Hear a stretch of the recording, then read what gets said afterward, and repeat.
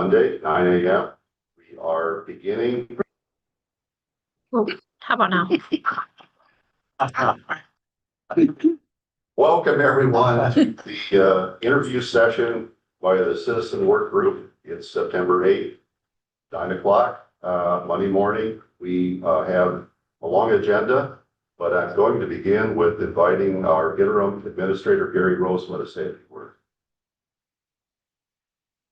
Thanks, Ron. I do have to share with everyone that if I was 65 years old, I'd be sitting here today, challenging everybody with this job. It is by far what I consider one of the best jobs in Ottawa County, of course, other than being sheriff. And I appreciate seeing everyone here today. I'm connected a little bit through the whole process. Everybody either through contracts or past employees and, and the current prosecutor and everybody else. So again, thanks for taking time out of your busy schedule. Thank the board members that have shown up today. We really appreciate that. And again, Ron has your day all planned out for you. Trust me. We know after spending time with him in the office, he's more than prepared for today. So again, we appreciate what you're doing, and we appreciate your input at the end of the day as well. So Josh, our co-chair.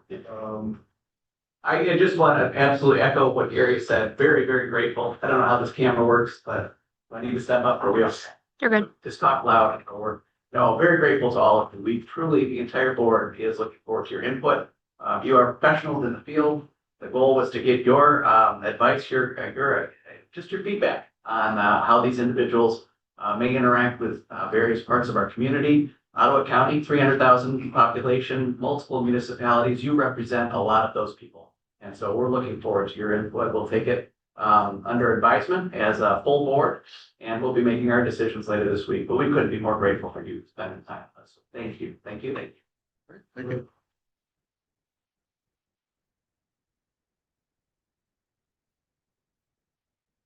Well, before we begin the interviews, we have a number of preliminary matters I'd like to go over.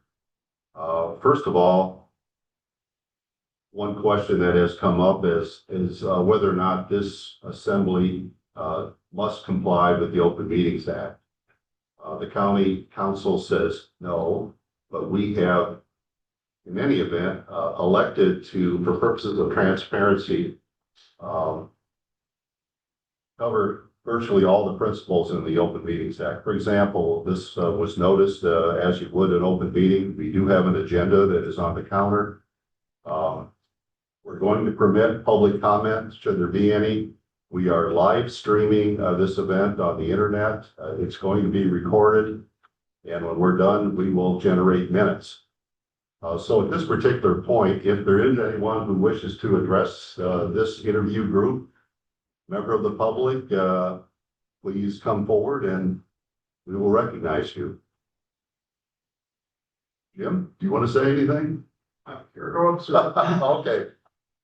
Seeing no public comment at this point, we'll move on. I want to talk a little bit about the format of today's interview session. First of all, we are using a scenario, which is behind me on the screen.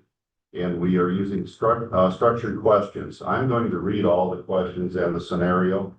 All the candidates have received the scenario and the questions beforehand. So we expect that they will be well prepared to discuss those matters.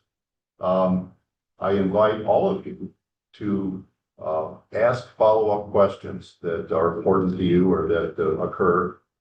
Do not be afraid to interrupt and answer. An administrator must be prepared to deal with interruptions from time to time. And if you have something that you want to ask, you don't have to wait for 10 minutes to get to it. You can ask right away. In your packets, you will see evaluation forms. There are 5 of those. We have 5 candidates today. Please fill those out. To me, it seems like it might make sense to fill out those as the interview is in progress for the most part. Page 2, however, requires maybe some more summary conclusions. You might want to do that after the interview while we have some time before the next interview begins. We're expecting each interview to last approximately 45 minutes. If it looks like it's going to go longer than that, I'll try to steer it and get it to that 45-minute point as much as I can.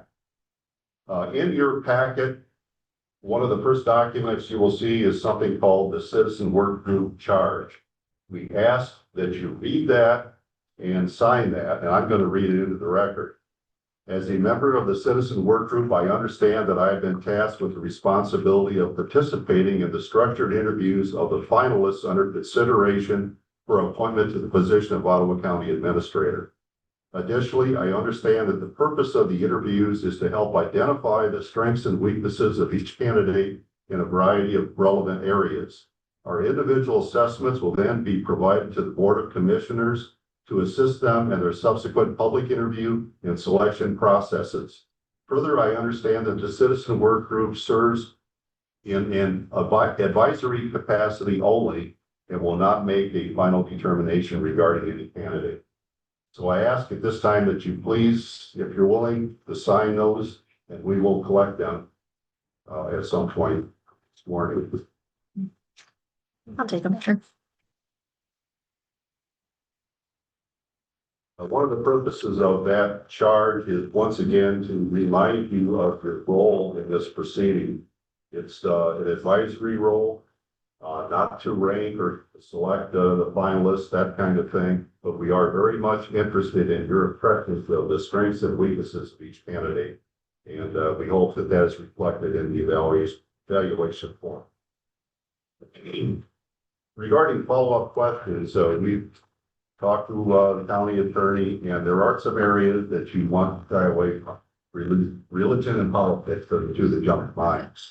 This position is apolitical, and so keep that in mind as you ask questions.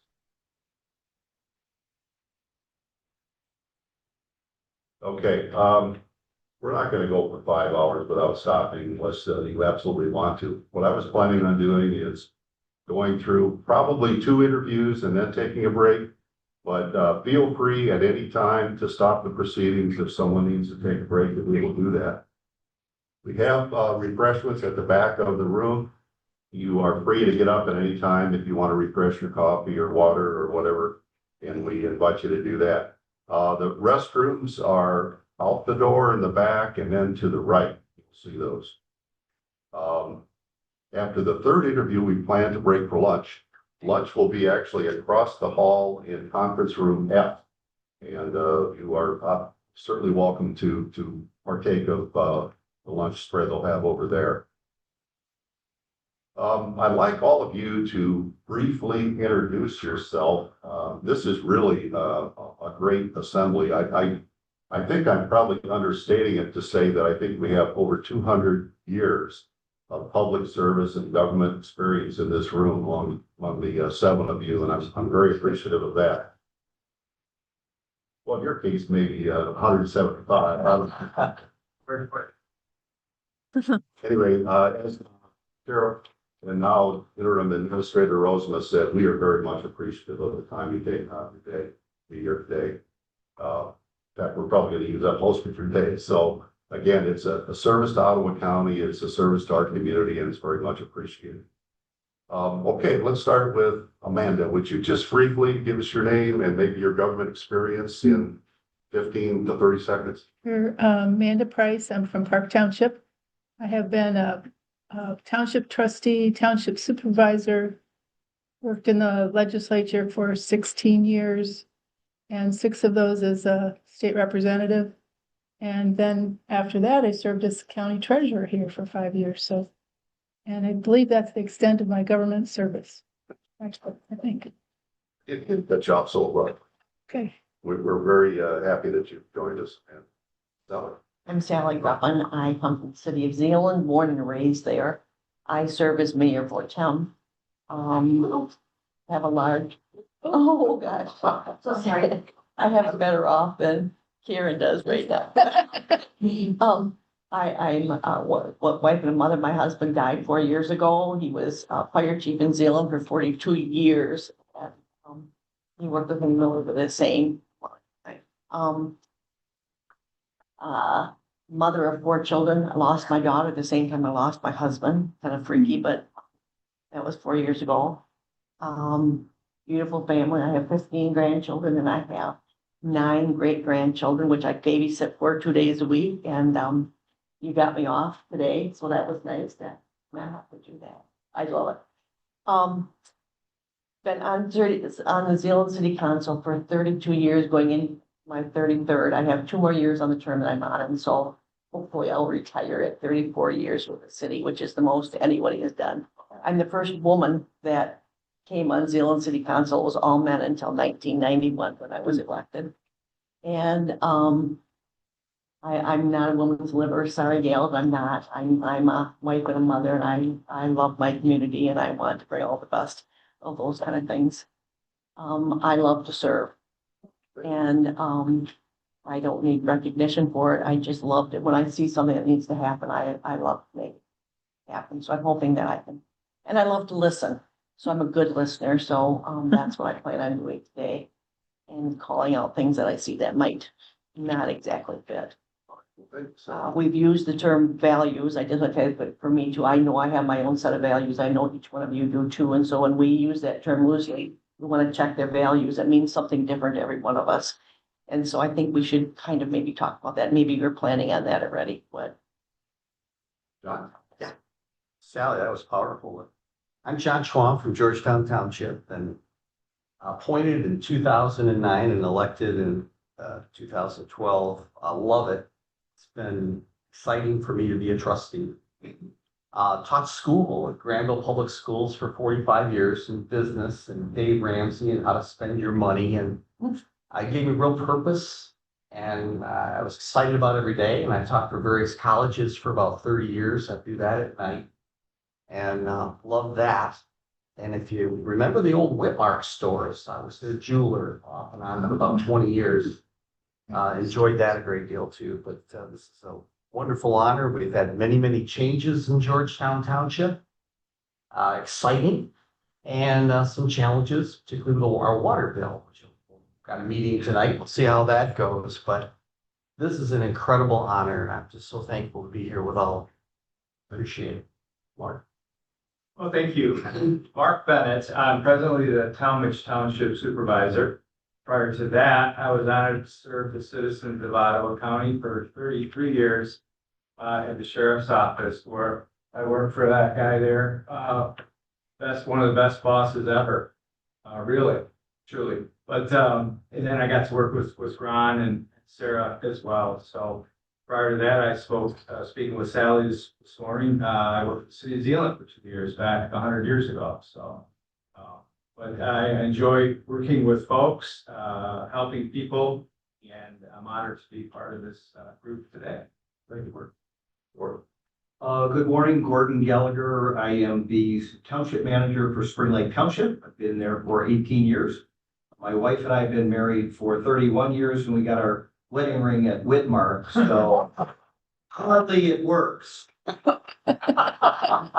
I've been involved in local government for over 40 years. I started as a township clerk in Northern Michigan. For the last 35 years, I've been a city manager, a village manager, a township manager, and a city administrator. I just have a commitment to service. I think serving the public is important. I also currently serve on the board of the Michigan Municipal Executive. Sir.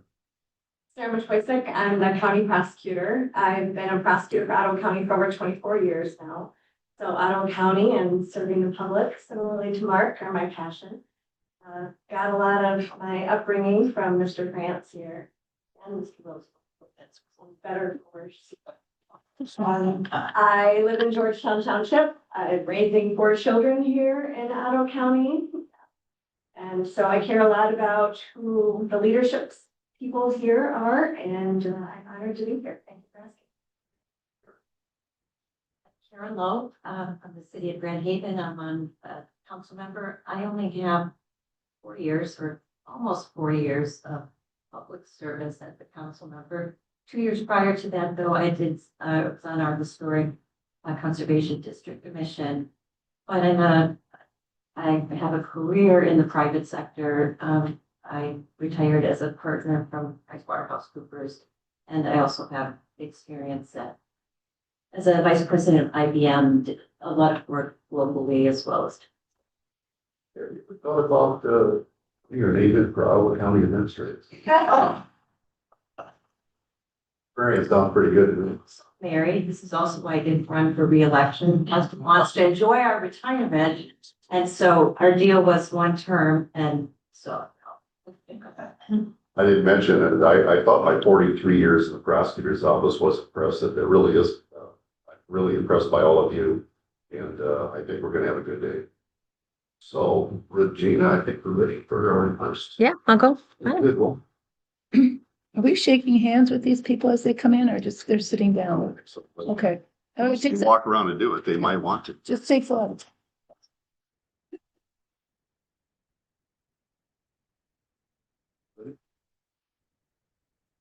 Okay, you can. Maybe we all stand. Karen, can you introduce Ken? I'm sorry.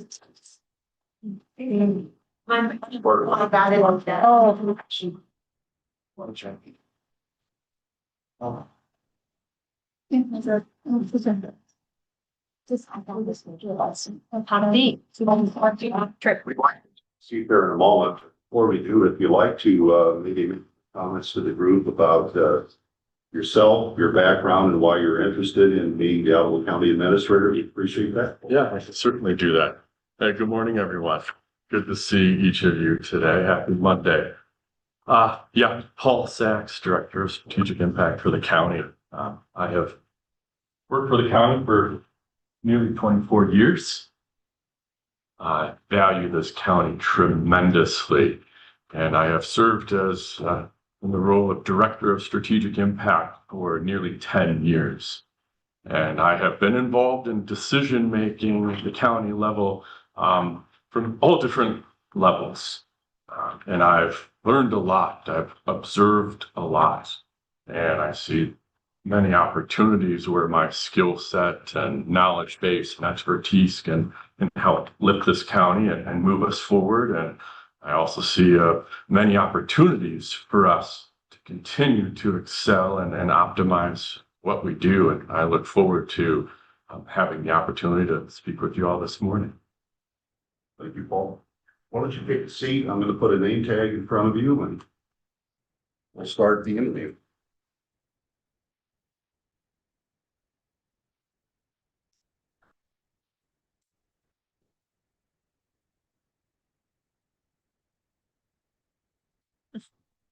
Paul, as I think you know, this is a structured interview, and we began with a scenario. I'm going to read it right behind your head in case someone needs to look at it.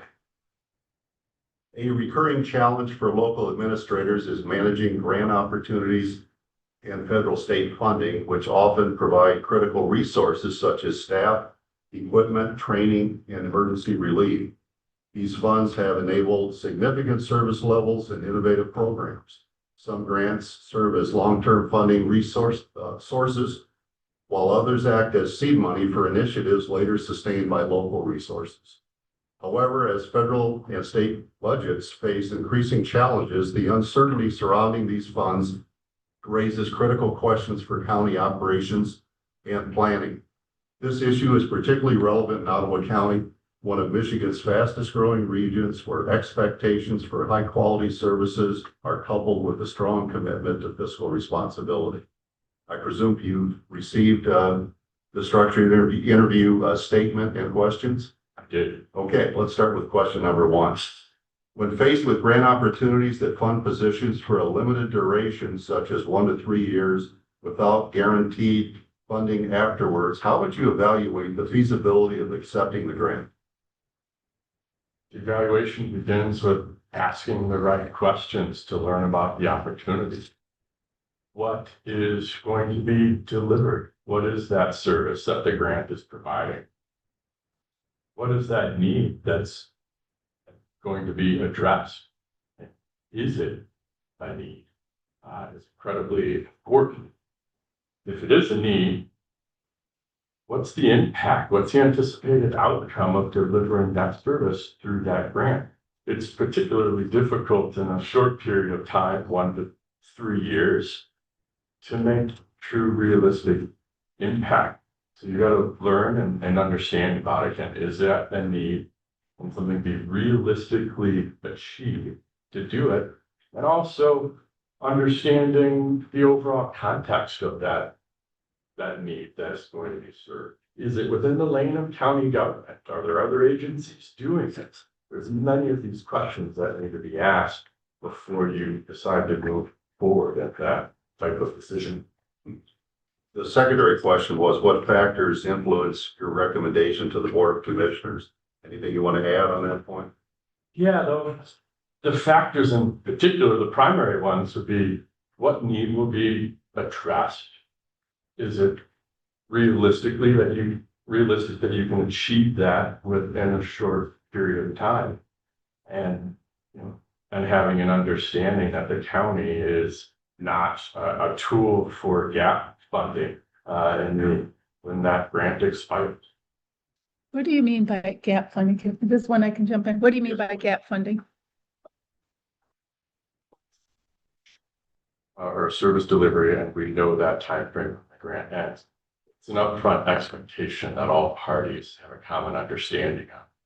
That when that grant ends, the county just doesn't automatically pick that up. Thank you. Any other questions? How would you assess the merit of proposed positions funded by such grants and navigate discussions with department heads advocating for them? And the secondary part of that is, would you recommend accepting the grant with plans to sunset the positions or advise the Board of Commissioners to pass on the request altogether? Evaluate those positions in the same way, working with the department heads that are requesting and advocating for that grant to learn about its impact. Is it the right service delivery for the county and the right grant to move forward? Again, understanding the long-term outcomes that are expected to be achieved and whether or not it's realistic, and getting that common understanding. Back to that funding scenario where the grant ends, not a automatic or continue where the county would pick that up. So based on those factors and primary ones, again, will we make an impact in a short period of time that meets a need that the county is the appropriate agency to deliver that service? Those would be the primary factors for making a recommendation. Well, I know you're the director of strategic planning, but what objective ways would there be to assess the success for that, say, 3-year period?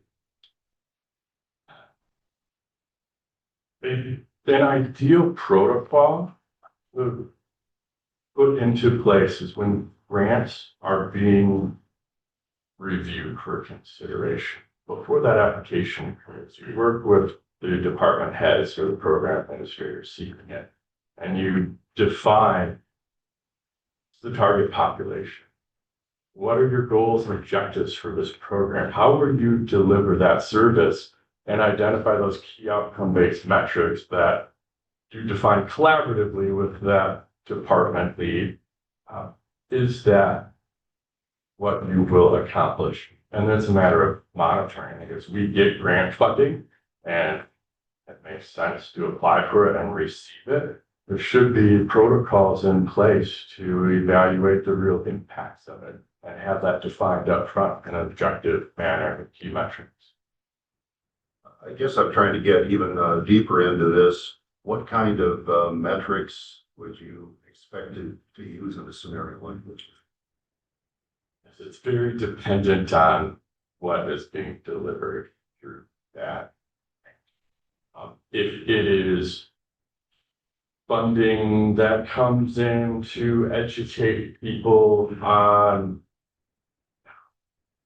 well, about one in particular, right? If you get a grant, you want to educate people that to enhance their recycling, it's something through environmental health department. They get a grant to do more community outreach. Okay, you can have some inputs on that, or some outputs. we're going to have this grant, this program, we're gonna create flyers and we're gonna deliver them to residents and they're gonna talk about recycling. Why are you doing that? We want to enhance recycling. Okay. How are you going to enhance recycling? What's your target metrics to do that? Well, we want to see an increase in materials going into our recycling centers that are located in various areas of the county. Okay, let's set up the protocols to evaluate those systems and see if you're doing this work, what is the result of it? Let's just not do the work because there's funding available that needs to achieve something in particular. Paul, if you find out that the grant is ending and there's not going to be funds available to continue, how would you deal with the personnel and letting them know that, and letting them know, but also what steps would you take to possibly retain them? How would you deal with grants expiring? Grants that have a finite duration that are known upfront. It's very important that those expectations are set. You have this grant award, X number of years.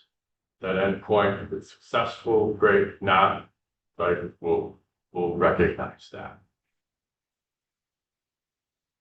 If there's true impact on that grant program and it ends, and there's an assessment and evaluation, there's an opportunity to really discuss, okay, is this, again, that needed service delivery for the residents of the county that fit our lane of what we should be providing, and it does offer realistic outcomes that makes sense in the long term for the county. It'd be a much in-depth analysis of what that potential is and consideration of county funding for it. Certainly wouldn't be an automatic. Questions? I guess just to follow up on what John just asked, how do you deal though with the individual or individuals who are hired for this service when, let's say, it's successful and get to the end of the grant period and they're wondering what their future is without account? Well, it should be made known right up front that it is a limited term position. Sometimes there's tough decisions that need to be made. Forthright on this is a limited term grant opportunity. That's known again up front with that position. Even though they might have success, doesn't make sense to continue it. That is simply the structure and the policy that we have to deploy. Do you have any experience with similar sunset grants where you actually went to the Board of Commissioners and asked for general fund funding to continue the process? I have not through strategic impact. Questions? I would ask, how would you see the role of county administrator aiding the department that is facing that sort of situation where they've been counting on this grant, knowing that it was limited term? This position has greatly improved the county and the citizens and their department. How do you see the county administrator's role aiding that department in order to figure out innovative ways to try to maintain? Yeah, I think that's a very important role for a county administrator to perform. If that service is provided great value, that's where relationship building is really important in the community and the partners in the community. How else has that program been a benefit across the county? And work with various agencies, other local units of government who knows who may step in and say, okay, we believe in this. We could be partners to take this and carry it out.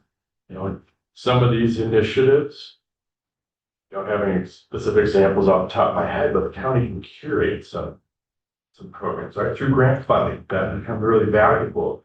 And then you seed it, you nurture it, and then you can launch it into a community and have another organization take it.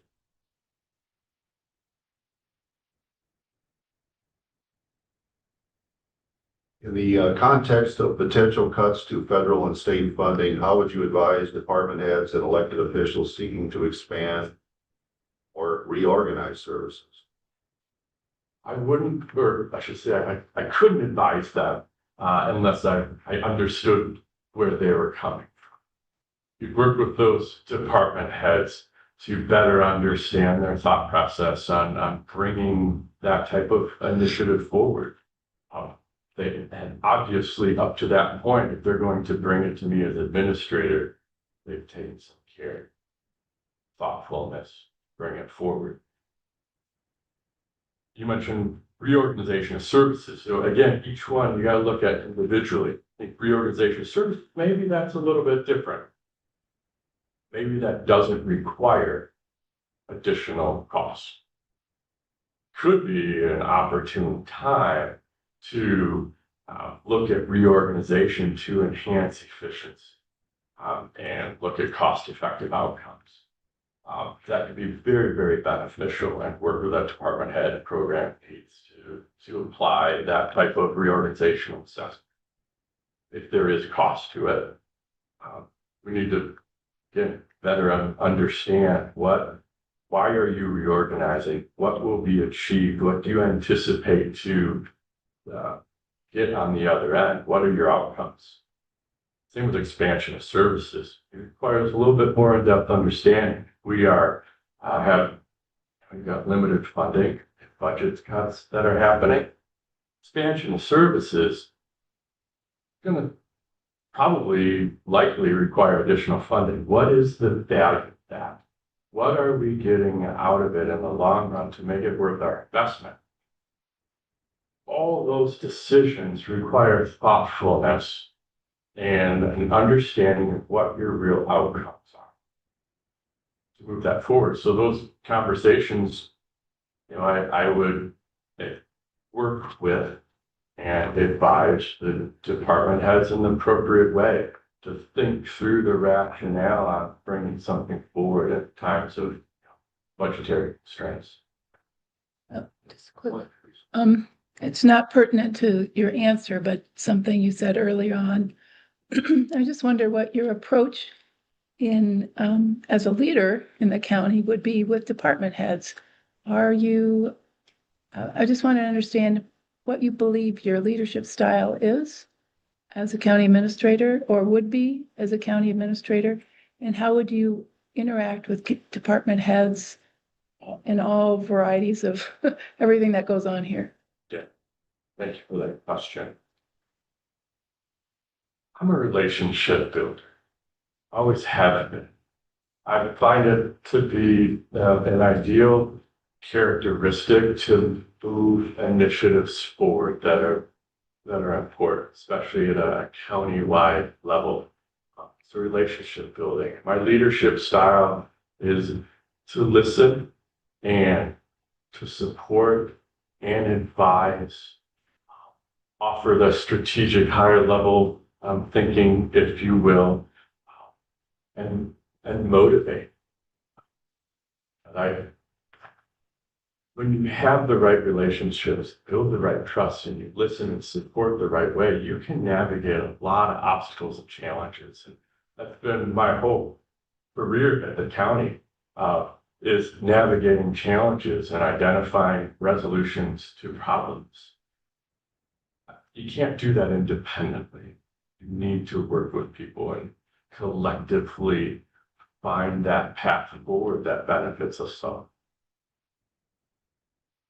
Can I ask one other follow-up? Please. So I remember a time when the state police were consistently overspending their budget by 10 to 15%. This was when I was in the legislature. So tell me about a hard conversation. How would you deal with something like that, or a hard conversation you're going to have with a department head who may be overspending? I don't think Karen would ever let that happen, but or some real aberration in a department.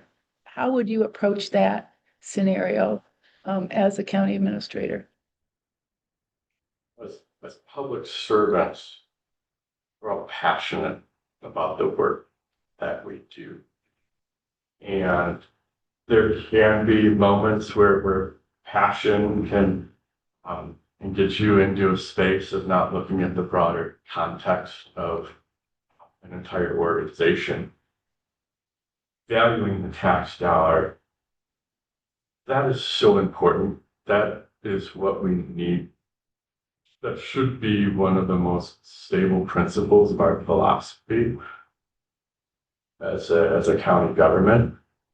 So have those right relationships, build the right trust, understand where the department lead is coming from, and then say, we can optimize our work better. Maybe there's opportunities to improve your efficiency, still deliver your service, but do it at in a more cost-effective way. That is a big opportunity in many aspects of our operations to look at how we're operating now and can it be done more efficiently, and then you're achieving the benefits of both of those needs. Thank you. Perhaps we can change it a little bit by my position. A ton of people have opinions. And at some point in time, especially as a county administrator, decisions have to be made. I've been involved in enough conversations where we can just talk in circles and everyone has their own opinions and the process is fantastic. But ultimately a decision has to be made. Where do you see the role of the county administrator filling The decision maker, to ensure that you're pulling the information together. You're astutely assessing what those opportunities are, looking at the greater benefit of the county as a whole. You need decisions. I thrive on making decisions and having forward actions being taken. And to be in a position of administrator to help make the right decisions that are data informed, that is what we need to do. Paul, I had a number of board members that I served with in Georgetown, and they're concerned about our relationship with the county, that they would like to have it stronger, more open, and that often on financials, we're dealt with weekly. For instance, with COVID money, I think there was well over $50 million. We didn't receive any of that. I think part of that is our fault, county's fault. We're going to look at it, but there seems to be a breakdown of communication that we're not part of. In fact, one of our board members talks frequently about a lack of contact. We'd like to build a bridge and be much, much stronger, Georgetown, with Ottawa County. What would you do to make that happen? That comment, John, and through the course of my work that expands the county, I've been privy to those conversations, not just Georgetown, but other areas with Ottawa, where we need to strengthen those ties. Through the programs that I administer through Strategic Impact, there's always room for improvement, but I work diligently to try and have those communications on what's happening with various projects. Broadband's one of those recent ones, right? That's a big one. That affects everyone. When it's more localized, relationship building is important. And the last few years without stable administrator at the county probably not helped. Stable leadership's the first step to building that bridge and rebuilding it. And having an administrator in a position that knows how to build relationship and to listen and communicate and be involved in more frequent discussions. Be intentional about it. Be more intentional than a yearly local officials meeting. Right? Would you meet regularly with our people? I think that's very, very important. We have to, especially when, looking back at those previous questions, when we're having challenges with budget cuts, and things that are anticipating, how do we all navigate and make it through those challenging times? We have to know each other. We have to be able to work together, and that's where it begins. Thank you. To piggyback on John's question, I think each of municipalities within Ottawa County have their own strategy, if you will, or strategic areas of impact that you would like to focus on longer term?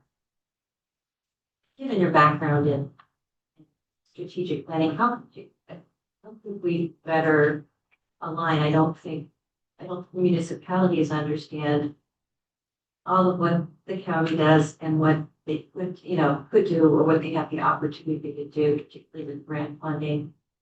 How do we make those investments, mutual investments, more synergistic? Or how would you propose doing that, given your background, and how would that add to your role as an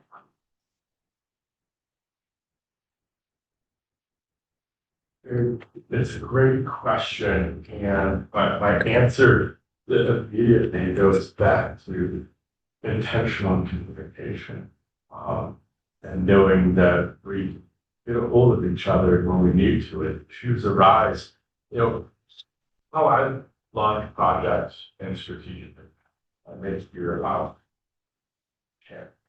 everything.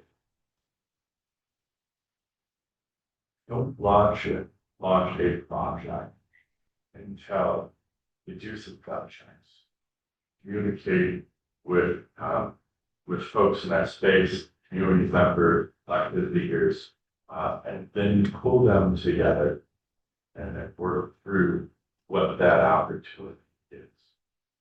Well, there's two ways to go about it. One is to know, as the local community leader,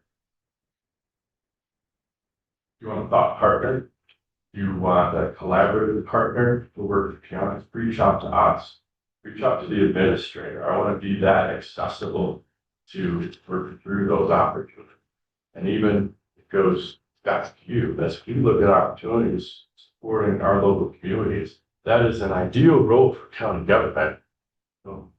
Supporting our local communities, providing the right information, right data, partnership. They're the lane for us there of support, and being able to go your way, did you recall, Karen?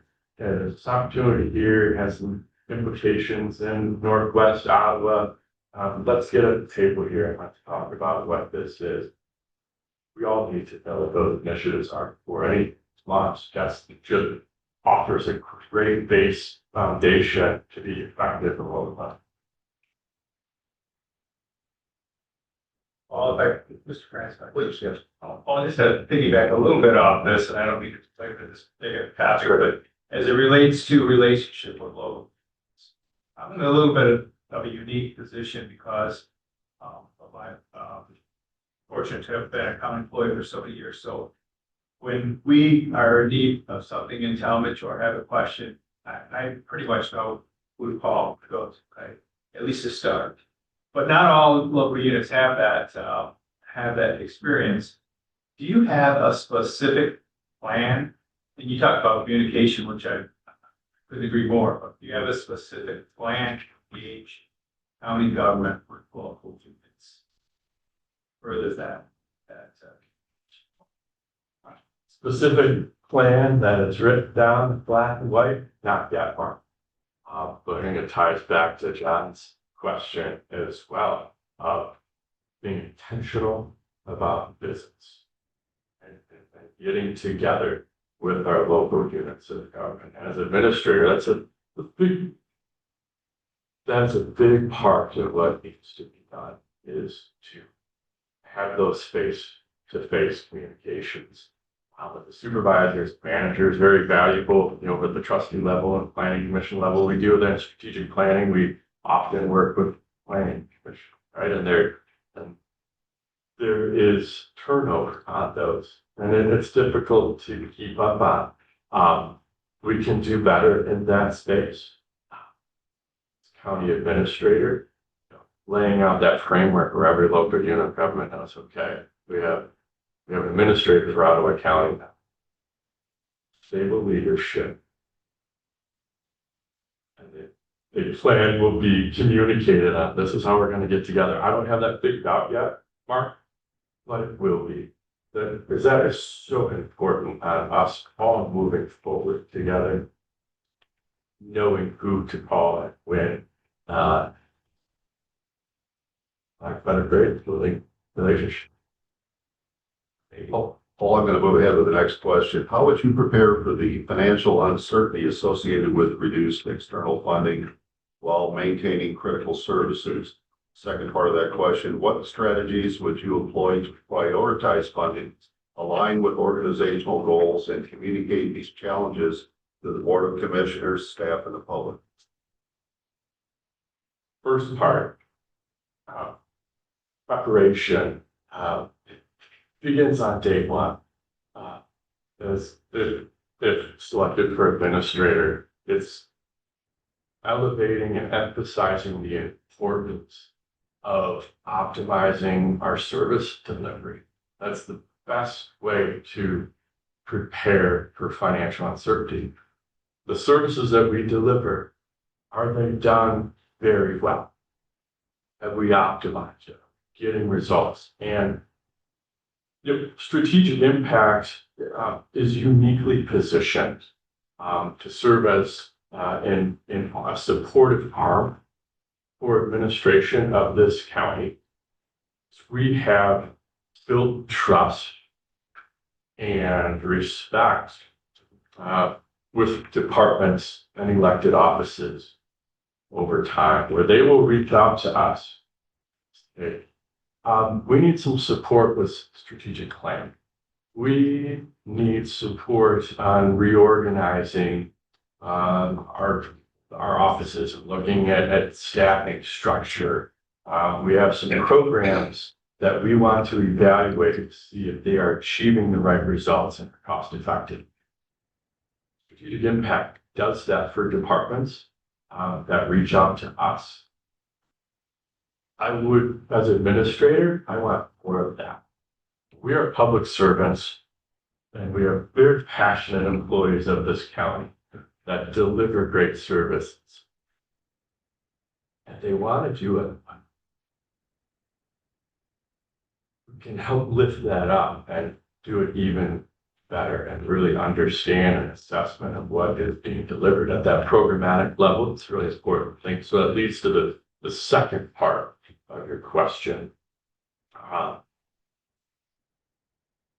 So there's this programmatic evaluation that, as administrator, just to reiterate, I want to lift up and emphasize the importance of optimizing our service delivery.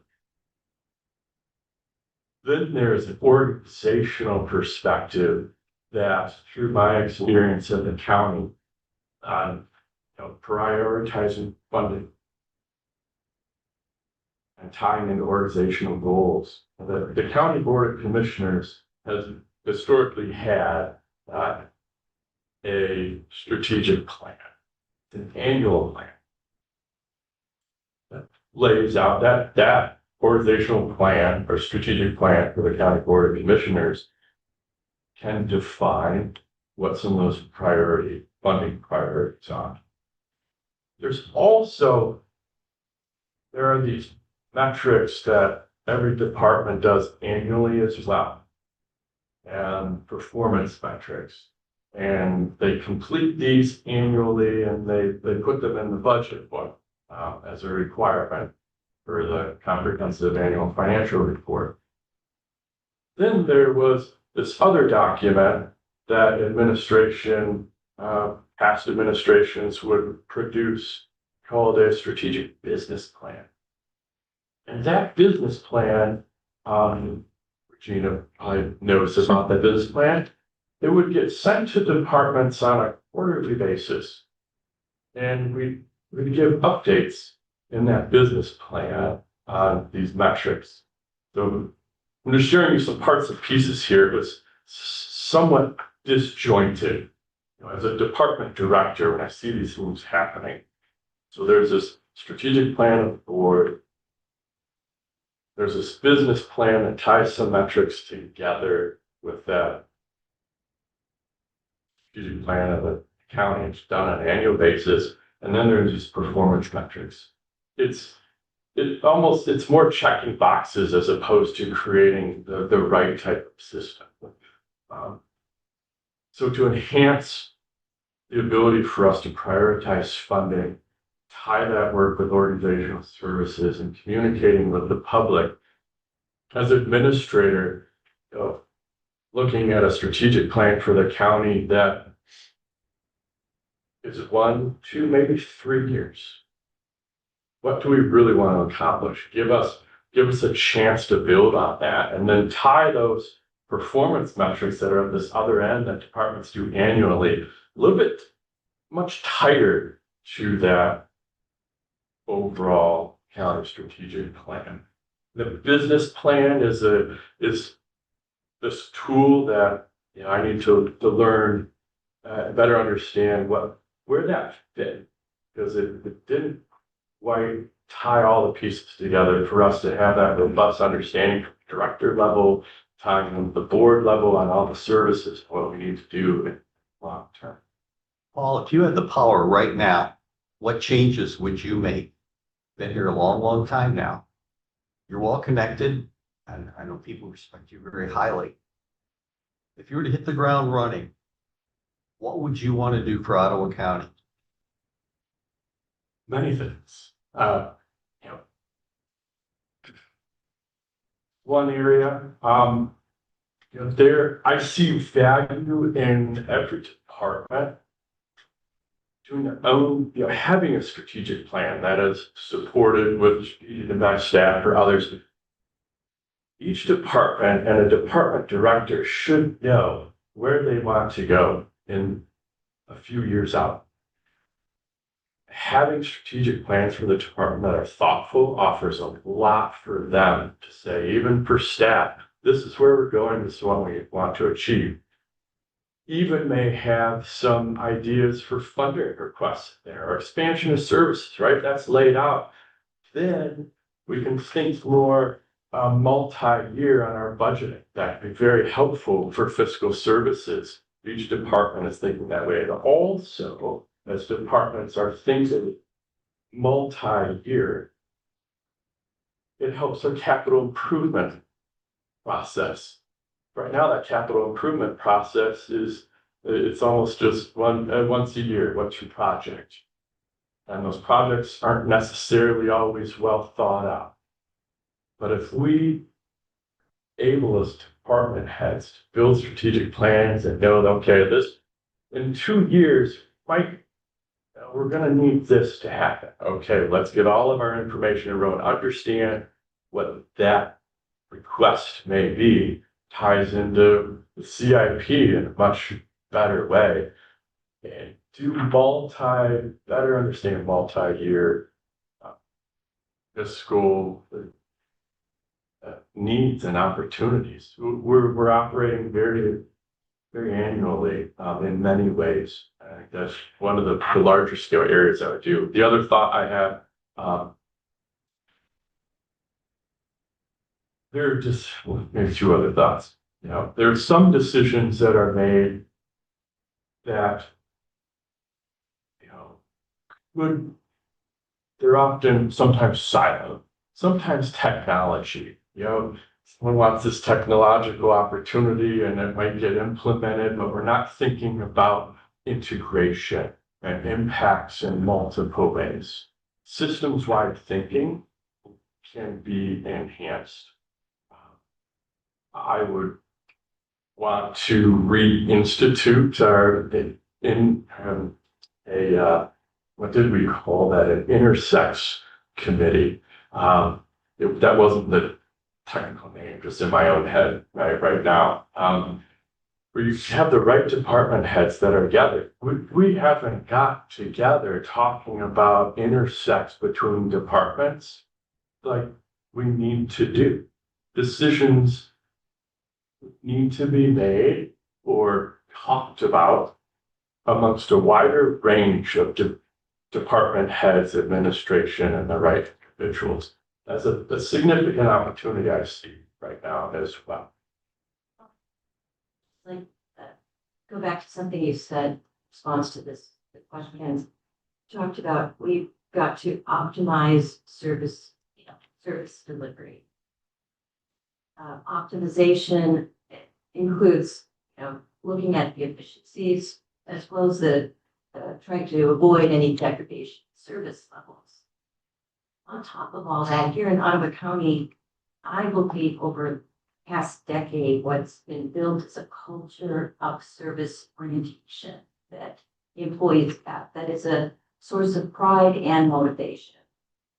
How do you go about, in the context of the potential funding cuts, optimizing service delivery, balancing all of that, given your experience? What would you draw? I would draw from my experiences as being an evaluator of program and services, assessing what's the framework of how a program is structured, what's being delivered, and how can we do it. And evaluation is a big part of communication too. Our employees are passionate about delivering the best services, doing very, very well. Even though you're doing well, I always operate with this mindset: how can we do better? Is there an opportunity to do better? I want that mentality across the board for our organization. Let's thrive as employees, as public servants delivering services, and don't be scared of evaluation. Sometimes that word is, I don't want to be evaluated, as some program administrators, to be assessed. They not like what I do. I want to work through that and create that and support that culture of continuous learning and optimizations. And if you want to take a look at your program, if you approach me as a program lead or as a department head, say, hey, can this arm, maybe that's goes back to your other question too, I'm kind of jumping back. Strategic impact and the skill sets in there, what they do, can be really, really strong for administration to support what we need to do as a county and to support the board of commissioners, ensuring that we're delivering exceptional services. So I want to create that mentality or that culture. Say, you got a program that you are looking at as a department head, a program lead. I want to take a look at it. How can we do better? That should be a good thing. We need to encourage more of that self-reflection and internal optimization of how we deliver service. Can I just ask one question? So given what the history of the county, very strong employee base, and then COVID hits, we've had elections that have roiled things. What's the first thing you do as county administrator? What's the very first thing you do? And given what we've been through in the last 7 years. The first thing, I want to connect with our employees. I've thought about the way to do that, and I've probably moved beyond brown bags. Brown bags have a place.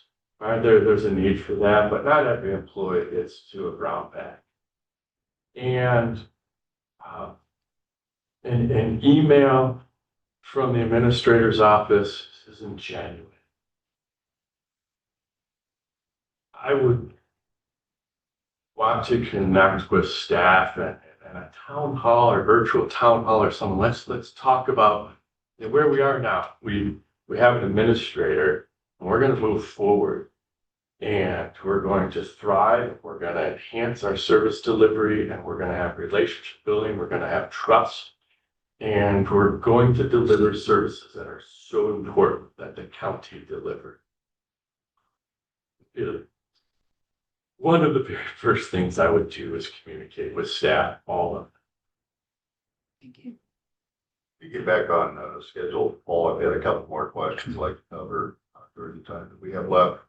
Ottawa County has historically been a good steward of federal and state funds. How would you advocate for retaining such funding in an environment where those resources are increasingly at risk?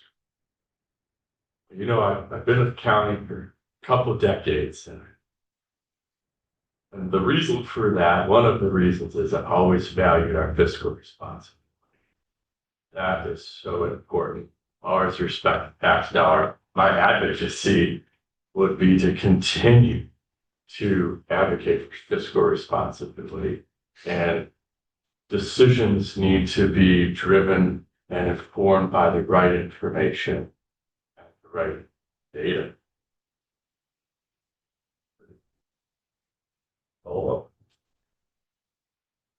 Next question, as Ottawa County grows, so does the demand for services. What are your ideas for maximizing outside funding opportunities in today's political and economic climate? If I need to first understand what the service delivery is that the lane of the county to deliver that service? If it is, okay, what opportunities are there? Who does it impact? Maybe there's partners in the community and local units of government and others. How do we maximize and leverage resources together in that way? How do we look at technological opportunities? But it comes back to the initial question of, no, there's growing population, demand for services for a county. What's that lane? Understand that first. If it's not our lane of county government, we need to still be at the table. We should be thought partners, work with local communities, local organizations, and help navigate and understand how do we deliver the services that the residents need by using partners, leveraging resources elsewhere. Again, might not be the county's financial responsibility, very important distinction, but it's our responsibility to provide support for all of our residents in a thoughtful, prudent way, collaboratively. All questions. Just one quick question. So talk to me about how would you interact with the business community in connection with your just most recent answer, because it's the county government, but the business community is really important in Ottawa County, and not identifying something that's not in our lane, but the business community has impact on us as a government, but also we have impact on them. And so I just wonder, how are you going to go about establishing business community relationships and improving those? Yes. I immediately think of Lakeshore Advantage when we talk about the business community. They're well connected and respected in that space across the county, and their service of supporting our major manufacturing base is expanded across the county. They are a great entry point into collaborating with the business community on that larger scale. And then from there, our department, we are members of every chamber of commerce across the county. As a department, that's very important for us as well. So you can get to the other layers of the business community. Its connections will go a long way. Even through the broadband project, entrepreneurial ecosystem, huge advantages for them.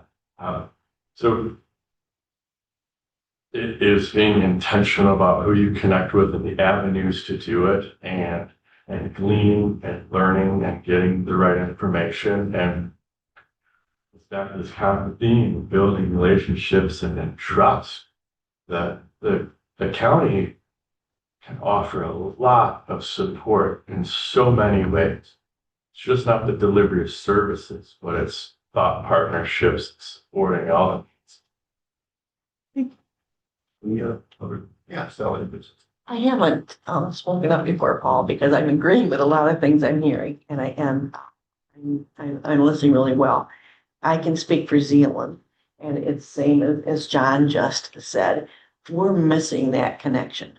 We have a county commissioner that represents us. We've had great ones, and we've had some that don't report back into us again.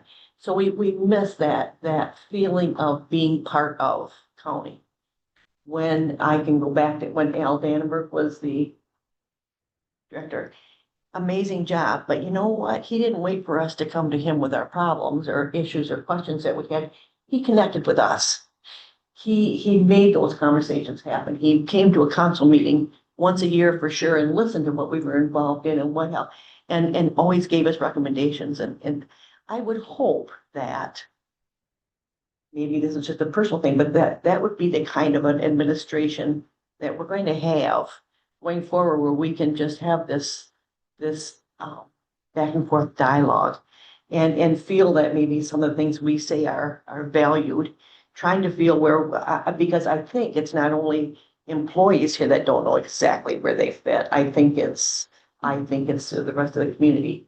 We've always valued that relationship, and right now it's been not now.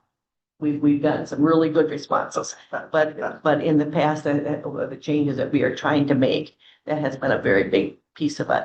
And I know that's asking for one more thing for a person that's taking on an awful lot, but I'm hoping that I can encourage you to not miss that part, because that's what really makes the county work well together. And it's that connection. Yeah, thank you. Not necessarily a question, it's kind of a plea. Respond to that and react to it. As administrator, it'd be very, very important for me to establish those relationships with staff and understand the work that is being done, right? And the strategic impact, we're involved in a lot of things.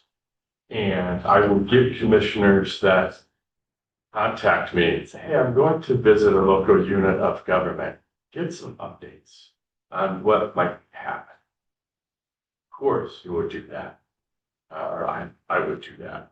As administrator, it would be very similar, be more intentional about ensuring that our commissioners, how do I support them on understanding what's happening at the operational level, sharing key insights and nuggets of things that are happening, and share those with the commissioners so that they have the information available to share it as well and be more engaged with local units of government. I think there's multiple levels of administrator communicating, commissioners of the districts communicating with local units, and we all together start to build a stronger.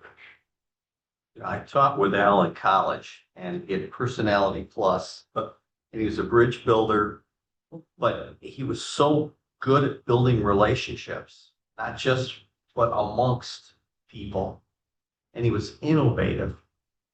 How do you see yourself in that role? Do you feel comfortable getting to know people in other areas? It seems, referring to Al, he was a salesman, and he marketed. He marketed Ottawa County, and he looked well into the future. Do you see that in your personality? I do. Yeah, I respect Al. I enjoyed working with him while he was a commissioner. I'm an affable relationship building person, because I know through my work and nearly 24 years of public service, that's how you get done. You need to do that. By my whole space of strategic impact is about good parts of it, innovation and forward thinking. How do we anticipate what's coming forward and what new ideas are there? How do we strategically implement them? How do they all make sense when you look at the nuts and bolts? And I thrive in those spaces, and I thrive in being able to understand the nuts and bolts and the technicality of things. Also translating that information in a way that people understand. That goes a long way to build relationships and trust, and how I thrive. Well, I'm also the time police, and so we're going to wrap it up very quickly here. Do you have any final thoughts for us as you consider school future as a town administrator. So I say thank you for the opportunity. It's great to be here this morning with each of you. Thanks for your thoughtfulness and your questions and your timing. Well, thank you. Group, we're going to take for 2 minutes. If you want to fill out your evaluation forms, take a break, get coffee. We'll probably start with the next candidate in about. Worried about trip. Are there extra Thank you.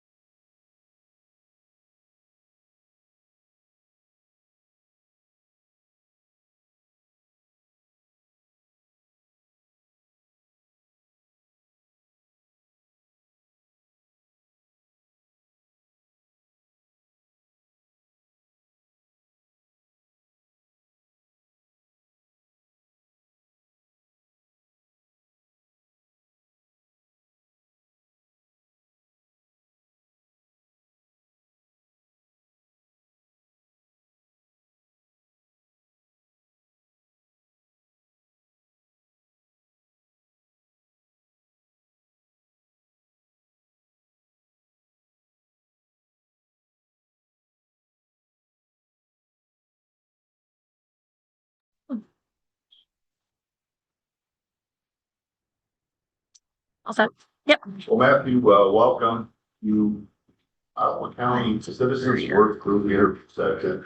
I know you're probably new to some of the folks that are here, so we're going to go quickly around the room and introduce ourselves, starting with Regina.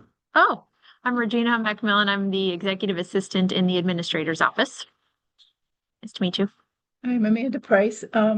I have a history in local government, state government, and was the former county treasurer here and retired a year and a half ago. Sally Grupp, and I serve as a mayor pro tem of the city of Zeeland. I have done it for 32 years and have worked on a couple different committees for the county, and basically a wife and a mother.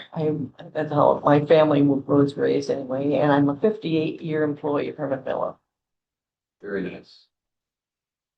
John Schwam from Georgetown Township, trustees there. Honored to be here and have a chance to get to know you. Thank you.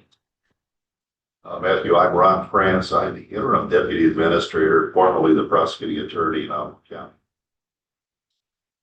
Morning, I'm Karen Karasinski. I'm Fiscal Services Director. I'm observer this morning. Good morning, man. I'm Mark Bennett, presently Township Supervisor, Bar District, Ottawa County. And prior to that, I was honored to serve 33 years in the Sheriff's Office here at Ottawa, retiring in 2021.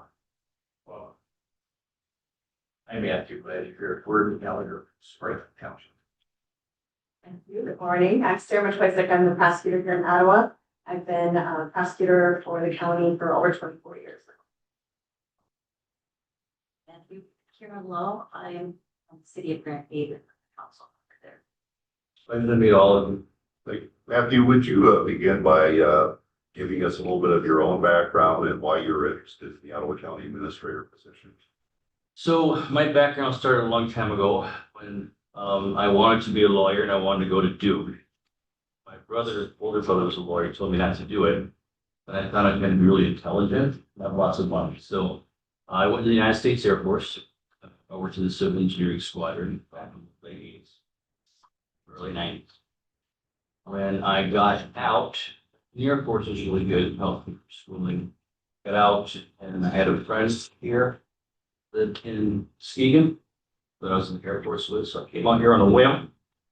I met a young lady right away, and well, my oldest son is 30, but whatever. So the rest is history. So I've been here. I've had positions in Fort Township, City Roosevelt Park, the city of Muskegon, and I've been at Muskegon County since 2016. I have background, a lot of administrative background, and a lot of public works background, and my primary duties right now are economic development, doing whatever is necessary. As I was just telling the intern manager, of course, Ottawa County, it's been very fiscally responsible for a very long time. Reasons I'd want to come here is I live close by here, just north of Newcomb. You got good people that work here, and it's a whole different financial situation. Staff that I've worked with over the years that are here have been extremely helpful. I won't drop their names, but Ottawa County is a well-known group. I'm an economic development guy, and they've done a lot of things right when it comes to economic development. I'm currently working on the pipeline as well to Muskegon County, which is going to further help the economics of this region. Yeah, it's a great place to work. Matthew, I believe you're aware that this process is what I would call a structured interview. Already given you a copy, I hope you got it, of the scenario and the questions that we're going to ask. I'm going to read the scenario into the record, and then I'll begin with questions after that. So the scenario reads, a reoccurring challenge for local administrators is managing grant opportunities and federal state funding, which often provide critical resources such as staff, equipment, training, and emergency relief. These funds have enabled significant service levels and innovative programs. Some grants serve as long-term funding sources, while others act as seed money for initiatives later sustained by local resources. However, as federal and state budgets face increasing challenges, the uncertainty surrounding these funds raises critical questions for county operations and planning. This issue is particularly relevant in Ottawa County, one of Michigan's fastest growing regions, where expectations for high quality services are coupled with strong commitment to fiscal responsibility. First question, when faced with grant opportunities that fund positions for a limited duration, such as 1 to 3 years, without guaranteed funding afterward, how would you evaluate the feasibility of accepting the grant? And secondarily, what factors influence your recommendation to the Board of Commissioners? So as with all grants, you gotta look at the short-term benefit, look at the need, work with the departments. What is it you need this grant for? So you gotta weigh those short-term benefits and short-term costs. You gotta pay attention to what the long-term costs may be or obligations.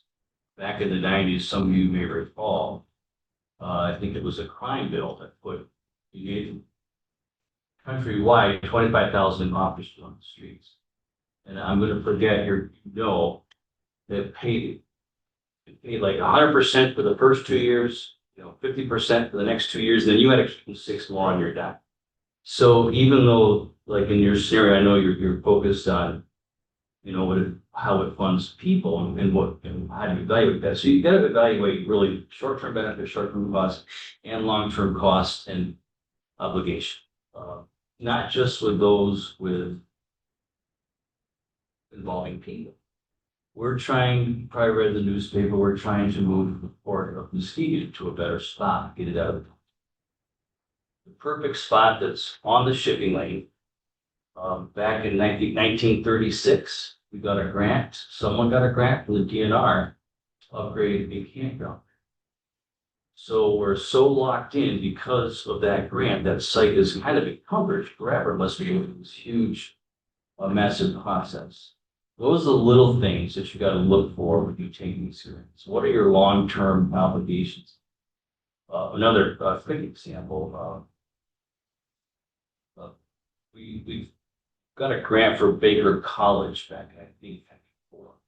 It's a big campus, not as big as this, but we moved our county operations there. And we just recently did a facilities condition assessment on it, and it needed $30-some million just to get it up to code and fix the road, and fix the boilers. So the Board of Commissioners correctly decided not to dump $30-some million and would have bought a different building that was in better shape, ready to go for less than 20, including all the upgrade costs. Well, buried in a 502-page document was a reverter provision in that master deed of income. So that means we can't do anything with it other than give it back to DTNB, the state of Michigan, who doesn't want it, or pay them their version of what the market value of them is. So as with any grant, you got to dig into the devil's in the details, find out what those details are, figure out what you're obligated to. Just recently done about $88 million worth of cleanups on the Muskegon Lake, restoring floodlands, restoring wetlands, taking out phosphorus from the celery pumps. And it was mainly paid by EPA, our grant matches. However, and we know this, till the end of time, we have to do annual reports, follow up, do care plans and stuff like that. So anytime you get a grant, you got to evaluate every single thing that's out there and work with your departments, because they're really the experts at what they need, what this will fulfill. But going back to the first, part of it, those are the factors. It's very hard to tell a person, okay, the grant's over, you're gone. Now, larger organizations, that's easier to absorb because there's always, structural or perpetual cyclical vacancies here that can be moved around. So you need to measure the appetite of the departments, the commission to be willing to lay people off if you have, because it's a level of the lesson you want to do. Follow-up questions? Matt, just a point of commentary there. You illustrated the COPS grants from the early 90s. Yes. which is, you're absolutely correct as far as the sunset provisions and those. I will tell you that we were able to, grow the sheriff's office exponentially to serve the citizens of Ottawa County using those grants. So, but to your point, you have to be mindful of who's gonna pick up the cost. In our case, some of the townships did. In other cases, the county, was able to pick up those costs, but I believe each and every one of those positions were retained. Oh, good. But it was very, very well pointed out. And just to follow up on that a little bit, some of the communities that needed it the most were the ones that could afford it the least. Right. And so, kind of that's where I was. But thank you for that follow-up. Questions? Matthew, I have one. As you're facing the question of whether or not to recommend the grant be accepted by the Board of Commissioners, you're trying to project the value of the service, whatever it may be. Is there an objective way or fail-safe way of coming up with some kind of a projection of the value of this new service? Is there a fail-safe way? Well, being a finance guy at heart, I like to put everything into a statistical analysis or put it to a net present value of dollar. But every situation is so different. When dealing with problems, when dealing with this, we got to consider everything is just so different. Every grant opportunity out there can be just a little different, be written differently in the legislation. So to have a theoretical construct that just checks boxes, that if it's yes, then no, if it comes up with this many points or that many points, you take a yes or no. I'd like to be more objective, working with the departments rather than having just a mathematical formula.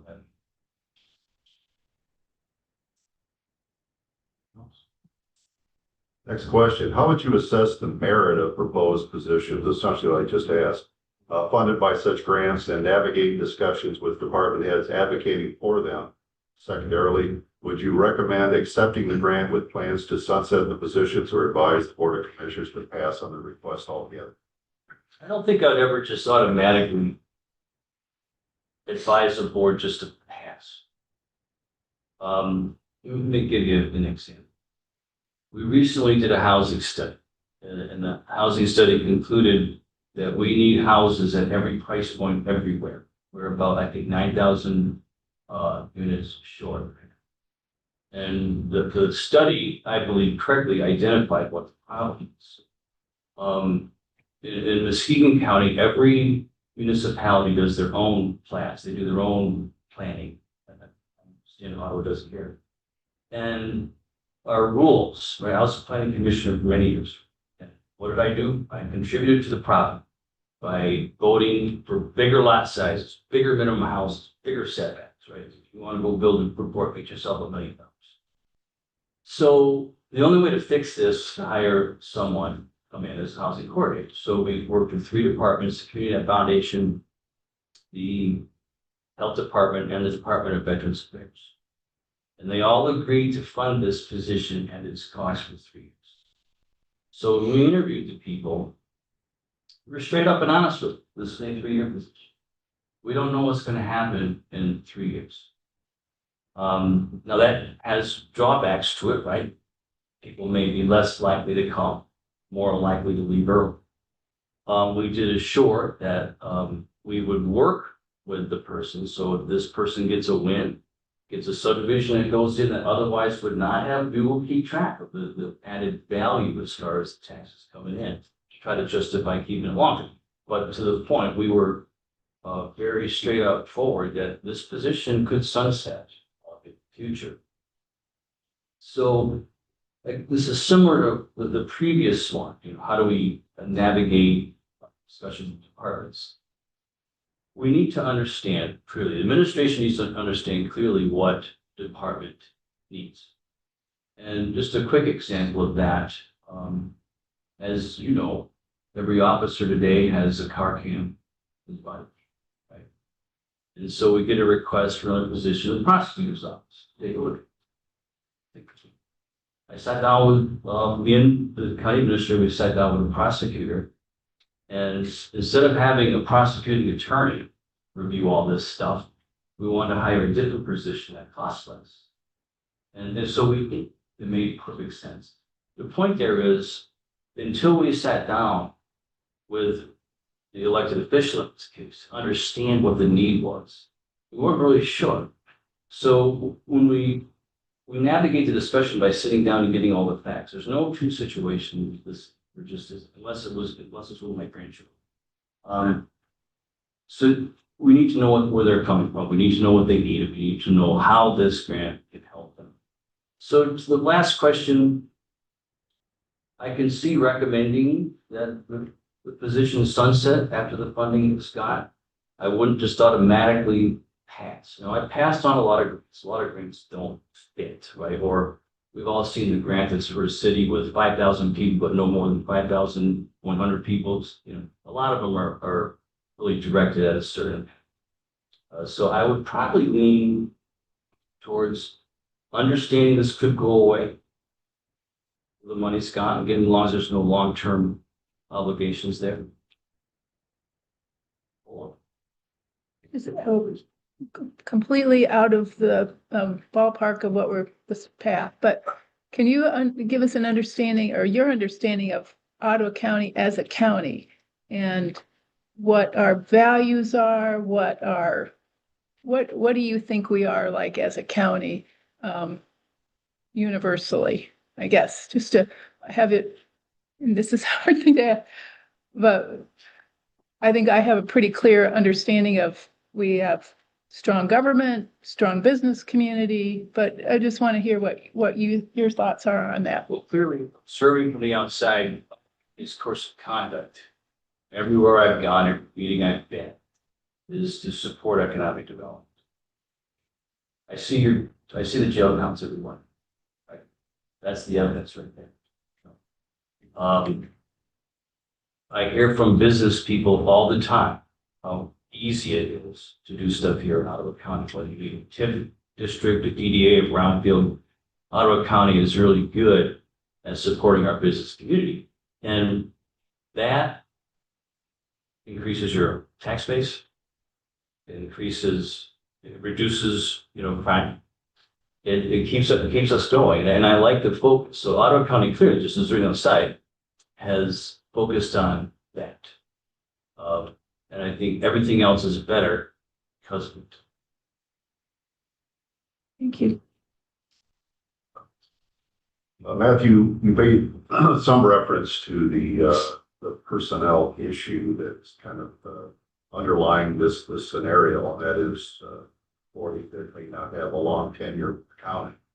How do you deal with the potential employees? What do you tell them? What can we do if we get to the point where the grant is indeed sunsetted and it's not going to be picked up out of the general fund of the county? How do we keep our employee relations where they ought to be? So I can't tell you that I recall a time where we've had to let an employee go because the grant. I can't recall it. And that's pretty much due to the fact that in Muskegon County, we have 1,100,000 employees. There's always a place they can go. And I do recall having people go from one department to another. I can't say we've ever laid them off. We've had an understanding that would happen. I don't recall offhand. And again, going back to this housing coordinator position, we want to keep morale high. We don't want to send people out the door. And so that's why we're working with this person who's there, counting her wins, counting how much additional funds are coming in so we can keep this thing going for a long time. For 2 reasons. The main reason is because it's a valuable position that benefits everybody. Matthew, if you take over this position, this area needs a healer, someone that's going to be able to make those bonds with individuals. Same thing related to when you let someone go because of a grant. How do you see yourself in the situation of bringing this township, Ottawa County together? Sure. And what do you see as your personal skills that you're able to do that? Okay, we'll start with that one there. Okay. One thing I really enjoyed being in Muskegon, the county so long, is there's not a township I can't go to. Where I don't know someone on the board where we've done something together. In fact, just the other day, I got a call from 2 townships that are separated by the river. And unlike Talmadge, Allendale, where the Grand River just says, here's your boundary line, there's lots on both sides for both. Right? And they wanted to know about doing a double friendly annexation. Like, you call me for that? Of course we'll work with you. Now, I'm not a pro at annexations, of course, but I was able to go back, research it, give them advice. But the point is, I've spent my career building relationships. That is the only way to accomplish anything. You may or may not have heard of the pipeline that we're building from Muskegon County to Coopersville. That is one of the largest economic development things that I've ever seen in the state of Michigan. From the sense that Ottawa County doesn't benefit a whole lot, Muskegon County doesn't benefit a whole lot, but the entire state does. And I started working on that in 2009. You don't get all these players together. You've got to build relationships. You can't get frustrated. You've got to set the tone. And what we're getting done, it wasn't just me. I don't think it was just me that got that done. I mean, it was a lot of players involved. So from my point of view is build relationships, build trust. And once you build it, you can only tear it down once, you'll never get it back. And just get to know everybody, get to know everybody's strengths, get to everybody their special skills. Just work with everybody. I'm sure some of you have gone through my Facebook and my LinkedIn. I'm not a political person. I don't get involved in that stuff. I work with everybody. So that's what I would do if I was here. I'd immediately just want to get to meet everybody, get to know everybody, go to the townships. And it's hard to do. There's a lot of townships, but that's one thing Mark Eisenbarth wanted to do, and he did. And I can honestly say a lot has got done because we built those relationships. And I think it's no different on an internal organization. Can I interject here? Yeah. When's the last time you had contact with Casanova Township? Casanova Township, probably in the spring. Okay. And I'm trying to think what the issue was. Oh, it was a cleanup event, tired. Okay. Yeah. So there's a line of communication. Of course. Okay. The reason I bring that up in Talmadge, now I know she's present in the room, and I'm not doing this for a plug, but we have a good relationship with our county commissioner in Talmadge. That services our area, the district, but sometimes the people in eastern Ottawa, specifically Talmadge, Chester, they feel like they're the forgotten souls of Ottawa County. Yeah, not really. A thought process that the Grand Havens and the Hounds get everything in Ottawa, and sometimes the eastern South. So you have a specific plan to engage all of the townships at all in a method maybe that's been successful for you to keep everybody in the ballgame? And start out with the supervisors, managers, right? Meet with them. How are you? You know, and I've met with some of you here, not most of you not. So that would be the plan. Get to know them. Let them get to know you. And it takes a while, because there's a lot of townships, there's a lot of local units. It took forever. Just for the record, Casanova is a township of Muskegon County. How do you see the relationship between the county administrator and elected officials? Elected officials being you at your level or the board of commissioners? Thanks for that clarification. The 5 electeds being treasurer and sheriff and prosecutor, et cetera. So it's really critical to build a good relationship with that. Because at the end of the day, you're elected officials. You don't, we get things done by working together and building. What was the first part of your question? Just what do you see the role of the county administrator in working with you? Helping. So I say helping wherever we can. More specifics. I know that you've worked with them before, so do you just kind of wait for the electeds to come to you? Do you plan on having monthly meetings? Do you plan to check in with them or just kind of I'm here if you need the sort? So back it up. All directors, like officials. Of course, it can't make it mandatory, for officials, but I think it's a very productive thing. Mark Eisenbach does it at the county. We meet with them every month, and it's very productive. When there's no communication, things don't go well. People's thoughts wander. Next question, in the context of potential cuts to federal and state funding, how would you advise department heads and elected officials seeking to expand or reorganize services? So this is, I don't want to trespass on your time. This could take a minute to. Please give us your thoughts. Quick thoughts. It is very reasonable to think that the federal government's going to start turning off the spigot. I was teaching a finance class at the college many years ago, and I had a student ask me, "Are you concerned about the national deficit?" Careless. 16 trillion, the annual deficit has gone down every year for the last 5 or 6 years. The next president to get up will be in surpluses in 4 to 8 years. Start paying the thing off. It's no big deal. The economy can easily handle, with our current GDP, $40 to $50 trillion. That's what I'm worried about. What was I wrong? 10 years later. We are at a very unsustainable point at the federal level. We are spending more money on interest on the debt. We have to pay that. We don't have to pay the principal, nor will we ever. Then we are the Department of Defense, not including veterans. This is not sustainable. It is not unreasonable to think that the funding is going down. And all of us are in this position. If you look at your audits or you look at your budgets, 2025 budget for Ottawa County for general service, about 121 million. The taxes coming in, general taxes, last year's audit was about, call it 63. We all live with that gap, that disparity between the taxes we can control. I'm not referring to taxes for parks or anything like that. We're all in that. So we rely on revenue share. We rely on these programs. Look at our CMH. Look at our circuit court. So yes, it is a very good time to start worrying about what could be coming down the road. But the time to worry is not today. Time to worry was yesterday, the day before, and just to keep our eye on this ball.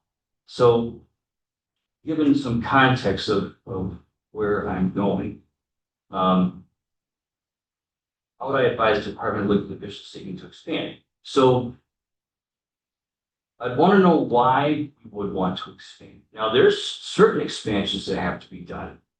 GASB, the Government Financial Standards Board, County Standards Board, they're always making something up for extra work.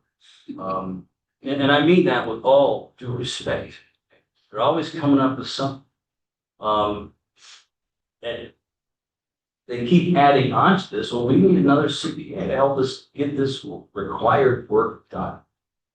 The same goes for many departments. Eagle, State of Michigan. I'm sure the Water Resources Commissioner could tell you a few things there. MIDC, right?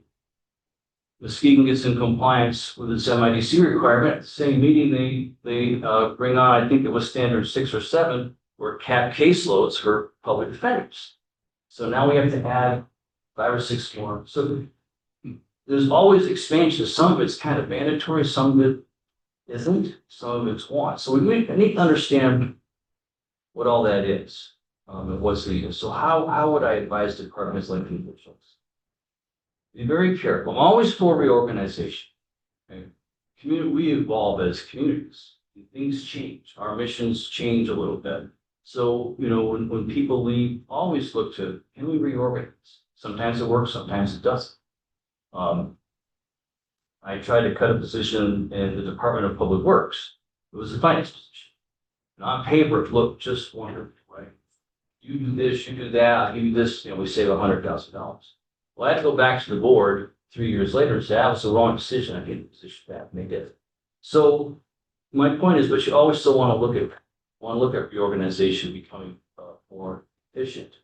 And backing up a little bit, we got to think strategically when times are good. We were very fortunate to have a very forward-thinking finance department. And we all have seen at the end of the fiscal year, everybody looks at their budget and there's a couple dollars less, so you go on a spending. Because if you don't spend it, it goes into some black hole that you never see. Well, what our finance department did was they set up a program. Whatever you don't spend is put aside in a restricted fund for you to spend later. So if you want new carpets for your office, there you go. And it's amazingly successful. I wasn't so sure it would be. Departments are looking to tighten things up all the time, so they can build up their own little war chest within the war chest. I've seen, in my opinion, what is the disappearance of budget tag. And we had a bond rating and had to explain it to S&P, Standard & Poor's. And I absolutely loved it. Thought it was a fantastic idea as far as. So these type of things, do them all the time. So we can maintain a better fiscal position before we get to Armageddon. So how would I advise department heads, elected officials? If you have to expand, you got to figure out a way to pay. If it's just additional services, it's a very. I know it's not politically correct answer, but neither is raising taxes, and neither is just cutting people performing services that the citizenry expects. Can I ask a question? please. So a couple questions along similar lines. I didn't go far afield this time. What is Muskegon County's bond rating right now? Double A. Double A plus or double A. We maintain the one we had before. Okay. And then, again, I mentioned earlier that we have a very strong business community here. What is your plan to do outreach to them as a county administrator? Because business here looks to the county for a really strong relationship. And I just wondered how you would go out, meet a lot of our business folks, but work with business in the area to strengthen what they're doing here too. So that's a big part of what I do now. Through GMED, I've worked with Lakeshore Advantage, start there. And maybe the key stakeholders from all the businesses. It's not just about bringing in new ones, but it's keeping the ones that we have.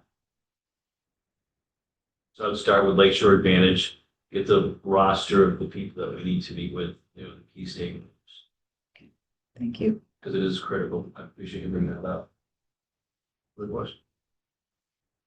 Okay, how would you prepare for the financial uncertainty associated with reduced external funding while maintaining critical services? I was thought about that. Kind of Follow up, let me get to follow up. What strategies would you implement to prioritize funding aligned with organizational goals and communicate those challenges to the Board of Commissioners, staff, and the public?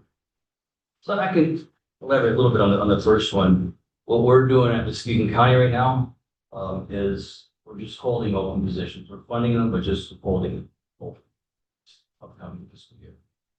Another thing we can do and should do is build up a nice war chest. So if the bottom falls out from under us, we can quantitatively ease our way out of it. Not have to do it overnight. Going to the second one. Excuse me, what do you mean by leaving the positions open but funding? I mean, if you're not filling hiring staff, but you're maintaining the funding for that position? Yes. Part of your war chest, or? We're just waiting to see what happens. Leave them open for now. Don't fill them right. You're putting it in your budget. Yes. And I did verify that. So, what strategy implement prioritize funding to align organizational goals? So I just mentioned the typical disparity between taxes that we collect on, the general fund expenses. And, mandatory services must go on. We have to have a process. We have to have a chief. We have to have reports. I know the state pays the judge. Those things are immovable objects. So they are the priority. The second part of that, whatever's left is, fund the things of the highest rate of return.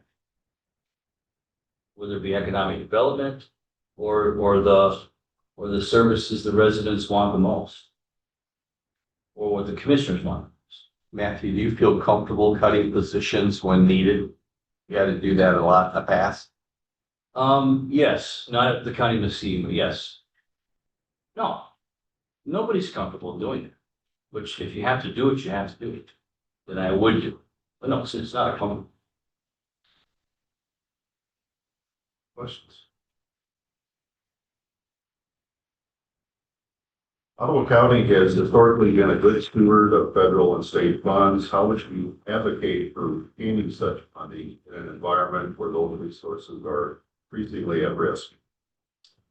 So, what I've always done is build good relationships with our representatives. And in building those relationships, keep them informed. Because they're the ones voting, they're the ones working on your behalf to get you the funding that you need. I'm not talking about, asking for money for a new lawnmower that you didn't change the oil in. I'm talking about the durable stuff that helps our citizens. I believe our prosecutor just got a grant stuff, violence against women is very important. To keep these revenue streams coming in, keep them strong, you've got to build those relationships. And one thing that I like to do, and I would do here, is just put together why Ottawa County is important. Why is it important to the state of Michigan? Because the people voting on our funding, only a few of them represent us. The rest are else. Stress things like the value of Ottawa County's agricultural output is $800 million. That benefits the entire state. About 3 weeks ago, I was testifying before a House Appropriations Committee, and I wanted more money for the pipeline project for Brazil to Muskegon. The bids came in a little bit higher, and we estimated the cost in 2022. And to get it, get the paperwork rolling, by the time the bids just opened, we opened the last one a couple weeks ago. Things a little bit over, so we asked for more money. But what we stressed on that was this project isn't just important to Ottawa County. It's not just important to Muskegon County, it's important to the state of Michigan. Because just those three businesses alone, Fairline, Swanson Pickle, Continental Dairy, have 884 suppliers throughout the state of Michigan, 40 different counties. The gross domestic product, the final earned income, just in Coopersville is $19 million. The economic multiplier. So we stress why this project is important to the entire state. And I think that's the key, and I've seen it work. Build relationships with representatives. Let them know how important Ottawa County's success is, and work with them. I typically work with the lobbyists as well. They're the ones voting to get this funding. They're the ones voting to not to. So, building good, strong relationships. I mean, isn't that the key to everything? External, internal. That's the key to everything. Build strong relationships. Matt, your educational credentials are excellent. And you've got a PhD. Yes. Yeah, we're not calling you doctor. Don't. So, and so and many of my friends don't, and some do. I just want your personal philosophy on that because it's interesting. My philosophy on having the fact that we're not calling you doctor. Yeah, I never was comfortable with. This is going to sound cliche, but I'm no more important than the custodial crew that cleaned this place up tonight. I used to teach part-time at college. I never would let the students call me professor, call me doctor, none of that. My mom named me. Okay? That's good enough. Now, when a judge walks in the room with a robe, of course, Your Honor, gonna be respectful. But I don't deserve any more anything by having a PhD than anyone else or someone has a plumber's license, right? I had to look for it before I saw that. Look for what? The fact that you didn't start out with doctor and I went to your credentials and popped up and I thought, that is very noteworthy. Thank you. No. Yeah, just means I enjoy pain and hated money. I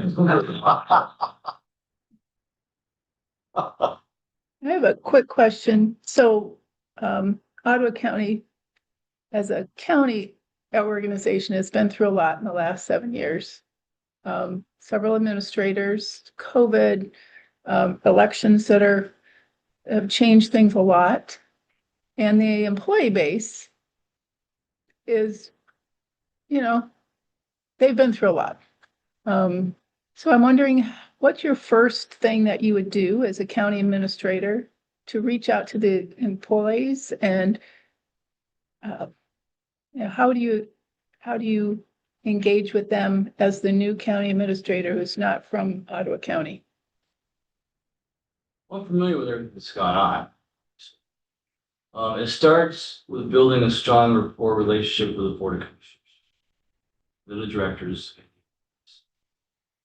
Be seen, go to events, just be seen with them, get them to know you, because I mean, anyone coming in, and I know I've been around and a lot of work in the area, I'm still an outsider, I get that. Just build relationships, build trust. One of the things that I do, one of my jobs, anytime someone gets disciplined or terminated, they have a right to appeal to administration, so I hear cases. I work with the deputy director of HR, what amazing talent, I don't know how we kept her for so long. And the first thing I ask, even the person that's terminated or that got written up, tell me what you do. I want to know about you. And I do it for two reasons. I want to know, right? I mean, I have my experience, but I don't know a whole lot about what social workers do at the community mental health department. It just it breaks that ice with them. And even when they don't get their way, by just talking to them, listening to them, when I see them on the streets, they're, hey, how you doing? It's really a neat thing. So just get to know them all. When you're walking through the hall, someone walks by, just don't keep walking, say, hey, how are you doing? And just get them to know you, get them to like you, get them to trust you. I mean, it's going to take time. It's not happening overnight, right? There's a lot that's got to be done just to get, for me to get started. Meeting with the townships, meeting with the cities, working with the Board of Commissioners, the elected officials, the directors. There's a lot there. It's going to take time. Thank you. As Ottawa County grows, so does the demand for services. What are your ideas for maximizing outside funding opportunities in today's political and economic climate?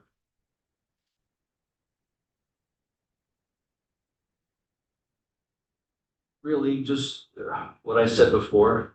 I mean, look at all grants, see what's out there. But grants can be scary at times because of the future obligations. So, have someone constantly monitor. It's my understanding departments monitor grants that work for them. I see them almost every day, something comes through, but once we look at it, it's typically pass. But to maximize outside funding sources, again, build relationships. Let them know our story here. Let them know how important Ottawa County is to the state. Questions? Look, what's your experience with strategic planning at the county level? I worked with the team to put together a strategic plan. And then how do you roll that out to the departments? And how do you hold departments accountable? Just talk about that process a little bit. Sure. Well, how do we roll it out? The departments are part of it. Okay. So it's got to be inclusive for everybody. So the departments are on board and with us throughout the whole process. One thing with a strategic plan, and we've all done that, and you go back 3 years later, like, oh, wow, we missed that one, right? Or that didn't work out, or our inputs changed. When we develop a strategic plan, you got to have measurables, right? Something you can look back and measure. For instance, we want to build, 50 new houses in Ottawa County per year. So we go back and measure right? Now things change, right? Politics can change, just anything can change, that changed your plan. So the plan's got to be, you know, a living, breathing document that subject to change as we go through it. Too many times strategic plans are put together, like, oh, great, it's done. Throw it on the shelf, 3 years later, you go grab that thing, and what's this, let's update it. So it's important to be inclusive. And that everybody knows what their job is in this plan. You mentioned hold accountable. That just comes through, you develop it. This is your job, it's yours, it's yours, it's yours. And it's got to be inclusive, everybody's got to get involved. Matt, how did the Air Force prepare you for leadership? So this is going to sound ridiculous. We had a squadron, black tie event. And I was stationed on the banks of Lake Champlain or across from Phillies. And there was a huge oil spill in a parking lot that went into a storm drain and went to school. Was headed. Everybody's panicking. We want to get out of here, so we have a black tie event to go. Well, the commander, Colonel Rappler, came out of his office, put on a suit, and he was the calmest person I've ever seen. And he led the way. We did not miss. Why? Everybody's panicking. He comes up. He's not panicking. He's taking things calm. And okay, let's go. Try to think of an example. Pretend we're all teenagers. You have 4 or 5 friends in your car. You're driving down the road. Someone pulls out in front. If the driver gets mad and calls the guy a dump, everyone else in that car is mad too. But if that driver says, "Oh my gosh, I hope they're okay," you know, they pulled out in front of us, maybe they just lost their parent. A whole mood changes in that car. Nobody's mad, right? And then there's no reaction, there's only action.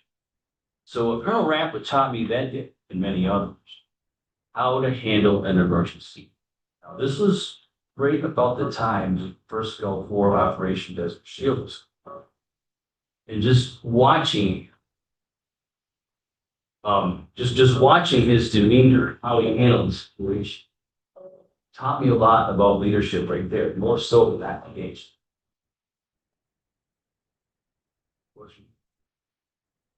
Okay, I'm gonna break with the protocol that you mentioned earlier. I call you Dr. Farrar. Do you have any final comments for us? Thank you for your time. Thank you for this opportunity.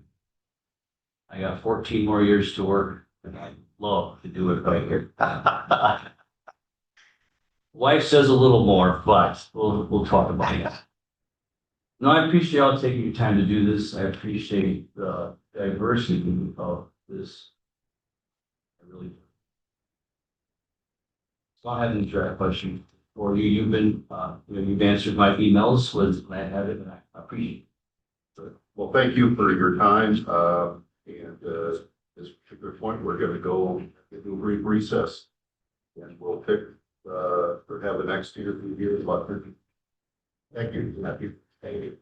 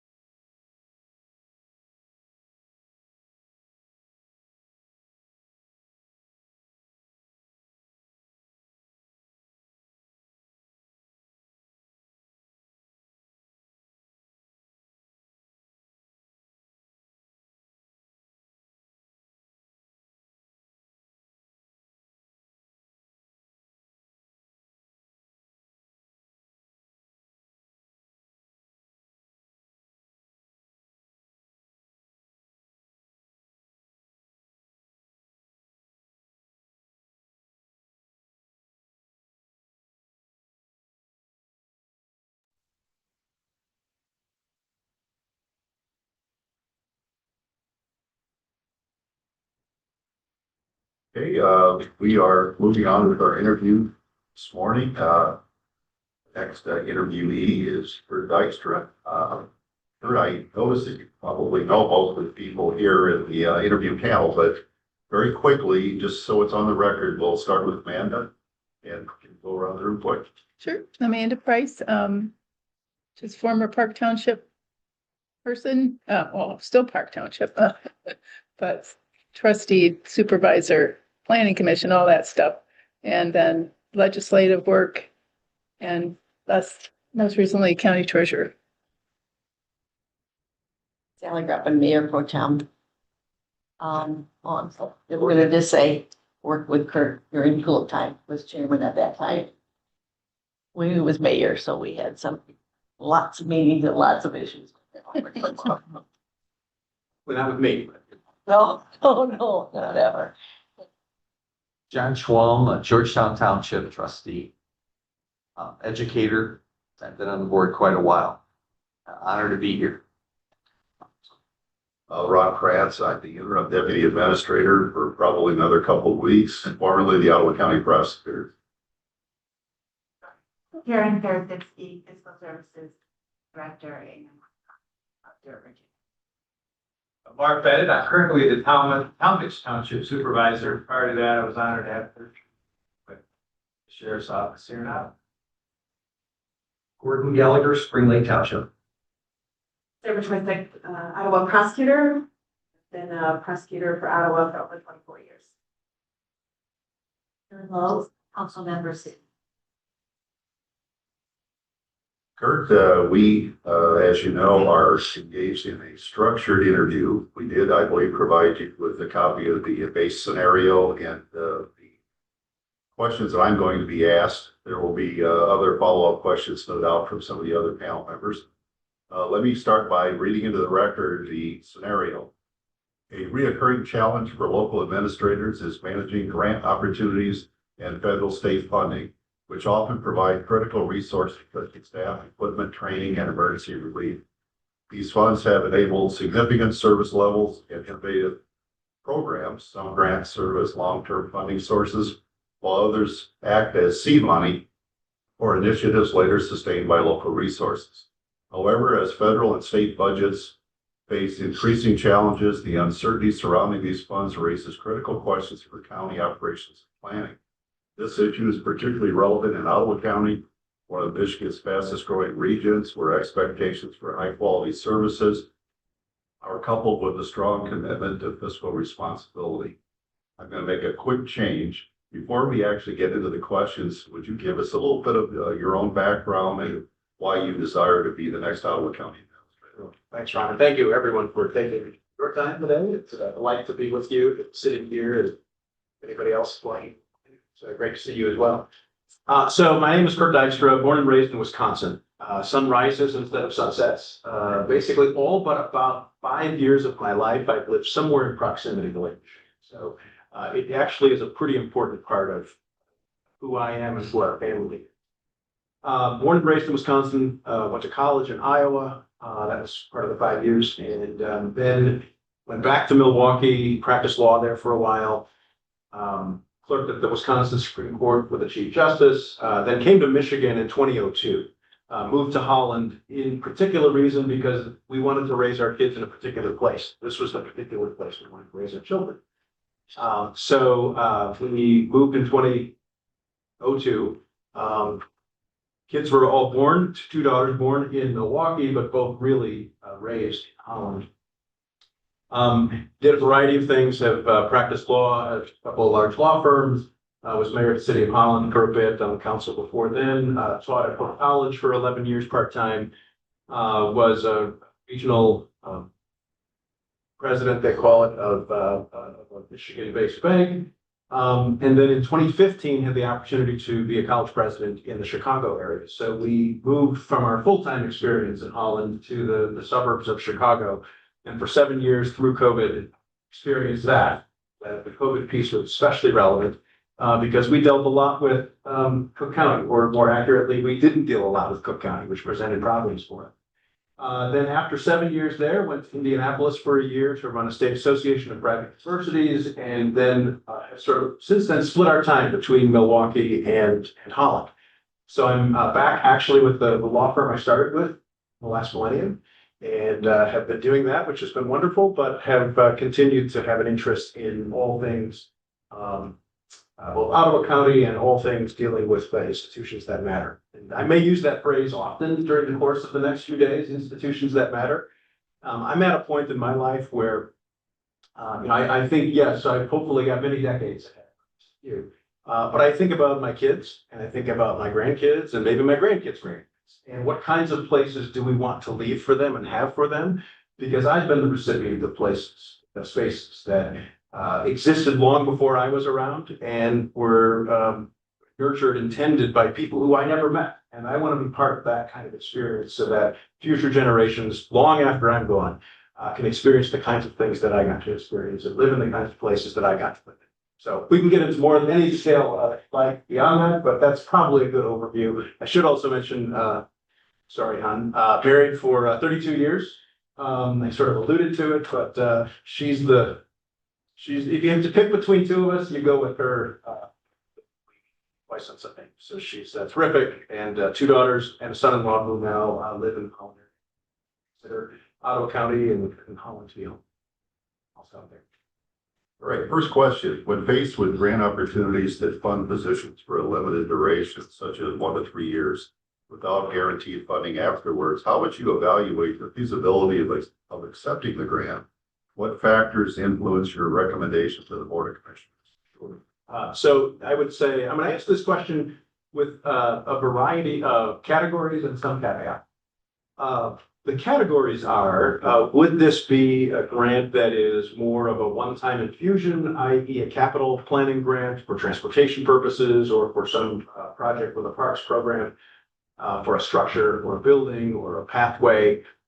Those are easier, I think, to analyze because it's a one-time infusion with no long ongoing commitments. Obviously, with most grants, there's always a match component, so we want to make sure that the match is feasible and possible and in existence. But those are simpler kinds of questions, and that's probably not really what you had in mind when you drafted this. It's much more programmatic. This has been an issue that governments, especially local governments, have faced for a good number of years. Back in the 20-aughts, when I was mayor and on the city council in Holland, we faced these kinds of questions at that point as well. And the rubric I think that we used and that makes a lot of sense to me asks a series of questions. One is, what's the importance of the particular program, the particular grant? How does it fit with what it is that we find to be important? Or maybe that we don't find to be as important. How core is it to things that we were already hoping to do? Those standing alone probably have a higher degree of priority because they're concerns and cares that we've already had and identified as things we want to focus on and attend. If it's something that comes out of the blue, doesn't automatically mean that it gets jettisoned or gets put aside, but it requires a different level of thought because it may be a great idea that we just hadn't thought of, or something that dropped in our lap that we had maybe at some point hoped pie in the sky could be the case, but it didn't seem to be feasible and now is. But oftentimes, the less it is focused and targeted for what we were hoping to already accomplish, the more it probably weighs in terms of should we actually accept the grant and commit county funds. So that's one factor to consider. And another factor to consider is what's the longevity of the grant? Is it a 1-year funding option? Is it a 3-year funding option? Is it, nobody does a 10-year funding option anymore, but let's pretend that there was such a thing. All of that matters. If it's 1 year, then we have to ask, well, regardless of what the term of it is, we have to ask the question, what happens at the end of this grant? And frankly, the question really revolves around what happens when the grant runs out. In theory, you could have a situation where the grant renews or there's another appropriation that follows and fills in and continues the process. But I think from a county standpoint, we have to be looking at what happens when the funding runs out. Are we willing as a county to say that the program ends at that particular point? No organization, no institution be it a college, be it a government, focuses large and significantly on programs, and we always a bit of a ratchet effect sometimes, that nothing ever gets paired, nothing ever ends, or rarely ends. Things merely get added. But would we be okay if that program ended when the grant, or if the answer to that is probably not, then are we willing to make the appropriation necessary to keep it going? And, you know, those are questions easier dismissed early on, front end, but questions that really need to be asked. As something is in the last year of a grant funded opportunity, all of a sudden everybody's mind quickens pretty fast. Well, wait a minute, what happens in 6 months, in 9 months, when the funding's no longer there? What are we going to do? So I think on the front end, that question needs to be thought about and asked. You know, are we willing to commit county general fund resources, for example, to a particular program? And if the answer to that question is yes, then that also weighs more heavily to acceptably. If I could just say a word, maybe briefly, about the importance of strategic plans and strategic planning in this process. I do think that having strategic plans are important, but at the same time, let's be candid, most strategic plans are pretty mediocre for a whole host of reasons. One reason is they're just like everybody else's strategic plan. I mean, when we were going through this at the university, I was speaking with one of the consultants, and she said, look, I could take almost every college and university from across the country, put their strategic plans next to each other, and about 95% of it would be the same. You know, more students, better students, more places, more pay for faculty, better facilities, more engagement and fundraising, and so on and on and on. And I think the same thing holds true for most organizations. At some point, so much doesn't actually look strategic. It looks like, frankly, everybody gets a pony. We have to agree that, you know, if we don't mention a particular department, somehow that department's going to feel bad. So what happens is the strategic plan ends up having 50 priorities or 70 priorities. Well, if 70 things are a priority, then nothing's. And so it's important to determine what a strategic plan looks like, what the focus is for that defined window, not meant for all seasons, but just for this season. And it's important to really identify the strategic priorities that are sort of above and beyond the ordinary functionings of county government. It's imperative that county government, as the home of the prosecutor's office, continue to do that work. And maybe there are specific programs and things that can factor into a strategic plan that are specific to the county prosecutor's office. But to simply say, we're going to make sure that we have, you know, good public safety in Ottawa County is good, but is that really strategic? And weren't we going to do that already? So all of this is to sort of circle back to the original question, which is to say, it's important that in analyzing a grant, that we refer to the strategic plan, and hopefully the strategic plan is such that it actually can provide us guidance, and that it allows us to actually identify the crucial and important issues that we're trying to accomplish in that window for the plan. And if this grant potentially falls within those categories, that's an added benefit. All of course. Number 2, how would you assess the merit of proposed positions funded by such grants and navigate discussions with department heads advocating for them? And secondarily, would you recommend accepting the grant with plans to sunset the positions or advise the Board of Commissioners to pass on request altogether? Sure. I think, you know, in some ways that dovetails with what I was talking about in answer to the previous question. A lawyer has 2 favorite answers to any question, and at least 3 of us have the dubious distinction of being lawyers, maybe more. The first answer is be reasonable. The second answer is it depends. So I'm going to go back to it. It depends answer. It depends upon, you know, should we look at it in the first instance? Should we be willing to sunset it? Those kinds of questions are again, best had up front with the department. And my hope would be, and probably this is the case already, the county has been well run for so many years, but probably this is the case that when a department head sees an opportunity and wants to bring that opportunity to the administrator and the county board, the administrator or the department head is already thinking about how does this fit in with what we're attempting to do? How does this particular opportunity already fit within the work that we're trying to accomplish? or if it's some amazing blue sky thing, how does this all of a sudden have the potential to catapult us ways that we never thought were possible before? So my hope is, and my expectation would be that before a department head, brings an opportunity to the administrator's office or talks to a county commissioner about it, that there's already this sort of pre-screening, if you will, that the mindset is such that the particular grant already fits within the kinds of work that we're trying to accomplish as a county.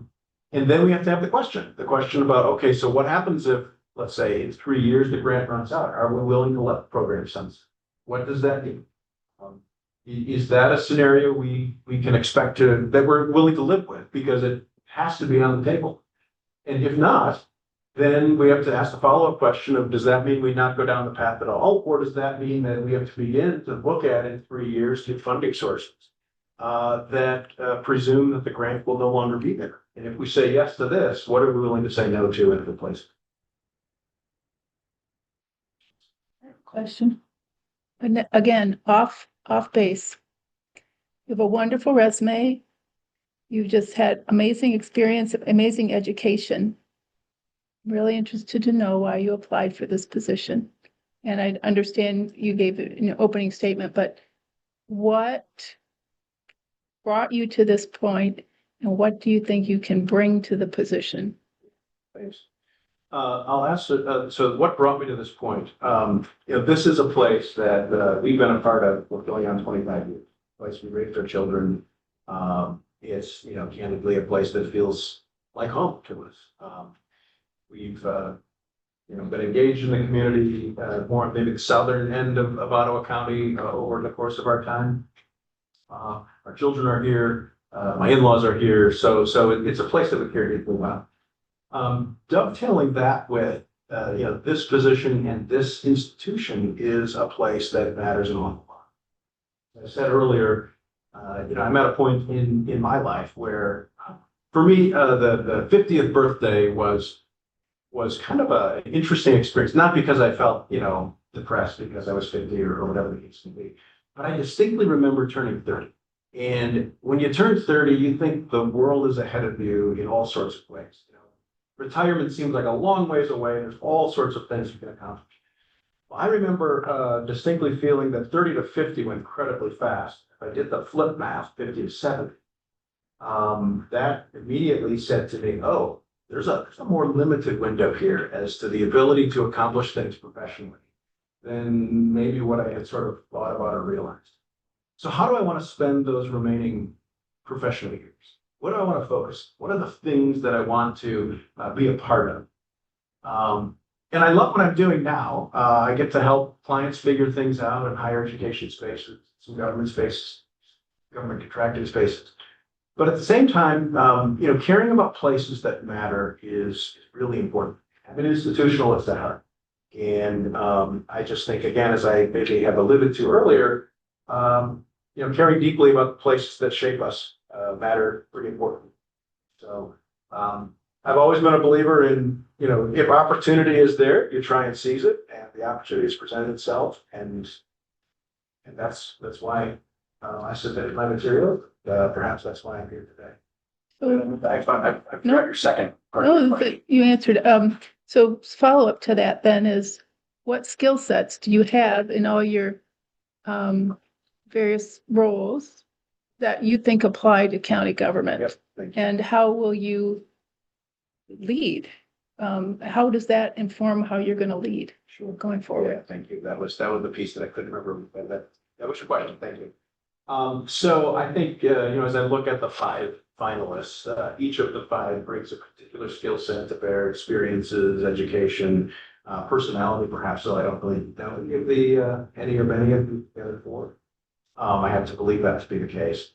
In my case, I think that what I bring is a multidisciplinary experience set. So if you think about a college or university, yes, it's in the education business, but in many ways it's in the housing business, it's in the employment business, it's in regulated industry business, it's in community management business. I mean, there's a lot that a college or university has beyond what happens within the classroom of a particular institution.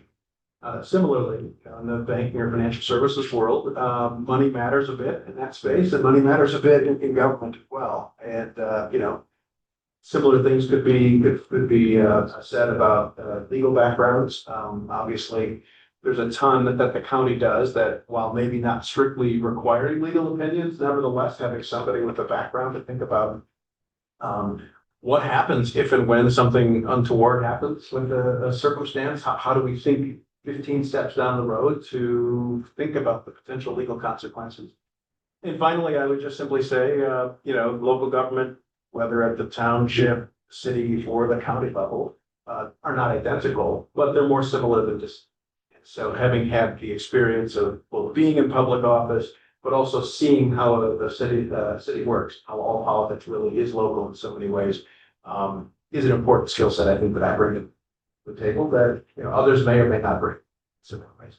Kurt, I agree with Amanda that your background is incredible, that you've been mayor of Holland, a banker, been in the military, professor, incredibly strong. But when it comes, and this kind of dovetails into that, with Ottawa County and managing a county and all the technical that's related to that, you have a wonderful background, been on 60 Minutes and many, many, many shows. Do you feel you have that expertise, or I'm sure you do, but can you explain to us why you have that expertise for Ottawa County? Yeah. Yes, I think I do. So I'll answer that straight away.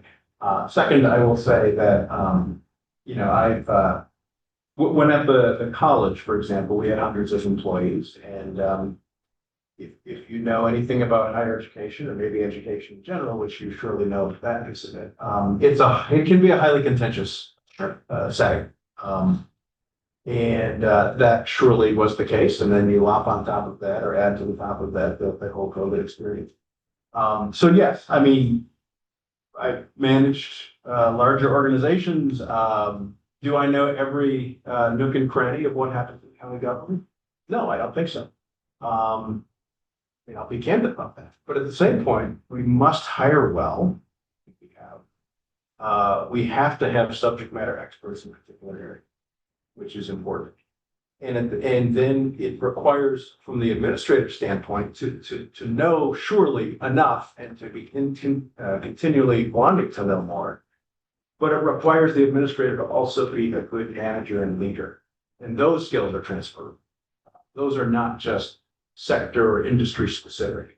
The application might be specific, but the mindset, the aptitude, the experiences that one brings to the table from a variety of sectors can surely be employed in this particular sector. If you were to get this position, what do you see your first few steps upon that acceptance of the position? What would you do? What actually would your first, second, third steps? Yeah, in terms of like physically show up on a Monday and. Let's go a little further. That's it.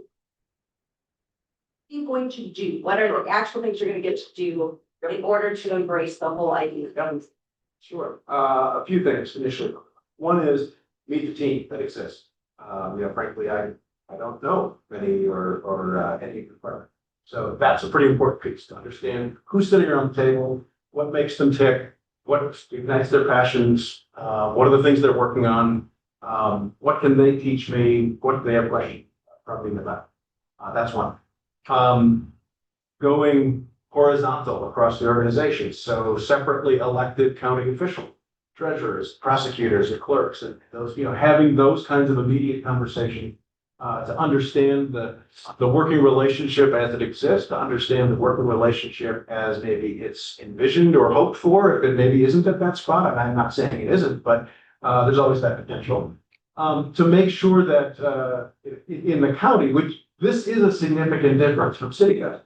In city government, things are much more, who to reward and who to blame, right? So just thinking about law enforcement, for example, in the city context. So the police chief reports up to the city manager, who reports to the city council.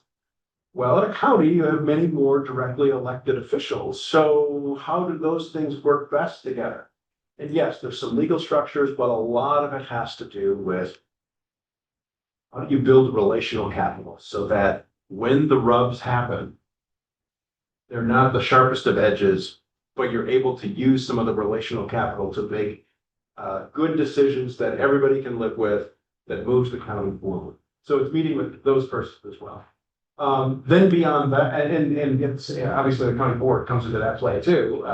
But would have met all of them through the interview process, et cetera. But that is good to have one-on-one meetings with the bosses, right?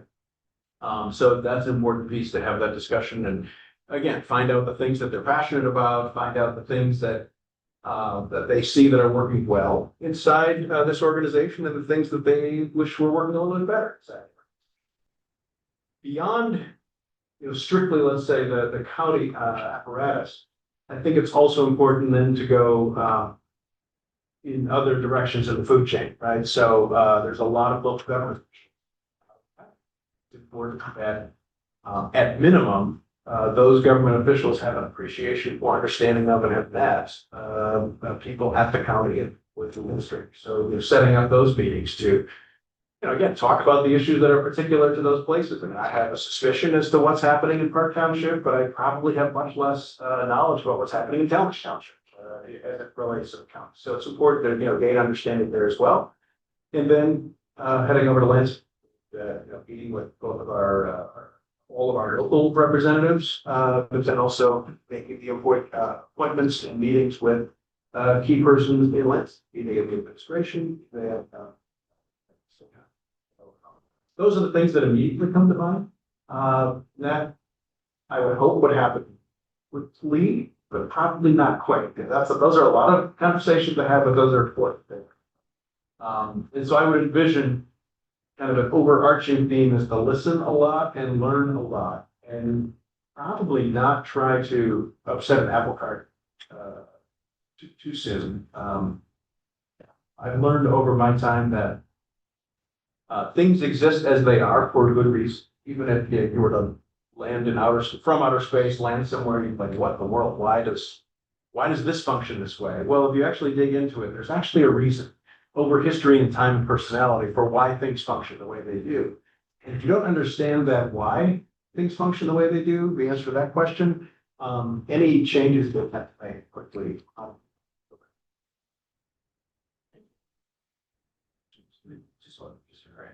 Mr. Dykstra, everything good happens in Talmadge Township. So. Funny, I've heard that. Oh, that was coming. Right. Quick question as it relates to your time in the city of Holland mayor. What was the biggest challenge you faced as mayor of Holland? How did you deal with that? Yeah, it was a multi-year challenge. So I got into office in, so we moved to Holland in the spring of 2002. And the joke was, at that, if you remember in those days, the joke was, oh, so you're the family that moved to Michigan. We heard somebody did, and that was when everybody was actually, Michigan was the #1 export state of people, et cetera, et cetera. So got on the city council in January of 2005, mayor in November of 2009. And so during the pendency, the 10 plus years that I was in office total, and particularly during with the mayoral years, we were in existential mode. I mean, there were serious questions of, can a city continue to exist, or do we need to think about disassociating and having the component parts going back, around township? I mean, those were questions that we were having. I mean, I wouldn't say we focused on those, but for the first time that anybody could remember in recorded history, the tax base in the city of Holland actually shrank. So it wasn't just that it wasn't growing as fast as we had gotten accustomed to, it was actually shrinking. And so trying to provide services in ways that accomplished good things and made the community attractive, while at the same time recognizing the reality of the fiscal constraints we faced, extreme fiscal constraints that we faced. That was the existential question that was almost entirely present every year during my time in office. Now, I'm also pleased to say that we did some things. For example, we put together a public safety department, combining our police service and our fire service, that I think has worked pretty well. And it provides excellent service at a slightly more affordable cost. We looked at the James D. Young coal plant on Lake Mac and said, this might be nearing its time. How do we replace that thing, and what do we replace it with? And out of that came the Holland Energy Park. We're signing the bonds on those things. That was a lot of fun. But that has turned out to be an incredibly good investment, both from a ratepayer standpoint in the Holland Park Public Works District, but also in terms of the ability to leverage that resource to provide extra revenue for the city and the surrounding areas. So, we couldn't necessarily, we were hopeful that some of that would happen back in, 2007 or whatever, maybe, 2011. But we weren't seeing it at that point. And now if you talk to city officials, you talk to, Keith Van Beek, the funds that generate out of the Holland Energy Park are a tremendous benefit to the entire community. It allows them to do the things that we just frankly couldn't do with that. Yeah, but it steers us back to the scenario. Sorry. Right. The context of potential cuts to federal and state funding, how would you advise department heads and elected officials seeking to expand or reorganize services? I'll start with the expansion, then I'll go to the reorganizing. But I'll say one additional thing. This question has always been a part of maybe government generally, but surely local government. I mean, this isn't a new situation that we face, though there is maybe a new nuance, right? We've seen in the last 9 months or so, 10 months or so, a pullback of federal funds. For example, in the higher education space, there's been a substantial actions by the current administration that have done things that were unexpected for some of the people in higher education. So that maybe is a new nuance, but if anything, that's just an additional refrain on a additional verse on a continuing refrain of it's entirely possible that grants cease to exist, funding dries up. Nothing. Well, there's the old saying, nothing lasts forever except what death tax to the government program, but that's not necessarily the case either. So the question of, I'm sorry, Rob, could you read the last part of the question? The focus is working with department heads, elected officials to get them to understand the financial predicament we're in. Right. Yeah. So we talked about the reality and the potential for reorganization. I'm a firm believer that things can be running really well. We could have improved processes, but it doesn't. That's not a process that ends.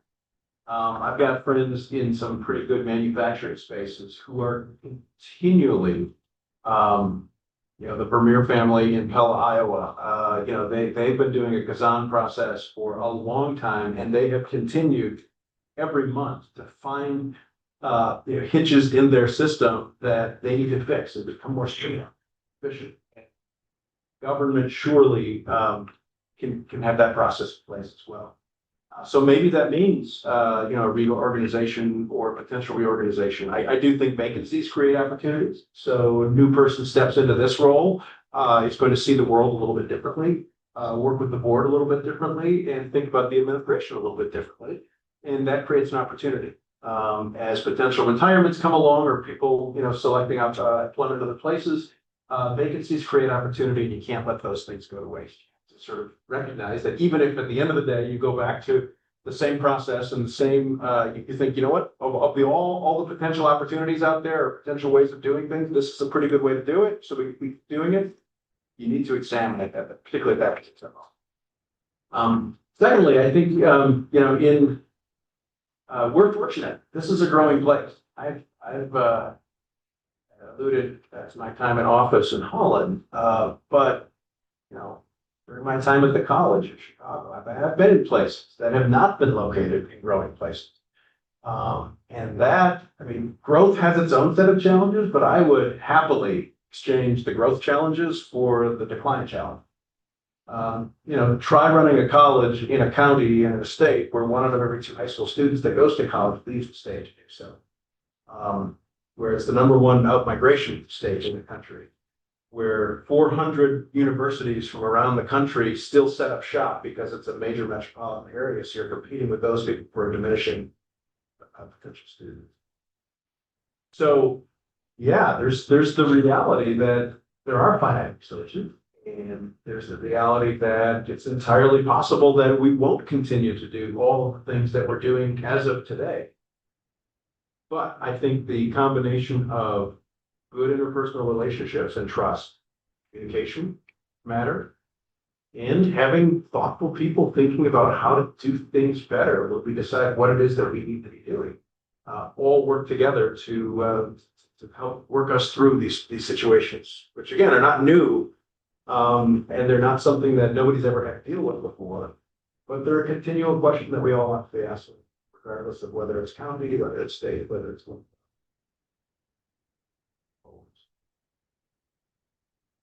How would you prepare for the financial uncertainty associated with reduced external funding while maintaining critical services? What strategies would you implement, prioritize fund, align with organizational goals, and communicate these challenges to the Board of Commissioners, staff, and the public? Right, so there's really two parts, as I see it, to that question. One is the substance, and the other is the communication aspect. We've talked, I think, a fair amount about the substance. You know, there has to be an understanding of if we have 15 pounds of things we want to do and we have a 7-pound bag, well, is there a way to either reduce the air in the bag to fit more in, or do we have to decide that some of these things fall outside of what we're able to accomplish? And you know, that's part of the beauty of having a democratically elected Board of Commissioners. In many ways, in lots of ways, the administrator policy is set by the Board of Commissioners. And those 11 people working in their own way and by, majorities that work their way through agreement and disagreement, they're the ones that set the priorities. And which isn't just to say that the administrator does nothing but, purely act as a glorified errand person. But the policy is set at the board level. And then the job of the administration, working through the administrator, is to implement those policy decisions. And to do so in ways that, again, bring expertise to bear, bring experience to bear, and allow, ideally, the apparatus of county government to function as well as possible, implementing the policy that the board decided. In terms of how the communication aspect comes into play, it is vital for the administrator to be in good and regular communication with the county board, obviously, and other elected officials too, but principally the county board. And part of that is through maintaining a good collegial relationship. I mean, it's important, I think, that any administrator, whether it's one of the 5 who you're talking with, or whether you end up going in a different direction altogether, it's important for that person to have a good collegial relationship with the Board of Commissioners. And my hope would be that, particularly if it were me, that relationship understands the organizational chart, and that, I'm not the 12th member of the 11th board. And at the same time, my hope would be that the members of the county board would value the expertise and insight that I would bring to a situation to help inform them as to ramifications of decisions that they might make or policies that they might want to put in place. And that's the experience we had in city government with our city managers. We were greatly informed by and benefited from the wisdom of the chief appointed staff that I would hope and expect that would be the case in this scenario as well. So, there's the old saying, you can't communicate too much. It's trite, but it's true. So it's important that, the administrator is in good communication with the county board, both officially and unofficially. But then it's also good that the communication flows in both directions. Because I'm convinced that, there's good discussion and robust discussion that happens at the county board meeting. But there's also things that there's the side conversations, appropriate side conversations that happen, and questions that are raised that don't find their way into a board, into a board meeting. But nevertheless, it's important for the county staff to understand the thought process, things that are driving the board's decision-making thought process. So really, there's a hinge point for the county administrator to be the staff's principal representative to the board, and also the board's county staff helping translate up and down the route. One more question. I'll bring up a kind of another, I'm sure, sorry, I have off the wall questions. So at the beginning of this process earlier this year, we offered, Ron and Gary offered some sit-down sessions with the former firm that was doing just trying to hire folks. So I sat through one of these. And I wrote down something that somebody said in one of these sessions with staff. They said they wanted the next administrator to have a deep sense of service and deep commitment to the greater good of the community. And so that one stuck to me. So I just would like to ask you about your reaction to that question and how do you think that would play out as a county administrator? Of knowing Max is a pretty bit. And remember sitting in his office, condo in Holland, and having really great conversations with him. But his definition of leadership to me is by far the best that I've ever heard. The first job of a leader is to define reality. And the last job is to say thank you. And in between, the leader is to be a servant. And so I think, that the phrase servant leadership is, I candidly kind of think it's overused. 30 years ago it was a revolutionary concept. Today it sort of is almost watered down to the point where we don't know exactly what it means. But the fact that, the leader defines reality, says thank you, but the bulk of what the leader does is serve. Has informed, I think, how I've done what I do, but also has informed why I've done the things that I've done. One doesn't go into higher education administration for years. Or put the letters, let's put it that way. If I had simply been interested in maximizing my own personal benefit, I would have practiced law for the entirety of my career in a private firm. That's not been my path. And it's not to criticize those who do that, but we all have our own specific calling. But my position and posture defaults to one of service. And I think if you look at the kinds of things that I've done over my 30 plus years of professional life, I think I can walk the walk, talk with what I've done. It comes from my upbringing. So I grew up in a small Dutch town in Wisconsin. It's called Oostburg. Probably heard of it. Most people have. Joke. No, it's a wonderful place. When I grew up there, it was about 1,200 people, and nothing was open on Sundays. And there were 4 churches in town: Reformed Church, a Christian Reformed Church, a Presbyterian Church, and an Orthodox Presbyterian Church. And the 2 animating things in town life were schools and churches. And it's what you did. You helped out in the community. You helped out at school. You volunteered at church. As a high school senior, I had a master key to the high school. Not because I swiped it, but because they actually gave it to me, because I was doing things there so much that I thought it'd be better if they gave them a key to the place. So I was ingrained in these kinds of ways of looking at the world and ways of living life by my parents and by the community in which I was raised. And that's continued on through more of my adulthood. Ottawa County has historically been a good steward of federal and state funds. How would you advocate for retaining such funding and an environment where those resources are reasonably at risk? I think this goes back to, in the abstract, this goes back to the importance of having pre-existing and long-term beneficial relationship. The time to not begin the relationship with an elected official at a state level or a county or a national level is when there's a problem or you need something. Because we all know that their phones often ring with people who are A, not happy about something, or B, want something, or C, both.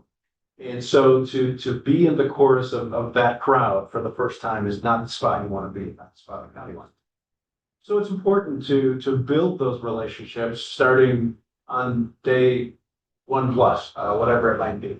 Understanding that it's important that we have good relationships with our state reps, state senators. Important that we're connected to our US senators. All of these things matter, and they matter not just when you need them, but they matter probably more when you don't directly. So I think that in that way, you have credibility. When the time comes and you make the phone call, understand that, the ethos of Ottawa County and of West Michigan more generally is a little bit more of a can-do attitude. We'll handle it ourselves, probably more in our DNA than in other places in Michigan.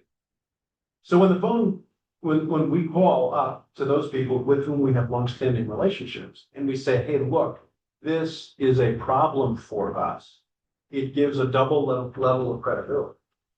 Because A, they know who we are.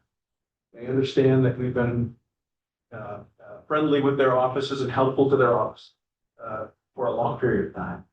And they know that when we speak, we're not chicken littling things, say the sky's falling over everything. If we're saying this is a problem, then it objectively, truly, really is a problem. So it's there's no quick answers or quick fixes to that sort of thing. It requires a long-term commitment to maintaining good relationships and building bridges instead of having them burn.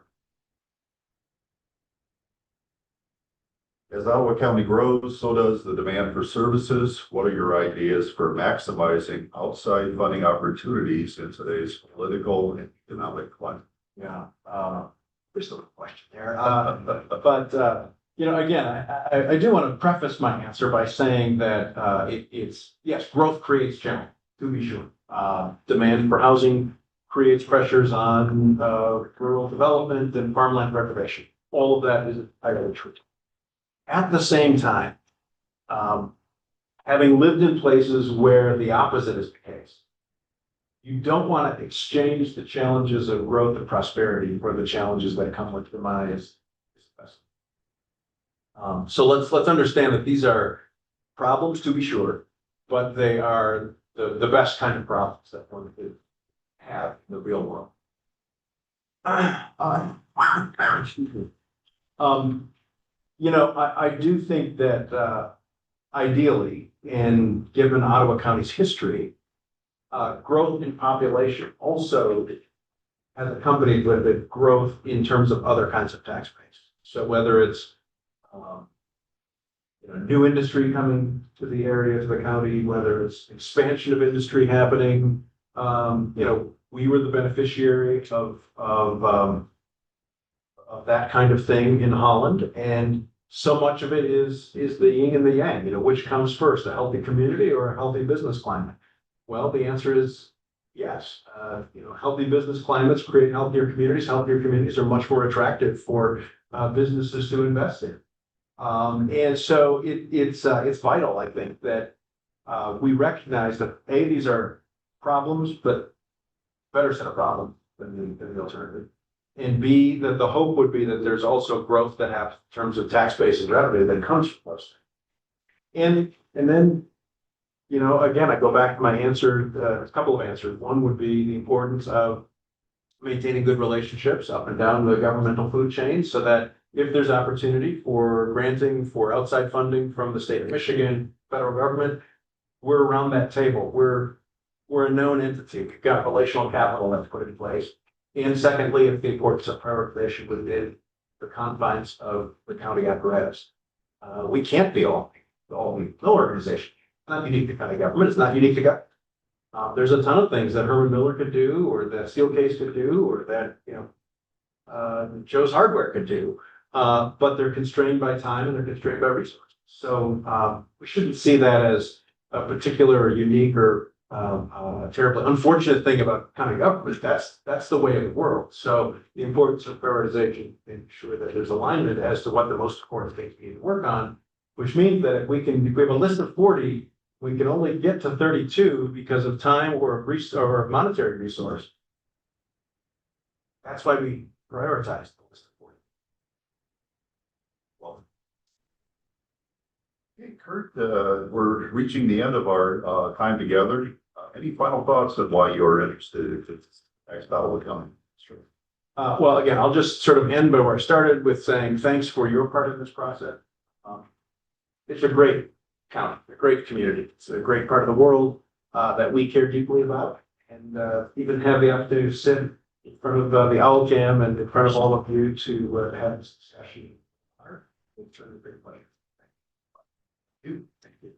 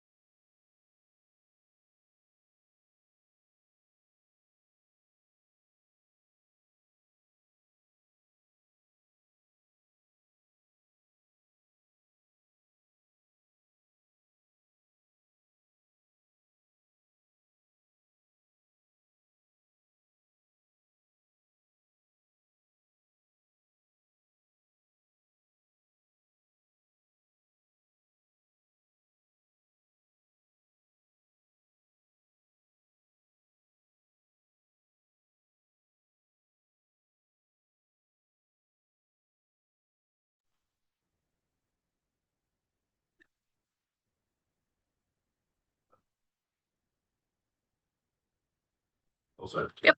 Okay, the candidate before us, Patrick Waterman. Thank you very much for coming by this afternoon. Before we get into questions, we'd like to go around quickly. You may not know everybody, and you all would the questioners at least briefly introduce yourself. Starting with you. I'm Amanda Price, former county treasurer, now happily retired. Sally Gruppen, Mayor Pro Tem of the City of Zealand. John Schwam, Georgetown Township, the trustee. That was retirement for your pet. It's thoroughly, yeah. I'm in your old office, I think. Used to be. Where I'm very good. All right. Mark Bennett, supervisor and formerly captain at the sheriff's office for 30 years. Gordon Gallagher, Spring Lake Township. It's like the current prosecutor here in Ottawa, and prosecutor for Ottawa for a little over 24 years. Karen Lowe, council member, City of Patrick, before we get into the structured interview, we'd like to give you the opportunity to tell us a little bit about yourself, your background, and why you're interested in being the next Ottawa County Administrator. Sure. So, for those of you who don't know me, my name is Patrick Water, currently serving as the Deputy City Manager of the City of Wyoming, with a population of about 77,000 people. Been there a little over 2 years. Longtime resident of Ottawa County. I've lived here close to 23 years. This is home. I was married on the beach here. And we've raised our family here, worshipped here, formed many, many great relationships, friendships here. And just really feel that I have a vested interest in helping shape this community and the public service role. Got close to 23 years of public service experience, most of which is right here in Ottawa. And have a long history of educational background that I think would align very well with this role. So I'm just very excited to be here. I think this is an incredible opportunity for me to step back in and provide steady leadership with a focus on results and a strong commitment to collaboration and public service. I look forward to meeting you and talking with you today, and happy to answer any questions. I think you have hopefully my background information, so I won't get too much into education and all that, but happy to answer any questions on that as well. Thank you. Patrick, I believe you know this is a structured interview session, but we're going to allow additional follow-up questions. We may stray a little bit from the structure of it, but I'm going to start right off by feeding the scenario that we're basing the questions on. A reoccurring challenge for local administrators is managing grant opportunities and federal state funding, which often provide critical resources such as staff, equipment, training, and emergency relief. These funds have enabled significant service levels and innovative programs. Some grants serve as long-term funding sources, while others act as seed money for initiatives later sustained by local resources.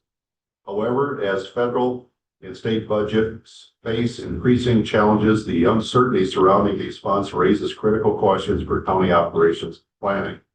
This issue is particularly relevant in Ottawa County, one of Michigan's fastest growing regions, where expectations for high quality services are coupled with a strong commitment to fiscal responsibility.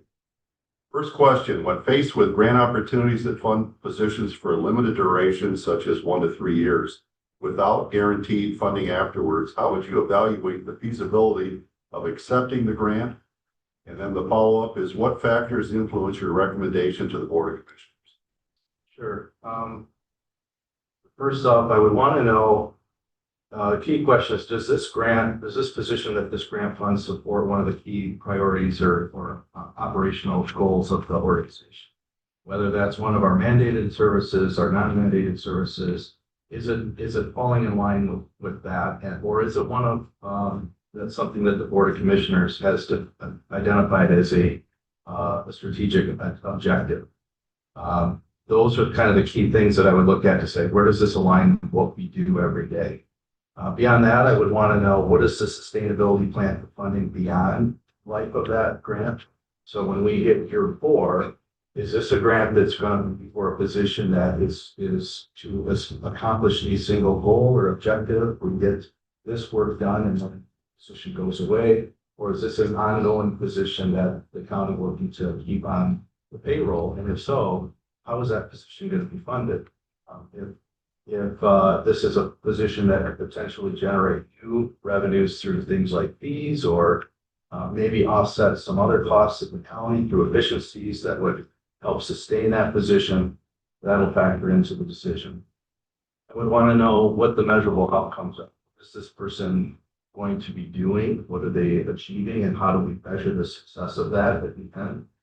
And then lastly, from an administrative burden, I would want to know, as you know, all grants typically require some type of reporting. Is that reporting requirement above and beyond what's normally expected? Are there special accommodations that we have to provide for this person, such as workspace or equipment? How is that being paid for? And is it on county to maintain after? So kind of putting all of that in the meat grinder of the decision process, I would kind of formulate a recommendation to the board. So for example, if that position was found to be in alignment with the core mission of the county or a strategic priority of the board, I know, for example, the board has taken a strong interest in enhancing the veteran services. And that's very important. So knowing that if this was a grant opportunity that would support a position in the Veteran Services Department, I would know that that's something that the board would likely appreciate about. And if it's found to meet that box and also be sustainable, either it's a one and done and we're through with it, or there's some new revenue that comes in, that's a grant position that I would likely recommend that board consider accepting. If it meets the first two boxes, but there's not a sustainable funding plan after year 2 or 3, that's probably a recommendation on the line of let's look at this, but make sure we have a sunset plan so that when that position is applied for, they understand that this is a grant funded position. It could be terminated if there's not new revenues that come in support. And if it doesn't meet any of those boxes, if it's not in line with the objectives of the organization and it's not sustainable, that's something that I'd recommend passing. Follow-up questions? Patrick, thinking about the impact on personnel for a moment, assuming that the grant does provide funding to hire one or more people, how do you see the county, they're absorbing that position in some other capacity within the county, or how does the county deal with people that may not have that kind of certainty in their future? Well, again, I think that's just managing expectations up front, being clear with the department that's requesting it, that if there's not a sustainable funding plan, there should not be any expectations that the position continues at year 3. And managing expectations of the applicant in that regard as well. I would really encourage that department head to find a way to make it work. If it's a service that we want to provide or fills a missing gap service levels that the community can benefit from. Think creatively on how we can continue funding it, but you have to be realistic about expectations that, you know, to have an expectation of relying on county's revenues to fund dollars, development dollars, without any plan for sunsetting this may not be realistic. How would you assess the merit of proposed positions funded by such grants and navigate discussions with department heads advocating for them? Follow up, would you recommend accepting the grant with plans to sunset the positions or advise the Board of Commissioners to pass on the request altogether? I think that's a very similar question to kind of what we just talked about. It's really determining what are the measurable outcomes, what are we hoping to achieve with this position? Is it aligning with what we want, what we're expected or required to do as a county? Is it introducing a new service? What is the benefit of that? What are the other returns on that investment? Are we benefiting through a new partnership or arrangement with another agency? We're going to see new efficiencies realized as a result of it. I would also want to know, is this position duplicating something we're already doing? So does that department head, have they looked at another department to say, here's something that I want to do. I noticed that they're doing this already. is there a way that we can share those resources and collaborate across silos to achieve this without taking out a grant position? And then just being very clear with the board, I think, on the expectations of that, so that when I'm talking to the board, they fully understand the risks and the opportunities of accepting this grant. By taking on this grant, there's a risk that we may not get funding at the end of it. We may have to have some disruption to the services that are being provided. But on the flip side of that is we're going to receive all of these benefits. We're going to provide service that will benefit the constituency. And ultimately, then that becomes a policy decision that the board will have to act. I'm curious about the methodology to assess the merits of a position before it's actually before the grant is actually accepted. What methodology do you see county administrator or other department heads using to assess the merits of a position that has not yet begun?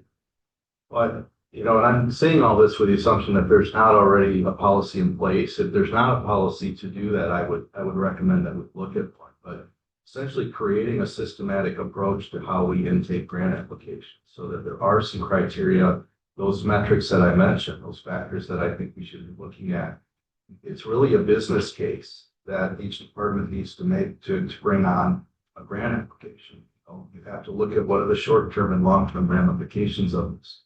It's not just the benefits it's going to bring, but it's also what are the costs to the county on the back end. So you could systematically kind of have a scoring methodology to do that with the different factors that we all agree to are important to how we make that decision. And I think the board would have a large part of what they expect from us in terms of presenting grant opportunities to them. Follow-up question. What's the role of the county in your view, county administrator, in a situation like that where you establish outcome metrics, you go ahead and use the funding, and the funding's going to end at the end of 3 years, but it is showing tangible benefits to the community or whatever else. What's the role of the county administrator, either in working with department head or advocating with board? I think that, initially I'm kind of the triage department where I'm kind of looking at that and saying, yes, this is worthy of looking at the board level. But let's say we accept the grant, it's gone really well the first 3 years. If the plan was to sunset it because we haven't received any new revenues, I think that's a case where we want to step in and do a reevaluation of that. Say, is this something that's valuable enough to the county and board to consider contributing financially to the continuance? But always remember managing those expectations that that's not a given, that there's no guarantee that that's a very successful grant program that brings a lot of benefits that's worth continuing. I would probably hope the department head or elected official that. Is there an objective way of doing it as opposed to subjective? This feels like it's helpful. Well, it really depends on the grant. Like some grants are very clear. If you're getting a grant that's going to cover the cost of equipment, say body cams or firearms for the police department, that that's done that. But if it's something that is, more obscure in nature, that's providing education on a given topic or filling some unmet need, that should be part of that business case discussion. What are we going to achieve? What are we setting up in terms of goals for ourselves that we want to say we've done, so that we can kind of check that report card. So it's going to vary from grant to grant, but I think that process, what's most important, a consistent process so that it's not a subjective decision. In the context of potential cuts to federal and state funding, how would you advise department heads and elected officials seeking to expand or reorganize services? So I think I'd look at that kind of under 3 different umbrellas. You have the financial side of things. Does this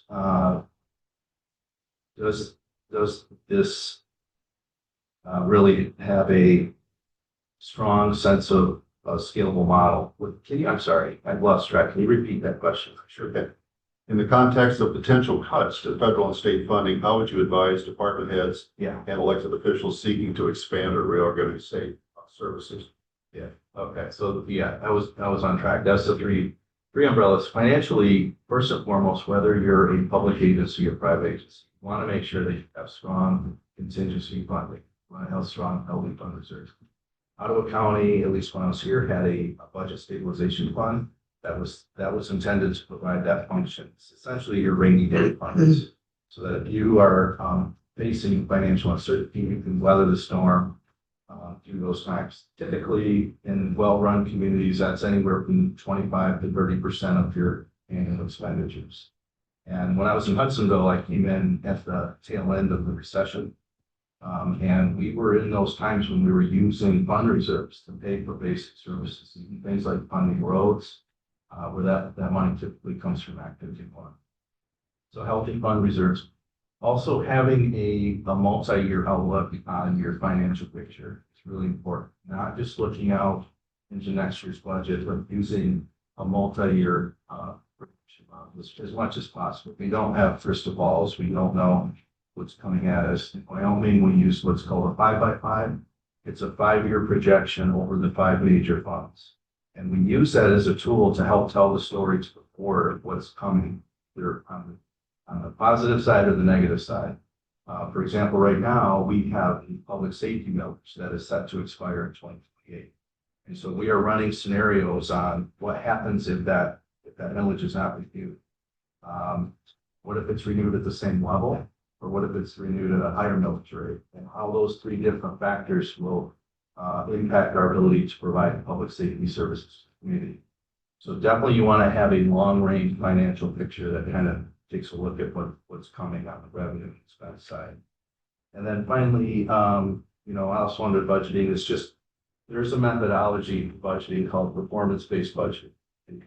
So something that you use in times when you're no longer able to provide all the services that historically used. And you can use performance-based budgeting to start to prioritize those services that are most important and put those at a higher level for funding than the quote-unquote non-essential services. So that's one methodology. The next umbrella is kind of under the operational side of things. We want to make sure that we're reviewing all of the grants that we currently have dependency on. I think Ottawa County, we have, Karen, over 45% of our revenues are intergovernmental sources. That's a significant part of the revenue pot that's coming from outside sources. So you want to make sure what your dependency is on those sources and what if scenarios, if those goes away, what does that mean for our service provision?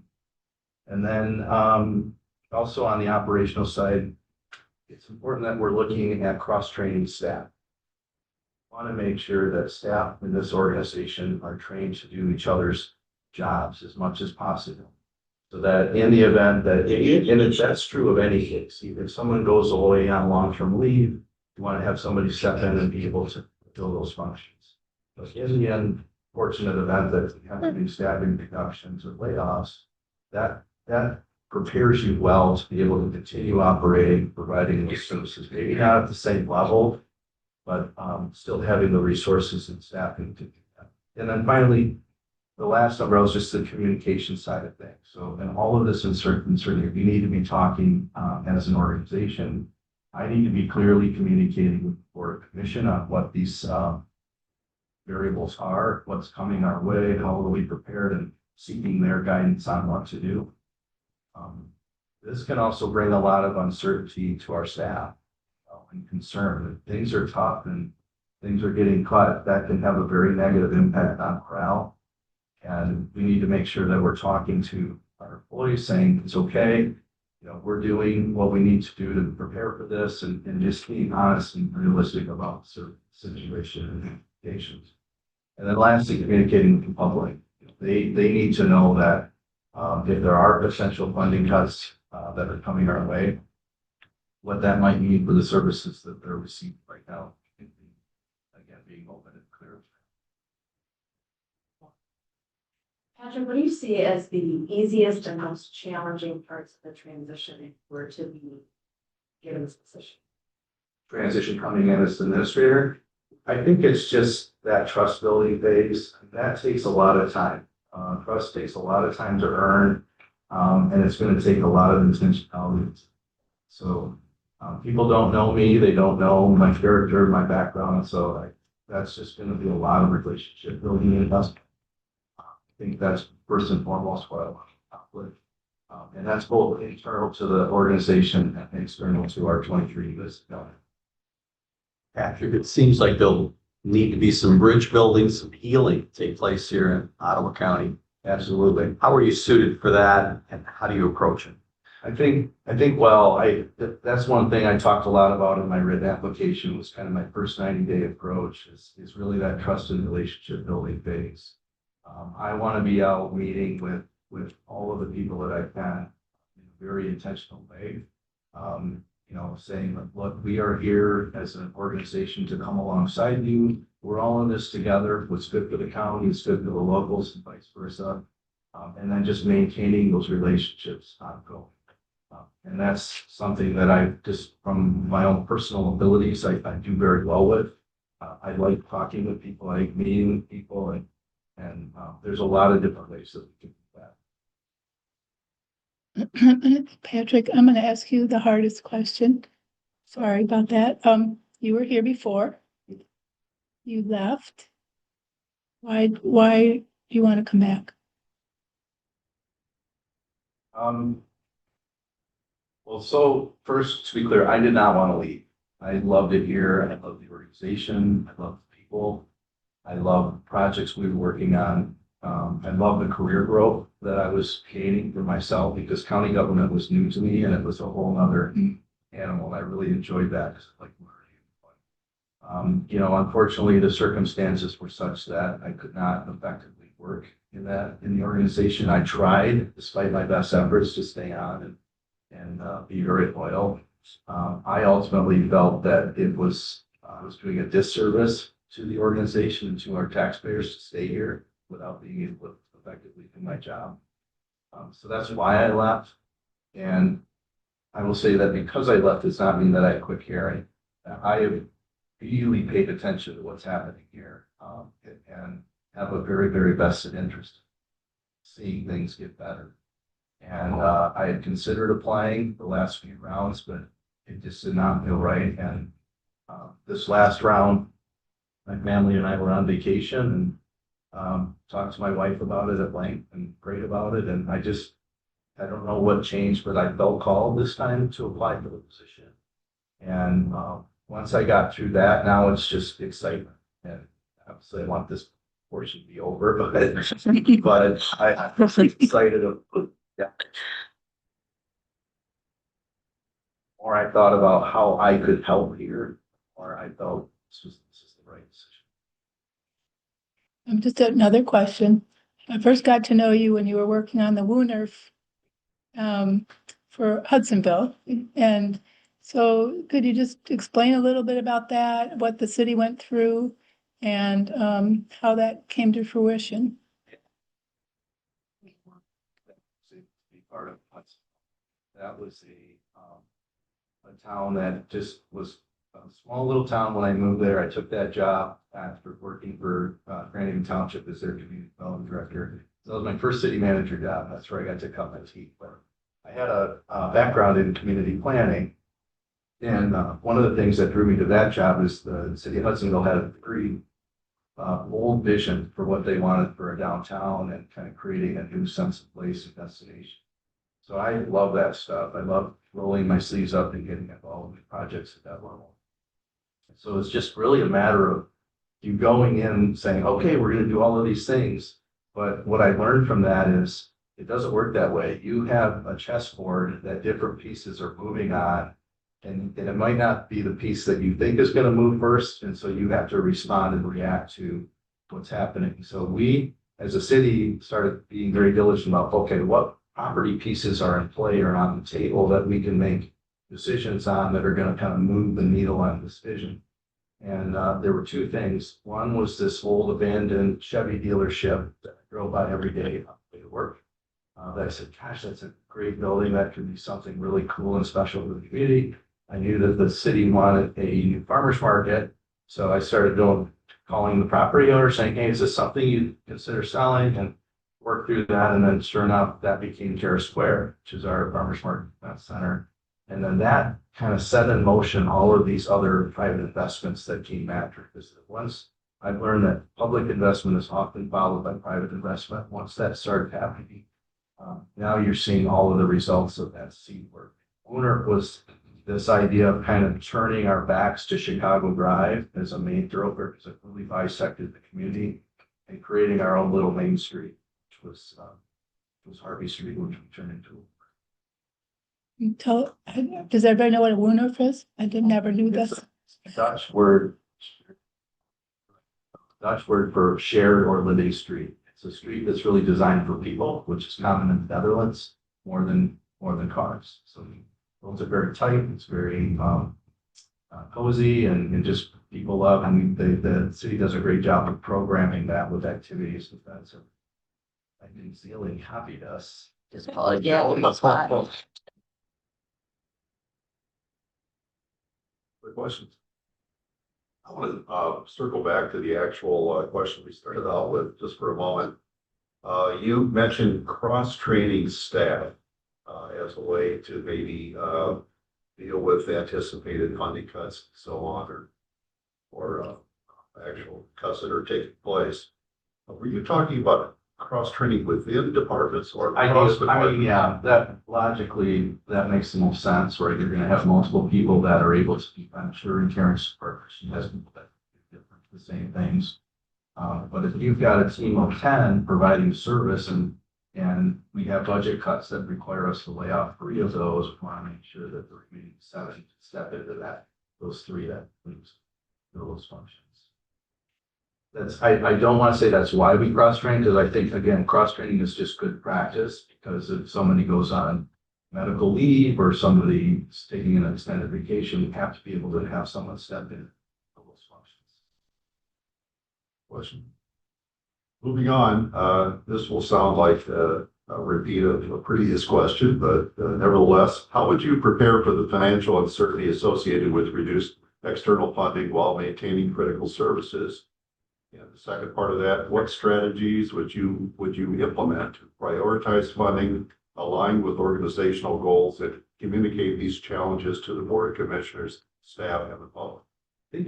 I think I answered that pretty well for the most part. I mean, it's really just preparing, making sure we have strong fund reserves, making sure that we're looking out what's coming our way, making sure that we're clear, transparent with staff and the board on all of these variables. And you're not going to be able to predict everything that happens. I know the last article I read on the state budget and said threw out a number of $36 million in potential funding cuts to counties across the state. That's going to get your antenna to go up. Say, okay, what does that mean for counties in terms of services that we provide? And then really digging into, okay, we need to be ready for the plan so that we can scale down or pivot what we do and how we do it to respond to that. Focusing on the communication part of it for a moment, how do you communicate, or what do you communicate to the public to help them become realistic, but not create panic, for example? I'm just thinking of maybe a consumer's plan or something like that, where yeah, that's a challenge. I mean, the county's fortunate that we have a very good communication team, and I think it goes to say that messaging is very important, that you get that out in a clear and understandable way without it creating just panic and just, this is common in government. You have ebbs and flows through the economy where services grow and services shrink. And the plan is the hope is to be as prepared so that you're not overinflated on the service side and then it scale back times. But there's a lot of different ways. I have learned most average resident does not want to read through a 600-page budget. So if you can break down things in a very easy to understand way with infographics and dashboards, things like that, that they can get their head around, And I said, we're doing this in Wyoming right now. We're strategizing on what we're going to do with this millage. How do we communicate to the public? This is a need, not a want. The expectation is this level for police officers, and this millage doesn't happen. We need here to tell that story, what that impact is. What ideas do you have for communicating that message to the public? Well, again, just using clear, easy to understand graphics. The county does a newsletter. You're going to be putting information out in the newsletter, the website.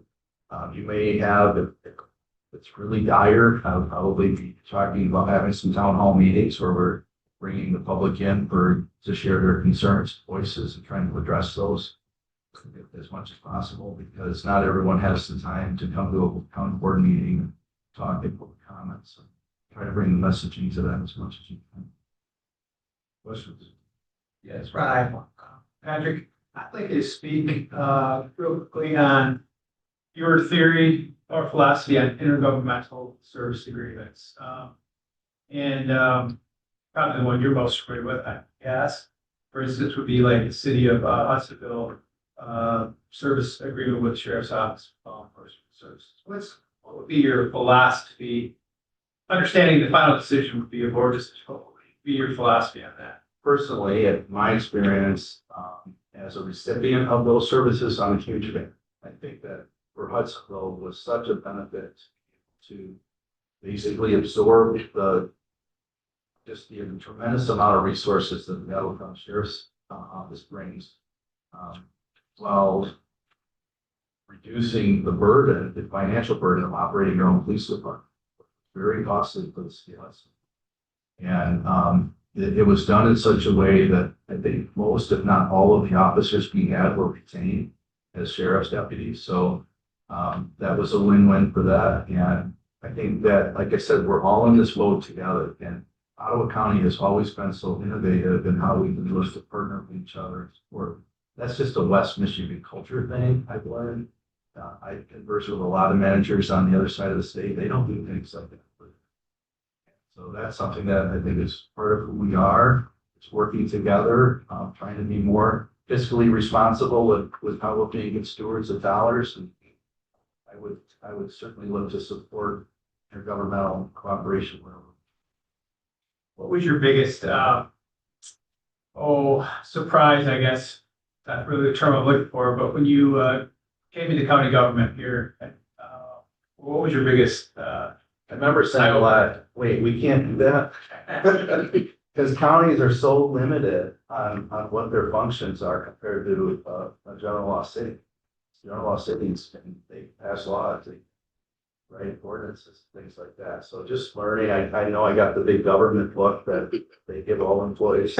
Or gave me, kind of dug into that, but I liked the, at the city manager level, you are like this close to the residents in terms of my street may get plowed, or my neighbor is doing X, Y, or Z thing. And so those are the nature of the questions that you get. They're kind of more at the micro level, I think. It's like a township supervisor? And counties are at the macro level. We're providing those services that are above and beyond what most people expect. And honestly, a lot of residents don't benefit from the many services, or don't utilize the many services that counties provide. It's a small percentage. But counties go above and beyond what's mandated and provide things like parks. We have an incredible park system, and that benefits everybody. So that shows value to the taxpayers of what they're paying. And like I said, I really like learning differences between those two entities. Patrick, you mentioned a 90-day plan. How do you plan on hitting the ground running? Lots of meetings. Lots of with that. Yeah, my schedule will be very, very full. Probably day 2 or 3, I want to bring the leadership team together and just introduce myself, get to know them a little bit, talk about what my hopes and dreams are, and hear a little bit from them what they are. Moving on beyond that, I would establish a rhythm of meetings with the department heads and the elected officials, as well as the leadership team as a whole. It's kind of the core design. I would want to sit down with each of the 11 Board of Commissioners personally, get to know them a little bit, hear what their expectations are and aspirations for the county, and then turn my focus to the stakeholders, local units, and as much as possible, the businesses, lawyers. So that's going to be a lot. I think one of the largest priority that I'm most excited about is the strategic plan update. I think that is so important for this organization right now with the change in leadership that this position brings, and then also the change in leadership at the board level, is to bring us together in alignment around a set of what are our objectives we try to focus on over the next 35 years to get done. What are the expectations for accountability that the board has? And then that provides clear direction for our staff. They know what the board wants. It gives them a sense of purpose. And that goes a long way to build good, positive culture in the organization. So we're all aligned around a common framework of mission. Can I ask, this is not pertinent to the government, but what are the 3 challenges that you think Ottawa County is facing right now? A lot of challenges. Big ones everyone knows about with housing and groundwater and things like that. I just think, you know, at the organizational level, it's just what I just talked about. It's kind of establishing a sense of stability, really focusing in on what are we trying to accomplish. That's something that we would do. I would suspect, and this is something that the board will have to decide on, but some type of a retreat, we're going away and talking offsite about all things county related. And I don't see that as a challenge, I see that as an opportunity. But I think that process will address a lot of these challenges that we're hearing about right now that need attention.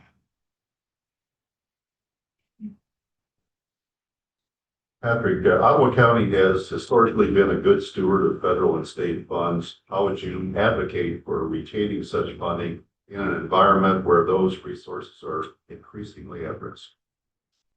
Yeah, so advocating is really storytelling. Ottawa County has a good story to tell and justification for why it deserves outside. One, we have a long proven track record of fiscal responsibility. That's thanks in large part to leadership and Karen and her team just being very good stewards of taxpayer dollars. And that tells our legislators or our agencies that are funding us that we trust good things with dollars. Use them for the benefit of the people. Here are the metrics that support that. And so we want to tell that story. We also want to tell the story of the amount of growth we're having here. That growth is placing new demands on the level and expectation of services that we give. So those 2 chapters in the story is what we're going to say. And how we say it is we're going to work with Bob DeBreese as our lobbyist. And I keep saying I'm sorry because it's a habit I used to work here. Bob DeBreese is the county's lobbyist. Bob's job is to advocate on our behalf for all things legislative that come out of Lansing, Washington. So we're going to be giving kind of Bob the talking points about what we want him to advocate for and set him loose to do that. There's a bill that's being proposed that potentially impact one of our services. We want to come out, hey, Bob, this is something that we want you to make sure that they understand what the county's position is on. And I personally I think it's part of my responsibility to do that too. And that means calling Senator Victory or Congressman Heisinger to say, gentlemen, these things are affecting us negatively. We make sure we're on top of that. And then there's power in numbers. And so I would also be talking with our local units and our stakeholders in the community, say this will affect all of us. So if we're going to join hands and kind of say, we need to take a stance on this issue or that issue, let's do it together, write joint letters to Washington on this matter or that. So that's kind of the process I would use to advocate.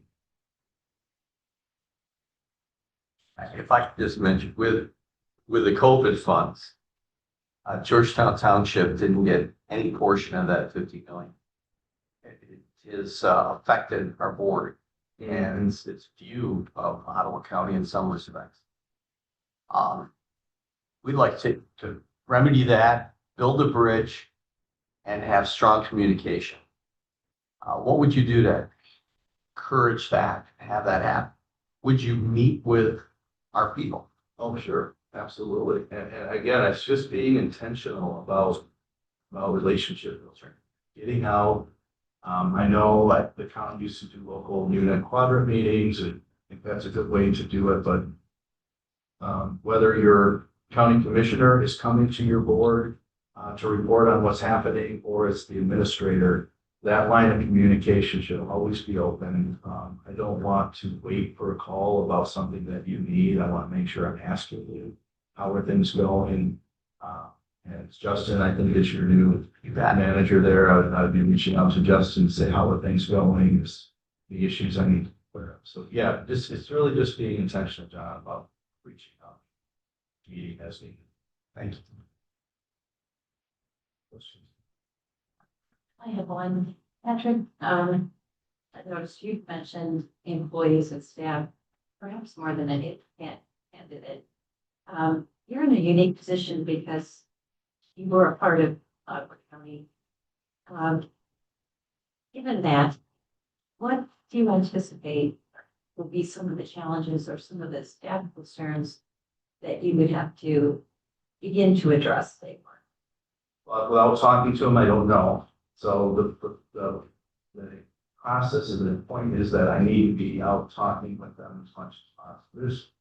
I know there's still 1,200 employees here. That was the number when I was, I'm not gonna be able to meet with every employee, but you wanna be out, getting your face out, as much as possible, in multiple facilities, so it's not just staying in Fillmore all day. Yeah. But you definitely wanna be a place where, there is an opportunity to receive feedback, to hear that feedback, to listen to that feedback and provide an opportunity to say, okay, I hear you. This is the situation that Davey or seeing, but relationship building is very much part of management.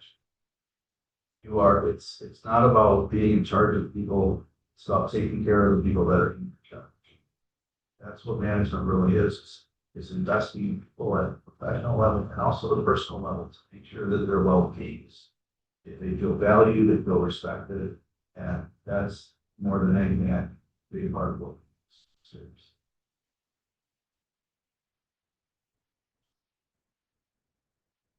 Patrick, this last question, I think you kind of answered, but if you have any more thoughts, we very much appreciate it. As Ottawa County grows, so does the demand for services. What are your ideas for maximizing outside funding opportunities in today's political climate? Yeah, again, just, I mean, the 45% of the revenue pie chart coming from outside sources is very, very important. That tells me that the county already does a really good job of leveraging outside monies. And I think that's in large part due to the staff that's dedicated to that. The expectation should be that every department is actively seeking out grants that are gonna provide subsidy to what taxpayers are paying for. If there's dollars that can be gained from a grant opportunity that will provide or augment a service, then you should certainly be pursuing those. Contingent on all of those things I talked about with looking at evaluating the grant in terms of this is something we want to take on. So it's really just part of the culture is we're really encouraging at all department levels to look for outside funding sources whenever possible. As long as they align with what we do, they're not going to put a cost burden on the county long term. We're not going to be disruptive. Others, and then similar to like the strength in many voices, a lot of grants are more successful in being competitive when we're partnering with other agencies. So if it's not just the county that's benefiting from this, but it may be the county and another business in the county where we have a shared interest. Can we partner on that grant application to increase our chances of award? And then again, just advocating, telling the story, telling why we are good, deserved recipients of that grant. We have a lot of growth. We've been very fiscally responsible with money. we're competing for those dollars with other agencies. Other questions? Okay, I think we're nearing the end of our time with you today, Patrick. I'd like to give you one last opportunity to tell us whatever you like to that might bear on our decision.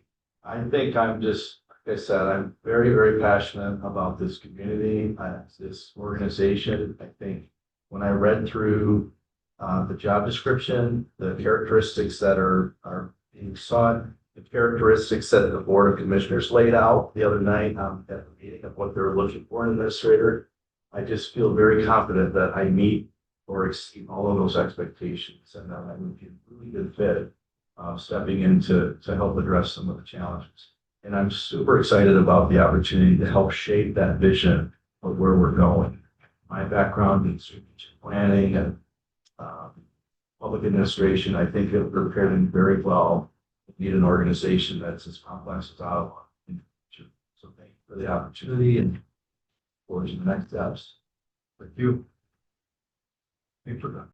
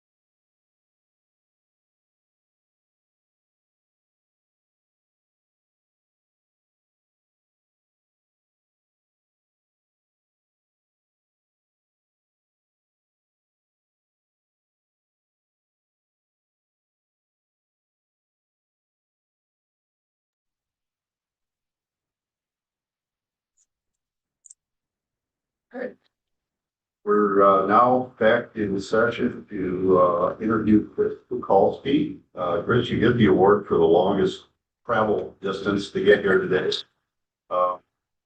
And I know you've had an opportunity to meet the panel.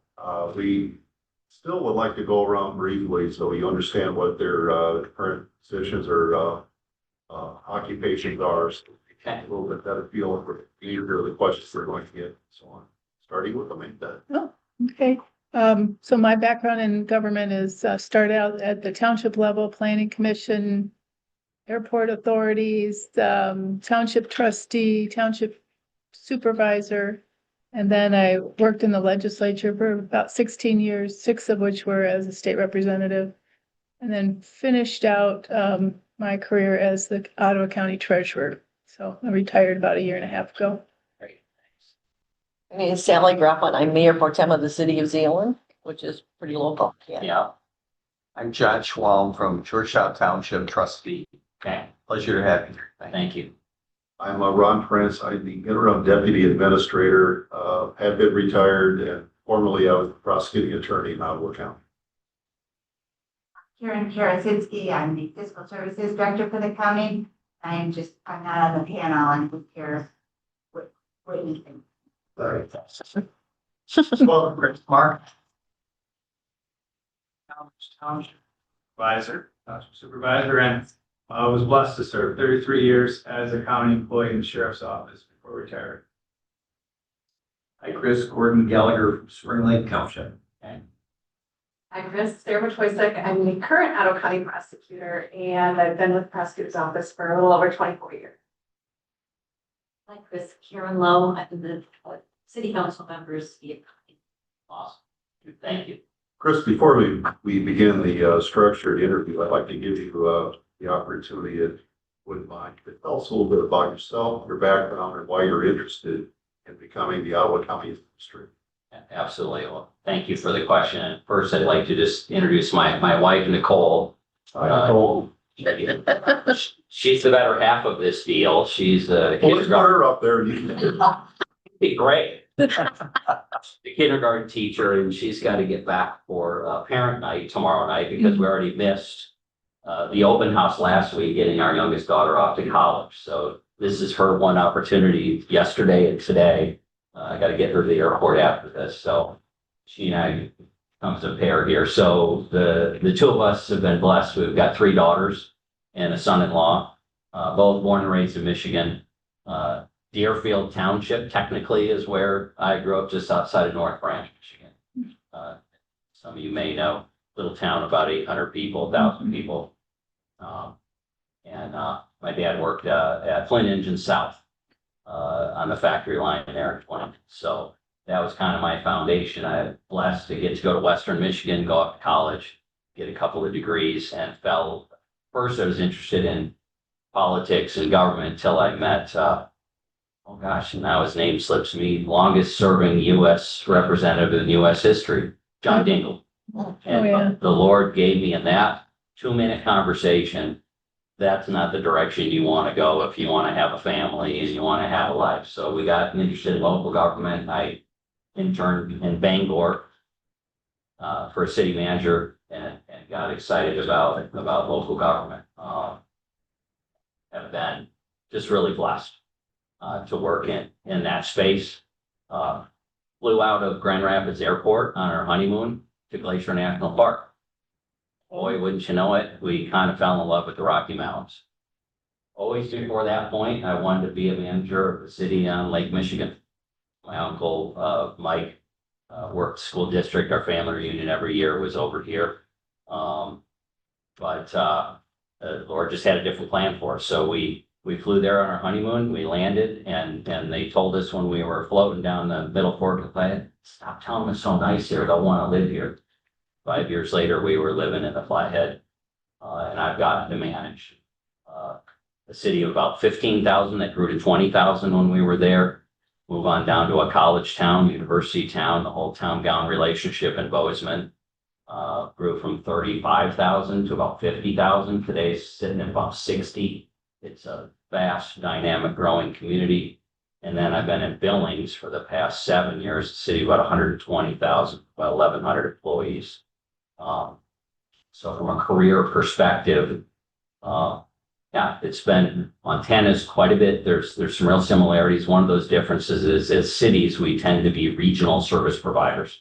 We provide 911 dispatch across all of Yellowstone County, solid waste and landfill across the county, land use planning across the county, and I could list a number of other services. But anyways, more of a regional than just kind of a bunch of municipalities. There's only one other municipality, technically two, in all of Yellowstone County. So a little bit about my background and desire to get back to Michigan, I'm sorry, is with the exception, I can't forget this. We got 2 daughters down in Phoenix, one at Grand Canyon University Christian School down there, and one who's teaching 1st grade in her 2nd year. Everyone else in our family lives in Michigan. My parents, her parents, my brothers, sisters, my daughter and son-in-law are in school here, graduate school and law school here. And so we have been determined to get back to Michigan. We're 10 days into being empty nesters, so we're just starting very different phase of life. So, Well, thank you. Chris, I think you know that this is a structured interview, and I believe I did provide you with a scenario and the questions that are at least going to be the lead-off questions or maybe follow-up questions from the panel here. For the record, I'm going to read the scenario. A reoccurring challenge for local administrators is managing grant opportunities and federal state funding, which often provide critical resources such as staff, equipment, training, and emergency relief. These funds have enabled significant service levels and innovative programs. Some grants serve as long-term funding sources, while others act as seed money for initiatives later sustained by local resources. However, as federal and state budgets face increasing challenges, the uncertainty surrounding these funds raises critical questions for county operations and planning. This issue is particularly relevant in Ottawa County, one of Michigan's fastest growing regions, where expectations for high quality services are coupled with strong commitment to fiscal responsibility. Question number 1. When faced with grant opportunities that fund positions for a limited duration, such as 1 to 3 years, without guaranteed funding afterward, how would you evaluate the feasibility of accepting the grant? And the follow-up is, what factors influence your recommendation to the Board of Commissioners? thank you. So first, it really is understanding where the grant opportunity and the money falls relative to priorities. Or what if you've got a strategic plan, something very formal or informal? How does this fit with the priorities that we have? Resources. Been fortunate on the people side of the equation. Frankly, I've found them to be some of the most straightforward. So the COPS grant program and the SAFER grant program, both been fortunate to hire police officers and firefighters, and those are short-term grants. They were, you knew up front they were funding the position. Maybe it started at 100 and reduced down to 75, 50, and over 3 years, they were fully you were on your own. The blessing in those regards were we knew we had a growing community. We knew we had a growing need for those services, and they were a priority to the policy body. So frankly, the grants really came as savings at the local level because we were going to be funding those additional people. The more challenging ones, frankly, and I'm dealing with one right now, fine print matters. It isn't a people thing, but it was a LWCF, Land Water Conservation Grant. If you accept any of that money, you forever, you are going, that land is going to be restricted. So I got a piece of 12 acres next to a sugar beet factory that's never been turned into a park like they hoped it would back in the early 70s. I think the city got less than $10,000, $8,200 in federal funding. Today, we want to build our local animal shelter wants to build an animal shelter on the site, and our new vet school that we recruited wants to put a site there. You cannot use it for non-outdoor recreational use unless you find an exchange of equal value and a yellow book appraisal today. So today that piece of property is worth about $850 grand. I gotta find a piece of property worth $850 to swap it for, to move that federal piece of protection. So point being, you really gotta pay attention to the fine print. On the people side, they worked really well on the cops and safer side, where we were growing our fire department, growing our police department. And then if we have time, I want to be respectful of time. I've got we have an incredible VISTA program funded out of CDBG that we've used to help us just kind of test the waters on whether we want to get into a particular service or other areas. So, Oh, please share that. okay, so a family justice center, and I was talking to Gary, trying to understand the differences between your family justice center and what the Family Justice Center Alliance. If you Google that, you'll find there's a whole kind of movement out there on family justice centers. Billings, right? Nobody in this country wants there to be violent crime, and Montana certainly wasn't accustomed to any level of violent crime. But Billings, after the Bakken oil field really blew up in eastern Montana and North Dakota, saw a lot of money coming in and problems and issues. So moving forward, one of the strategies was to make sure we were running the most efficient operation in the criminal justice system, but we also knew we had to get into crime prevention. Half of the aggravated assaults in the community are related to family violence. At the root cause of that family violence, sadly, too many children are victims and witness that family violence. So we tested through our AmeriCorps Vista. We had a volunteer graduate come in and fully investigate, could we open a family justice center in Billings, Montana? There wasn't one in Montana. And the determination was absolutely we could do it. We had the right pieces to form a relationship between YWCA and the city, growing that relationship with the county attorney's office. So that started though with a grant that the only string, the string was a work product, an analysis of, would this be something good for your community? So she did that work for us. She's now in law school. We're able to hire a Family Justice Center coordinator after she moved on. And now we're funding that position in a partnership, which we knew going in, if the results were as we thought we would, we started setting aside some money, preparing for that investment. Almost. How would you assess the merit of proposed positions funded by such grants and navigate discussions with department heads advocating for them? Would you recommend accepting the grant with plans to sunset the positions, or advise the Board of Commissioners to pass on the request altogether? My experiences have been, again, if I stick with the funding positions, right? We want to be really upfront what we're doing, which is what the grant is funding, with the people who may be taking the positions. We also understand, at least on the police side for a while, you were committing to filling those positions long-term after the grant funding went away. So you needed to prepare for that. I work, and if you looked at my materials, I fully believe in a collaborative team approach. The team you're on is as important as the team you lead. So if you're the sheriff, yep, you've got a duty and a responsibility. You're leading the sheriff's office, but you're also on a team of people who are building a community. And so when this question talks about navigating those discussions, I've got a Parks and Recreation guy right now who squarely understands public safety is a higher priority, and he recognizes, you know what, Chief St. John is probably going to have the upper hand on this opportunity than I am, and that's okay. We work together to figure out, make recommendations to the board as to whether this is in our best interests, it's consistent with our strategies and goals, or if it isn't. And later, we received $1 million tree grant that wasn't super high on the priority list. And when it got taken away, that's okay. We dealt with those results, and those results weren't that we hired a person to do that work. We just aren't going to get to plant those trees that we had planned on planting with that grant. So some are critically important, police, fire. The trees weren't as much so, and we didn't adjust our budget once we lost that grant, we just needed to move on with that reality.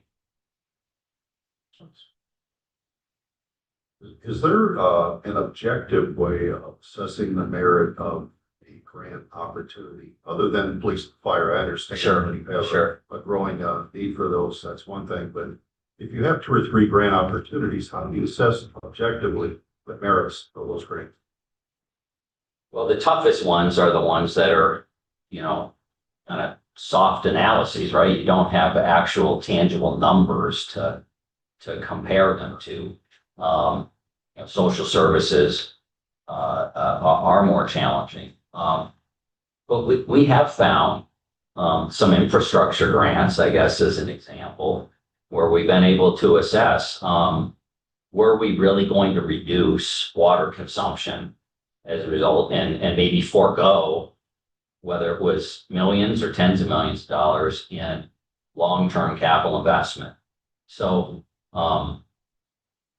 particularly with finance people, frankly, sitting around the room, I'm really grateful that she's here, right? If you're gonna have a successful business, you better have a great accountant, a good attorney, and a team.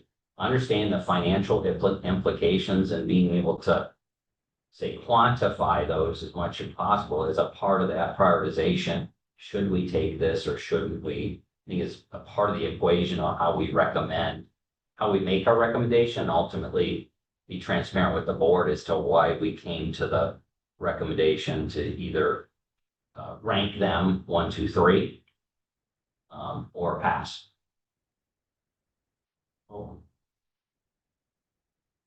In the context of potential cuts to federal and state funding, how would you advise department heads and elected officials seeking to expand or reorganize services?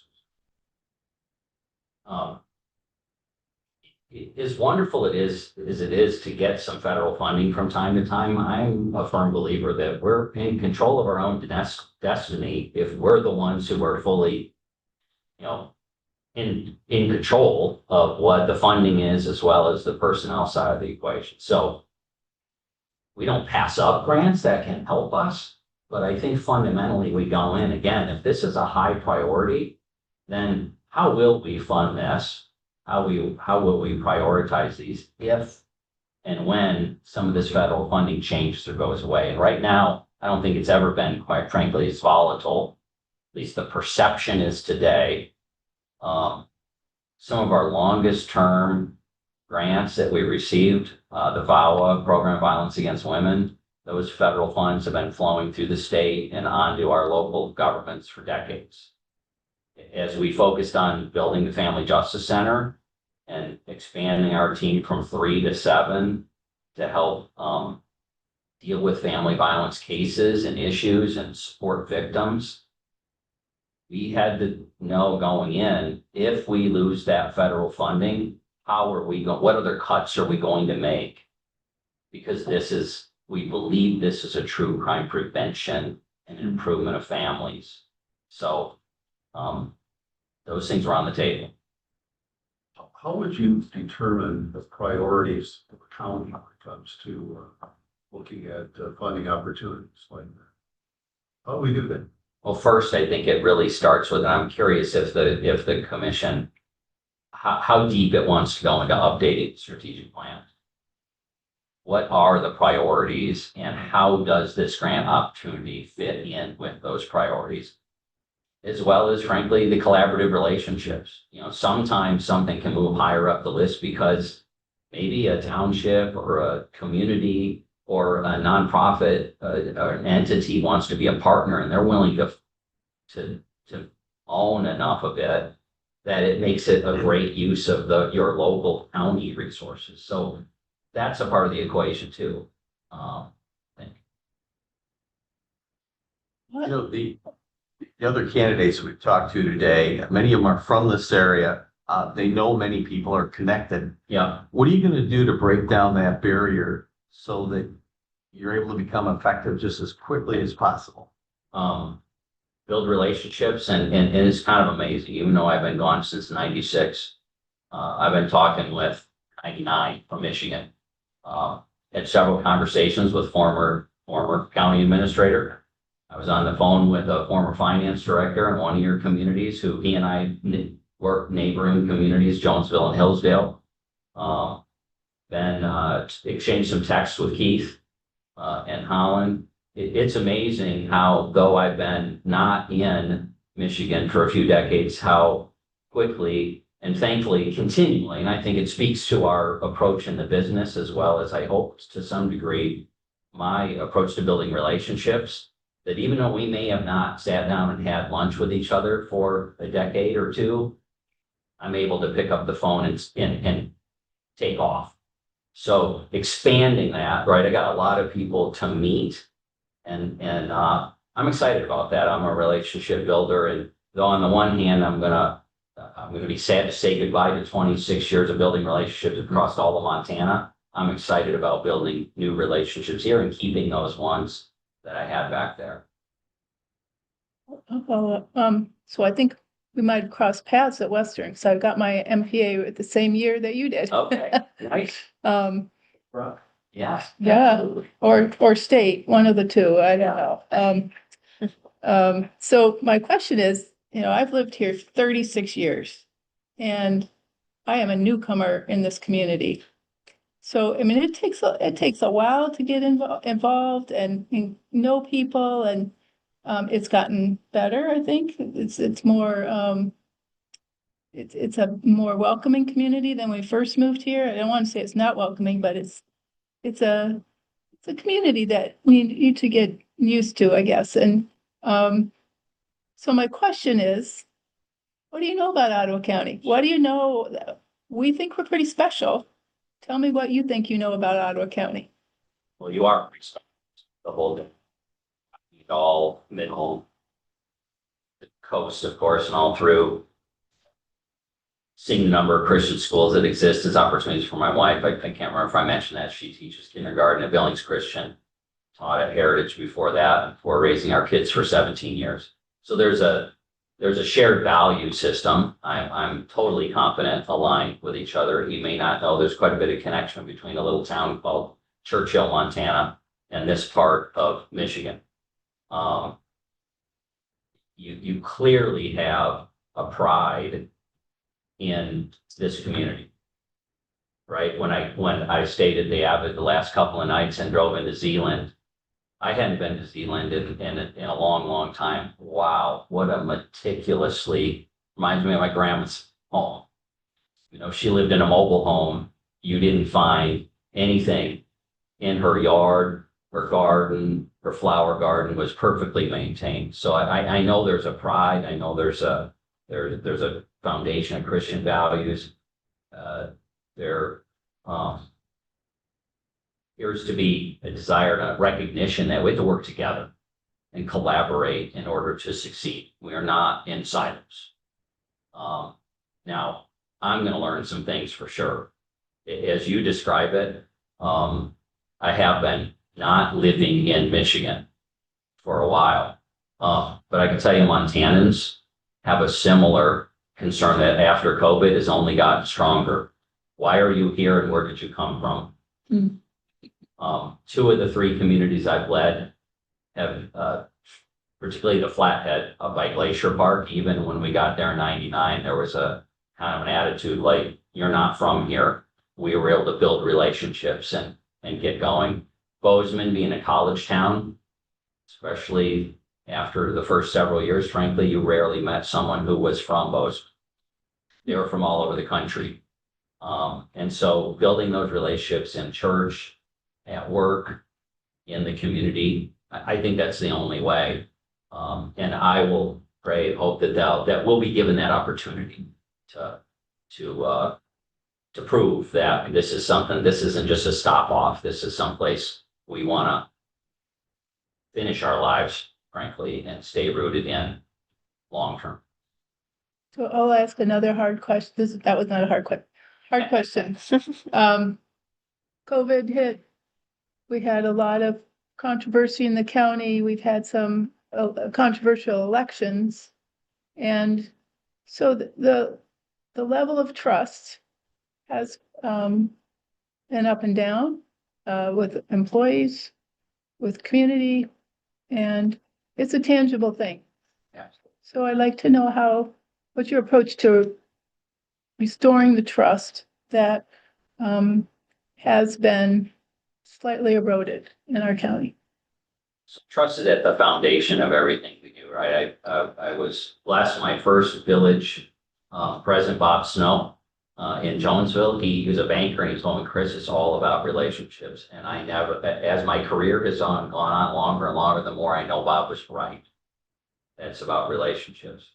And trust is at the foundation of that, whether it's between my wife and I, whether it's between a colleague or a friend, or whether it's between a group of people, and certainly in the relationship between government and local government and its citizenry. If the lower the trust level is, the more scrutiny, micromanagement, oversight, conspiracy theories there are. The stronger that level of trust and confidence, the more they're willing to, and they want to see us run effectively and efficiently. And so the 1,200 employees, they're public servants. They came here. They work here to serve the community. They want to know and believe that the administration and the staff, by being open with them, transparent, listening, is how we build trust with them as well. I think one of the most challenging pieces, it's been challenging in a city to be at all places, can't be at all places at all times, right? Building a team to where when whichever one of us may happen to be at a township meeting or a village meeting, the understanding and the belief that information is going to be properly transferred between staff, elected body, ultimately to help in a partnership, say with Zealand, is critical. So hiring, there's a number of vacancies right now, getting people either promoted or hired into those positions who are going to be true team folks and good communicators is critical. Thank you. Specifically focusing on Ottawa County as opposed to Michigan and Montana. Yeah. Where do you see uniqueness in Ottawa County? Well,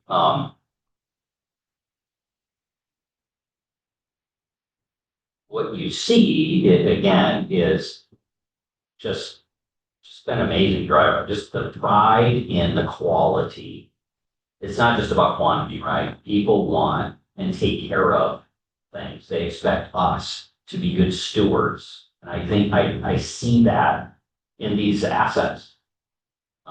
In the buildings, I got to go to several parks yesterday, walk a couple trails. We couldn't spend 5 hours in any one place, but how impressive it was to see the care into those things. So I think that's a piece of it for sure. The diversity economically. I started my career in economic development, grew up outside of Flint, Detroit. You all know what that means. When I say that back out in Montana, I can tell you how people respond to that. I know here, going to college at Western, living in Kalamazoo, always wanting to get to West Michigan, ultimately, that the diversity of this economy. My cousin Greg is a recruiter for engineers. That's what he's been doing here for 20 plus years. Lives there just outside of Grand Haven, Spring Lake area. That professionalism, expertise, care are some of the things in addition to the personal values that I think are shared. Thank you. How would you prepare for the financial uncertainty associated with reduced external funding while maintaining critical services? And a follow-up, what strategies would you implement to prioritize funding, align with organizational goals, and communicate these challenges to the Board of Commissioners, staff, and public? A lot in there. Absolutely. I'm trying to find which question that is. Number four, thank you.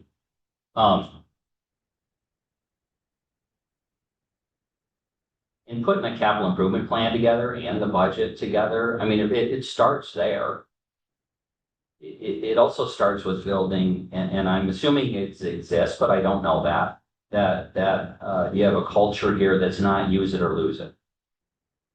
Right? That people don't, that to me is one of the worst things. You don't want people throughout the organization to think, well, if I don't find a way to spend this money that's been allocated, then they're going to take it from me next.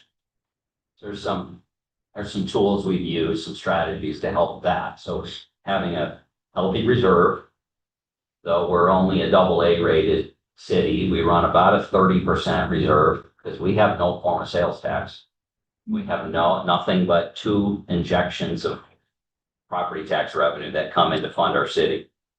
Even though we have 3 million visitors and 100,000 residents, that's a whole nother dynamic we could talk about. So first it starts with development of the budget, preparation for, don't just wait for the bad thing to happen and then have to react to how will we fund this. You gotta have those priorities and know what will we pull back on in funding in order to fund these higher priorities if they're partially grant funded.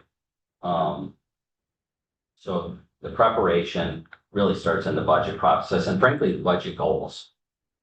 I've worked in a few places where we actually set budget goals in addition to the overall goals of the organization. There's really close alignment there, but sometimes there's some specific things to call out with the elected body. Priorities funding, I think I covered that. Communicate these challenges.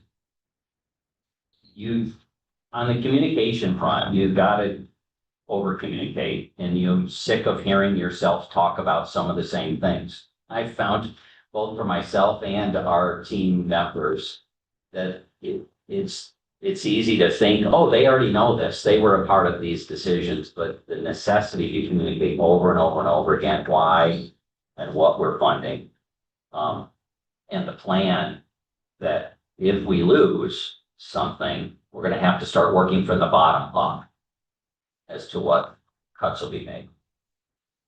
How do you communicate the financial uncertainty to the public? Be transparent with them up front. How?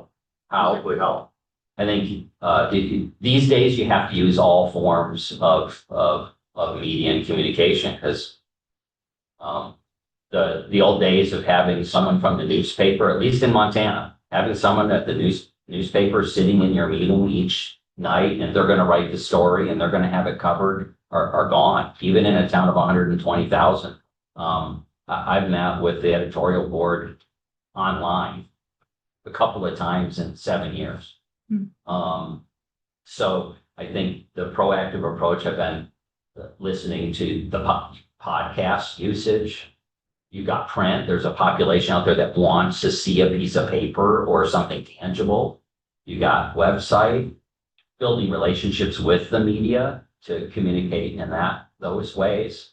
I think you have to use all of those forms, assuming we've got a population from, I don't know what age, maybe they're a high school or a college geek really interested in local government. How are they consuming this information? To a senior who really wants to know what's going on. So I'm excited to have a communications. I had a public information officer for about 18 months in Billings, a city of 120,000. We finally got that into our budget to have a public PIO, and with cuts, with some changes that had made, we had to not fill the position when she had left.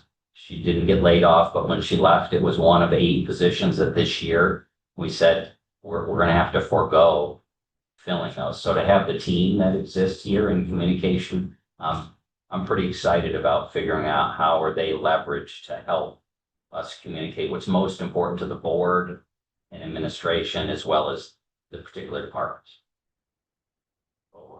So you're completely self-funded as far as there's not a state sales tax? There is no state sales tax in Montana. There is no local option unless you're under 5,500 population. So for the little towns in Montana, they've got some sales tax if their voters put it in place. So yeah, we're fees and property tax in some federal funding. I mean, we get a little bit, in some of the public safety areas. A little bit for infrastructure, not very much, water, sewer, roads. A lot of federal money on the road side flows through the gas tax. But we are predominantly, I got $150 million reservoir and a second water plant under construction. I don't think there's $1 million in federal funding in that project or state funding. It's all local funding. No revenue sharing from the state, town. Yes, so they call, oh, I hate this title, the entitlement share. Oh. So back when I was just new there, my first couple budgets, there were like 30 line items of revenue coming in from some bank proceeds, some auto sales, gambling, sadly, gaming, money. We did an exchange as local governments, called it the Big Bill, if you Google it. The Big Bill cashed all that stuff in for a formula of the growth in the gross domestic product, which sounded good and wasn't necessarily all that bad, but working in 3 of the 7 trade areas, the trade areas were the losers in those deals. Because that's where most of the banking and finance and other things were going on. Happy to share, but Montana has a huge problem with a tax structure that absolutely is disconnected from the economy and from the fact that 13 million visitors come and visit 1 million every year. So not much, there's a revenue sharing formula all based on, I would say every dollar of it is money that came out of businesses and things in Billings went up to Helen and then came back. Ottawa County has historically been a good steward of federal and state funds. How would you advocate for retaining such funding in an environment where those resources are increasingly limited? So first you want to show how you're using the funds and that it's being used in the intended way for the intended purpose, and that your audits and reviews are clean, and that if it's the case, if you're leveraging local funds with those federal or state funds, hey, we're a great partner. We're not just depending on you to come fund this thing that's very important.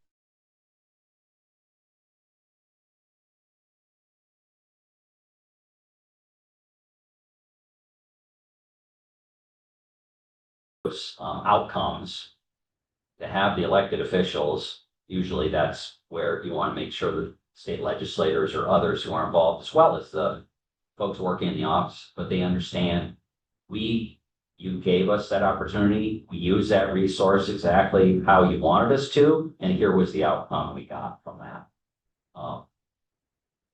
Really curious to learn just how much involvement we have here with Lansing.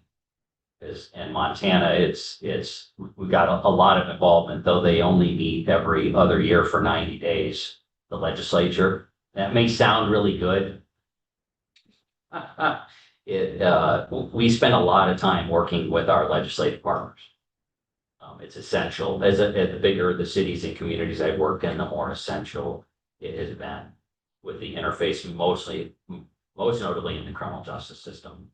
Sadly, right? Someone's arrested of a violent crime, and we're going to have an instant interface between the city, the county attorney's office, our police officers, the state of Montana, and the federal government. So that's where it's really been the strongest.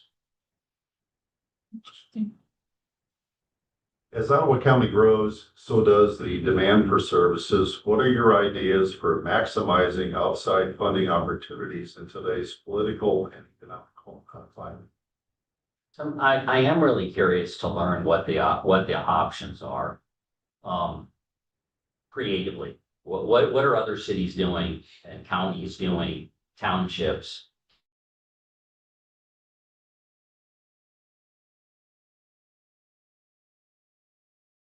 These system development charges for utilities since I was managing Jonesville, but through a litigation that I inherited when I got to Bozeman, $20 million sitting in the bank collecting dust over impact fees for fire services, what the four areas, we had, fire, police, wasn't the fire, water, sewer. Fourth one will come to me. I learned that there, in the ethic, the culture in the community wanted to make sure that the cost causers were the cost payers. So all this growth coming in, I own a home downtown in Zealand, and that water line has been there. My street's perfectly fine. Which every year you're telling me that the transportation plan calls for $20 million of road projects that need to be built. Is there a good relationship, fairness, and equity between who's paying? So our impact fee program, frankly, fire is one of the cleanest examples. Fire impact fee, if there's no growth, we didn't need a third station or a fourth station or a fifth station. But because of growth we did, the impact fees collected built the station. Couldn't pay to operate the station, but they built the station. So we didn't need to go out to the voters for a bond. It's like a special assessment kind of for that area. Well, no, because this was on the people who, and the building industry at first was very skeptical of this. This is, you know, as they talk about an impact fee, it was okay. You're building that new home. There's what is your incremental impact on the fire system, the water system, the sewer system, for the community, and they pay that fee, not a tax or an assessment, but they pay that fee as a part of that impact. And so that's just one understanding what are the opportunities. Kalamazoo, I'm really interested in how that community created. I'd heard of what was it? Family or Promise, Kalamazoo Promise. Boy, if that wasn't interestingly enough, now there's actually an endowment for the city. And as I've been telling people out there in Montana about that, they just can't even conceive. And I have to admit, I want to challenge just how you pull something like that off. So to answer your question, you know, specifically, what are just because we have been funding something a certain way, does that mean we always should? Maybe after that healthy conversation and debate between the staff, policy body, there is a tight relationship between the cost causer and the cost payers. But if there's not always, but sometimes I think it warrants a conversation that maybe we should come up with a different way to pay for, especially an expanding service. So those are just a couple of ideas we've implemented. Chris, can I ask, I'm Please. interested in this impact fee. Yeah. That's quite unique. Can I ask how much that is? You build Sure. a house and Sure. is it a few hundred, a few thousand, I would assume? Sure. So the fire is a few hundred, but water and sewer are a few thousand. You know, today you're looking at about $10,000 a single family detached home between the 4 impact fees. And I don't know why my brain is failing me on the fourth one. The fire is measured in, roads. Sorry, transportation is what we had in Bozeman. Because we had it was $100 million in road projects that needed to be built. So the impact fee specifically was at the time that the unit is built, and it's maybe unique to Michigan, but many states in the country have impact fee programs. Okay. Montana was not a blazer here. And where the development community embraced it eventually was the fact that you had the resource to expand the system. The worst thing to have happen, so I was next to Belgrade, now the fastest growing town in Montana. Belgrade hadn't been making investments in a water and sewer system, and the EPA had to tell the builders in the community, you're done. You have to fix this problem. So properly utilized, impact fees became a good partnership between the development community and, in that case, a city or a governmental entity, because that money could not be spent on operational expenses. It could only be spent to expand the capacity of that system. That's why I say the fire is probably the simplest example there. Roads, the softest, because I just drove all around on your roads yesterday for the whole day. And there's no measurement of how many miles I drove on, but some things you can measure pretty tightly, but that's, yeah, I've not gotten a chance to look and talk to the attorneys here in Michigan to find out what is the availability, because I know we do have system or connection fees at the municipal level. I've had them in Jonesville. It's expanding that same concept to other services. Interesting. The builders don't want me hired the job. That didn't necessarily help myself. Sorry. No. Chris, we've finished the formal part of the interview. We'd like to give you a last chance to tell us why you'd like to be the Iowa County Administrator. First of all, it really is a career opportunity, right? When I took the job in Kalispell, I was a little younger. I was 29. Nobody would tell me to take that job. I did as much homework as I could from Michigan. They'd fired the prior administrator, city manager, several department heads. One person, they liked the chief of police. That Frank Garner, that's the only decision this council's made. I went out there. I didn't do anything by myself, but we just started focusing on what we're supposed to be doing is providing services, and built back a strong level of trust and confidence. I'm not saying that I can't do that myself, and I can't do that overnight. Having conversations with Gary, having some other conversations, I think the opportunity exists.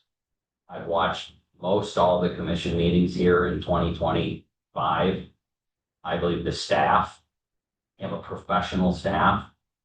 The reason why they're here, they want to focus on and be seen as succeeding and providing services. That challenge is a challenge from a career standpoint, in a really weird way. I'm excited about. I like that. It can go over the top, but I'm interested in being a part of that success going forward. And then, yes, this is the part of Michigan we want to live in. Actually withdrew from Grand Haven in 2002. It was Mother's Day. We were at the National Buffalo Range, and pregnant for our second child, and we debated whether we were going to come back or not. And the Lord just had us stay there several more decades. I met with one of my competitors today, the mayor of Holland. He and I sat down for about an hour conversation back when he was looking for a city manager, and we decided to pass then. But today, there's no question about it. You've gone through this process. My name has been in that stack. My application's been there through not just this term. I've been waiting for this window. And if we get more time one day, and I'm fortunate enough to be offered this job, I'll share with you why September was better than June. Well, thank you, Chris. We are at the conclusion of our interview. We have some other business to do, but thank you so much. And Thank we'll you see you for the Wednesday afternoon, I think. Yes. Thank you. Thank you so much, all of you.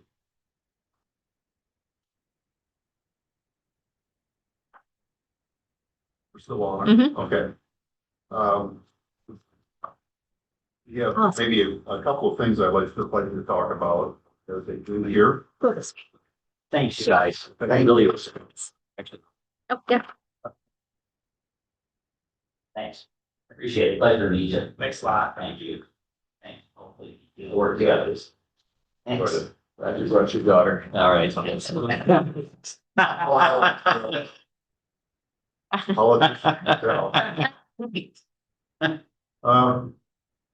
issue I'd like to discuss is how we deal with the evaluation. Okay. We have 7 times 5. In Amanda's case, maybe another 5 on top of that. Oh, no. No, What our thoughts originally was to compile. I think that might be under this. So we really need to get this material to the board. So I'm thinking more along the lines of just photocopying the raw evaluation forms, and we'll find a way to get them to the commissioners, probably through the computer. It also offers to print it off if they want that. okay. unless someone has some other thoughts. And the other part of my concern is, do we sign, do we ask folks to sign or put your name on top or not? And, that kind of your call. I don't think that I've been given any direction on that by anybody, but I would be love. As long as they understand that this is raw. That's all I want. Yeah.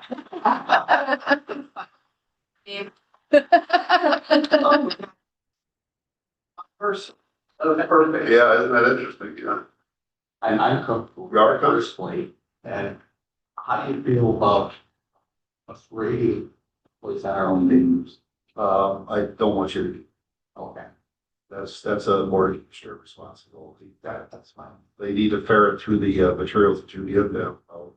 Your evaluation of strengths and weaknesses, and they will draw that you should. But we're not in the rating situation. We're not making a decision, unfortunately.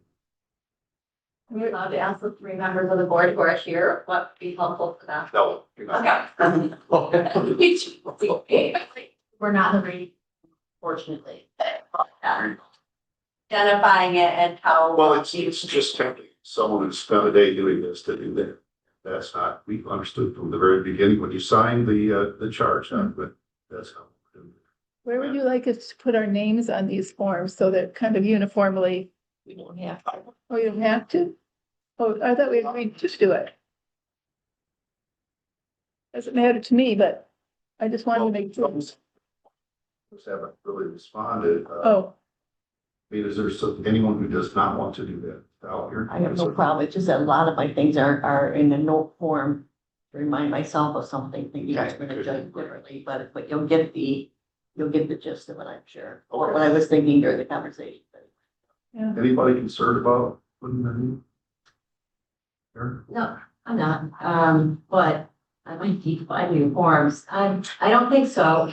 I didn't rank the candidates, but I found myself writing things like, it's almost like I needed a rating scale. Your questions were, did the candidate demonstrate a clear understanding of evaluating grant funded, positions? And so my response was like, they did a good job or a very good job or such as, you know what I mean? So that to me, it was easier for me to jot down notes, putting a number on that in terms of how well I thought they answered that specific question. I don't have a, doesn't mean that that's all you're gonna consider. As long as that's okay that I do that more just as a relative, they answer the question, this person did an exceptional job, this person did as expected. No, I think that's the information the board wants. I just would I want, just don't want you to tell them. Right.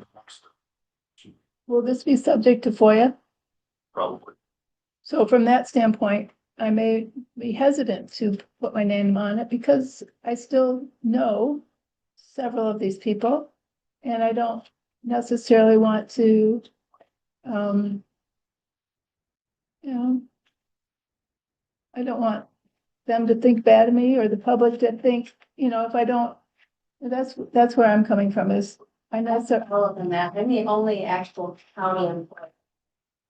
So this person will be county administrator that I'm hoping to work with for a very long time.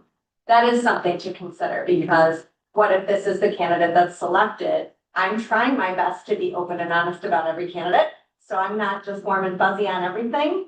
I'm not fuzzy. I want to be open and honest so you guys can understand my opinion, where I'm coming from. But if this person ends up being my boss and sees that maybe I put something that they can improve upon, would that change the dynamic of A lot of money next budget time.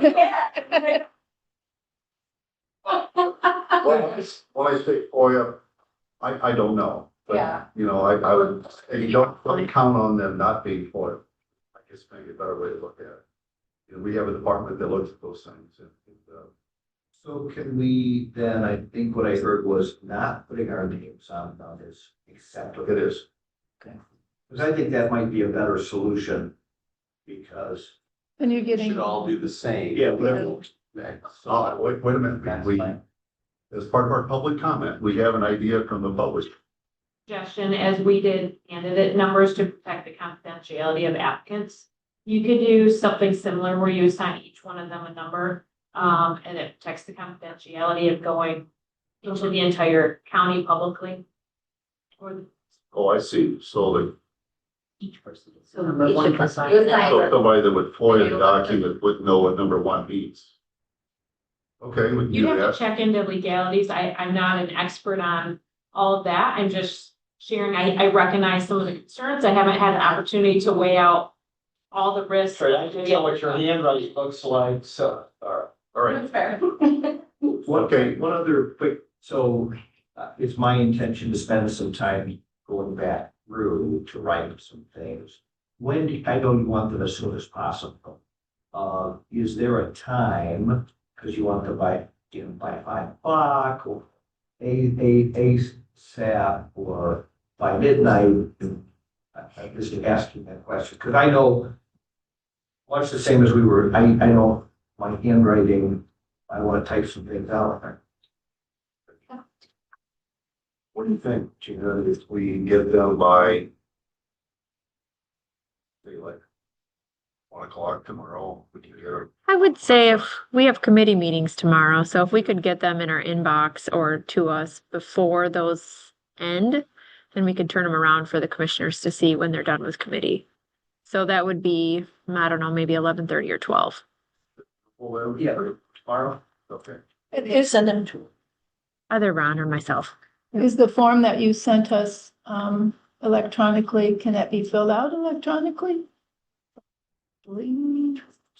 I think that was a PDF, but I could send that in Word certainly if that would help. If you'd like to type into it. So we would black out the names of each individual candidate and use a numbering system instead, starting with number 1, Paul, going right through the day. Does everybody remember the order? Okay. Is that what you're suggesting? So I think. I was actually To us. about them, of having them. them have a number. But you could do it the other way as well. I was thinking more of, there was a couple of concerns, but that could go either way. One other thing we just comment on, I know I'm only one commissioner out of 11. But I do have concern about these documents being taken home. You had an opportunity to take down your thoughts as you were in the process of interviewing. And I think for the sake of transparency, it would be nice if you handed out your organic thought as you were taking notes today. I think there could potentially be more of a concern with doing more of a rating thing once you come home and you're doing a little bit more of an analyzing. And I think right now you're just giving us your raw thoughts as you were in the moment. I was concerned that my thoughts would be very raw and everybody else is gonna go back and take a lot of time on it. I was thinking, well, now I got that too, so that did kind of. My intent was to just stay here if this room is still, open and sit here and try to complete those so I could just get you. If this room would be booked elsewhere, I just look for some other place to. You're welcome to stay. As far as I know. Yeah. Let me make sure I understand what your analysis was. So your suggestion was that authors of the documents use the numbering system. Well, and Yeah, oh, yeah. Well, Yes. And I would think we could just hand to you, maybe the copies then.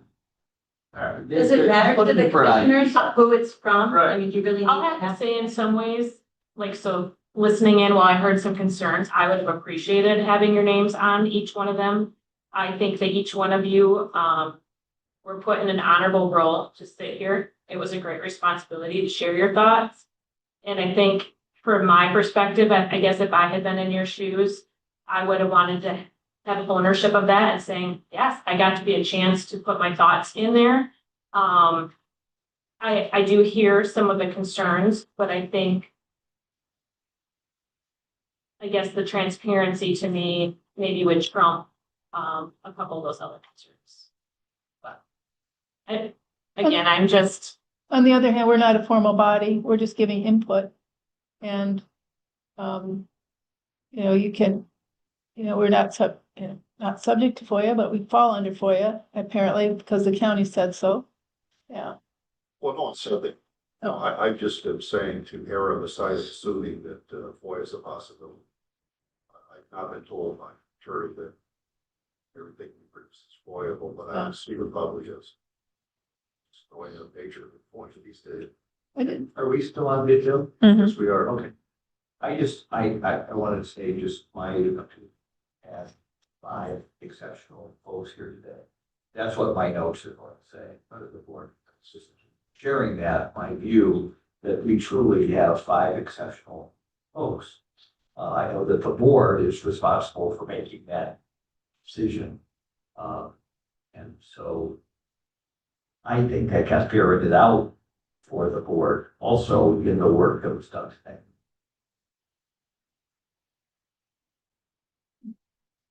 So how do we resolve this? How do we get that across? If they collect all the way we have them now with our notes, raw notes on them, not signed. I don't care to get recognition either way for it, but how are they gonna know that you are saying we've got 5 exceptional unless you write out every single copy of, because I would think they take all Pauls and put them together and then the team would get 7 Paul recommendations and so all the way down, right? That's Mhm. kind of what I, Because otherwise, how do they don't need to know who wrote them, but they need to know everything that was written about that person, but they go through it. So the statement you just made is a great one. I would say that's perfect. But I don't know how you translate that back. I don't think there is, I don't think there's a perfect solution here. I think what we need to do is, turn them in. If you want to sign, you can, if you don't.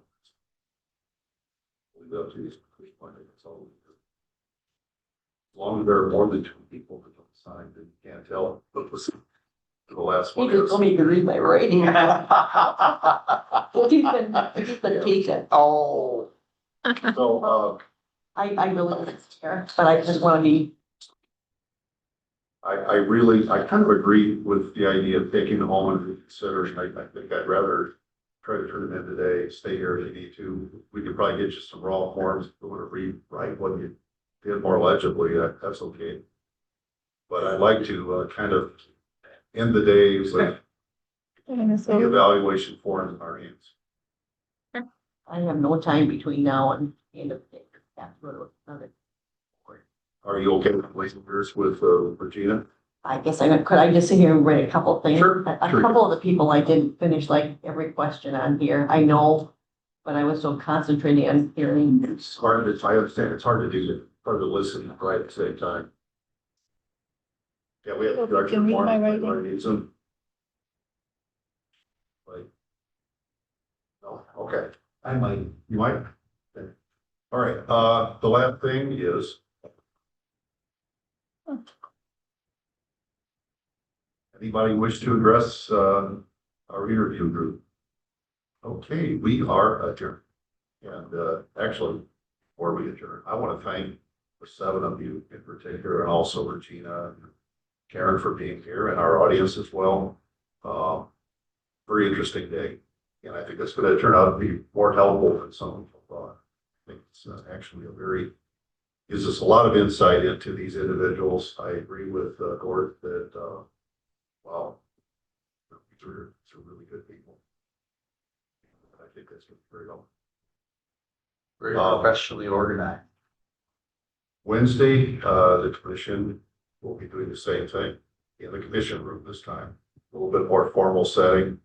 So you're invited to show up, you're invited to watch video, invited to say, I've seen enough of this stuff.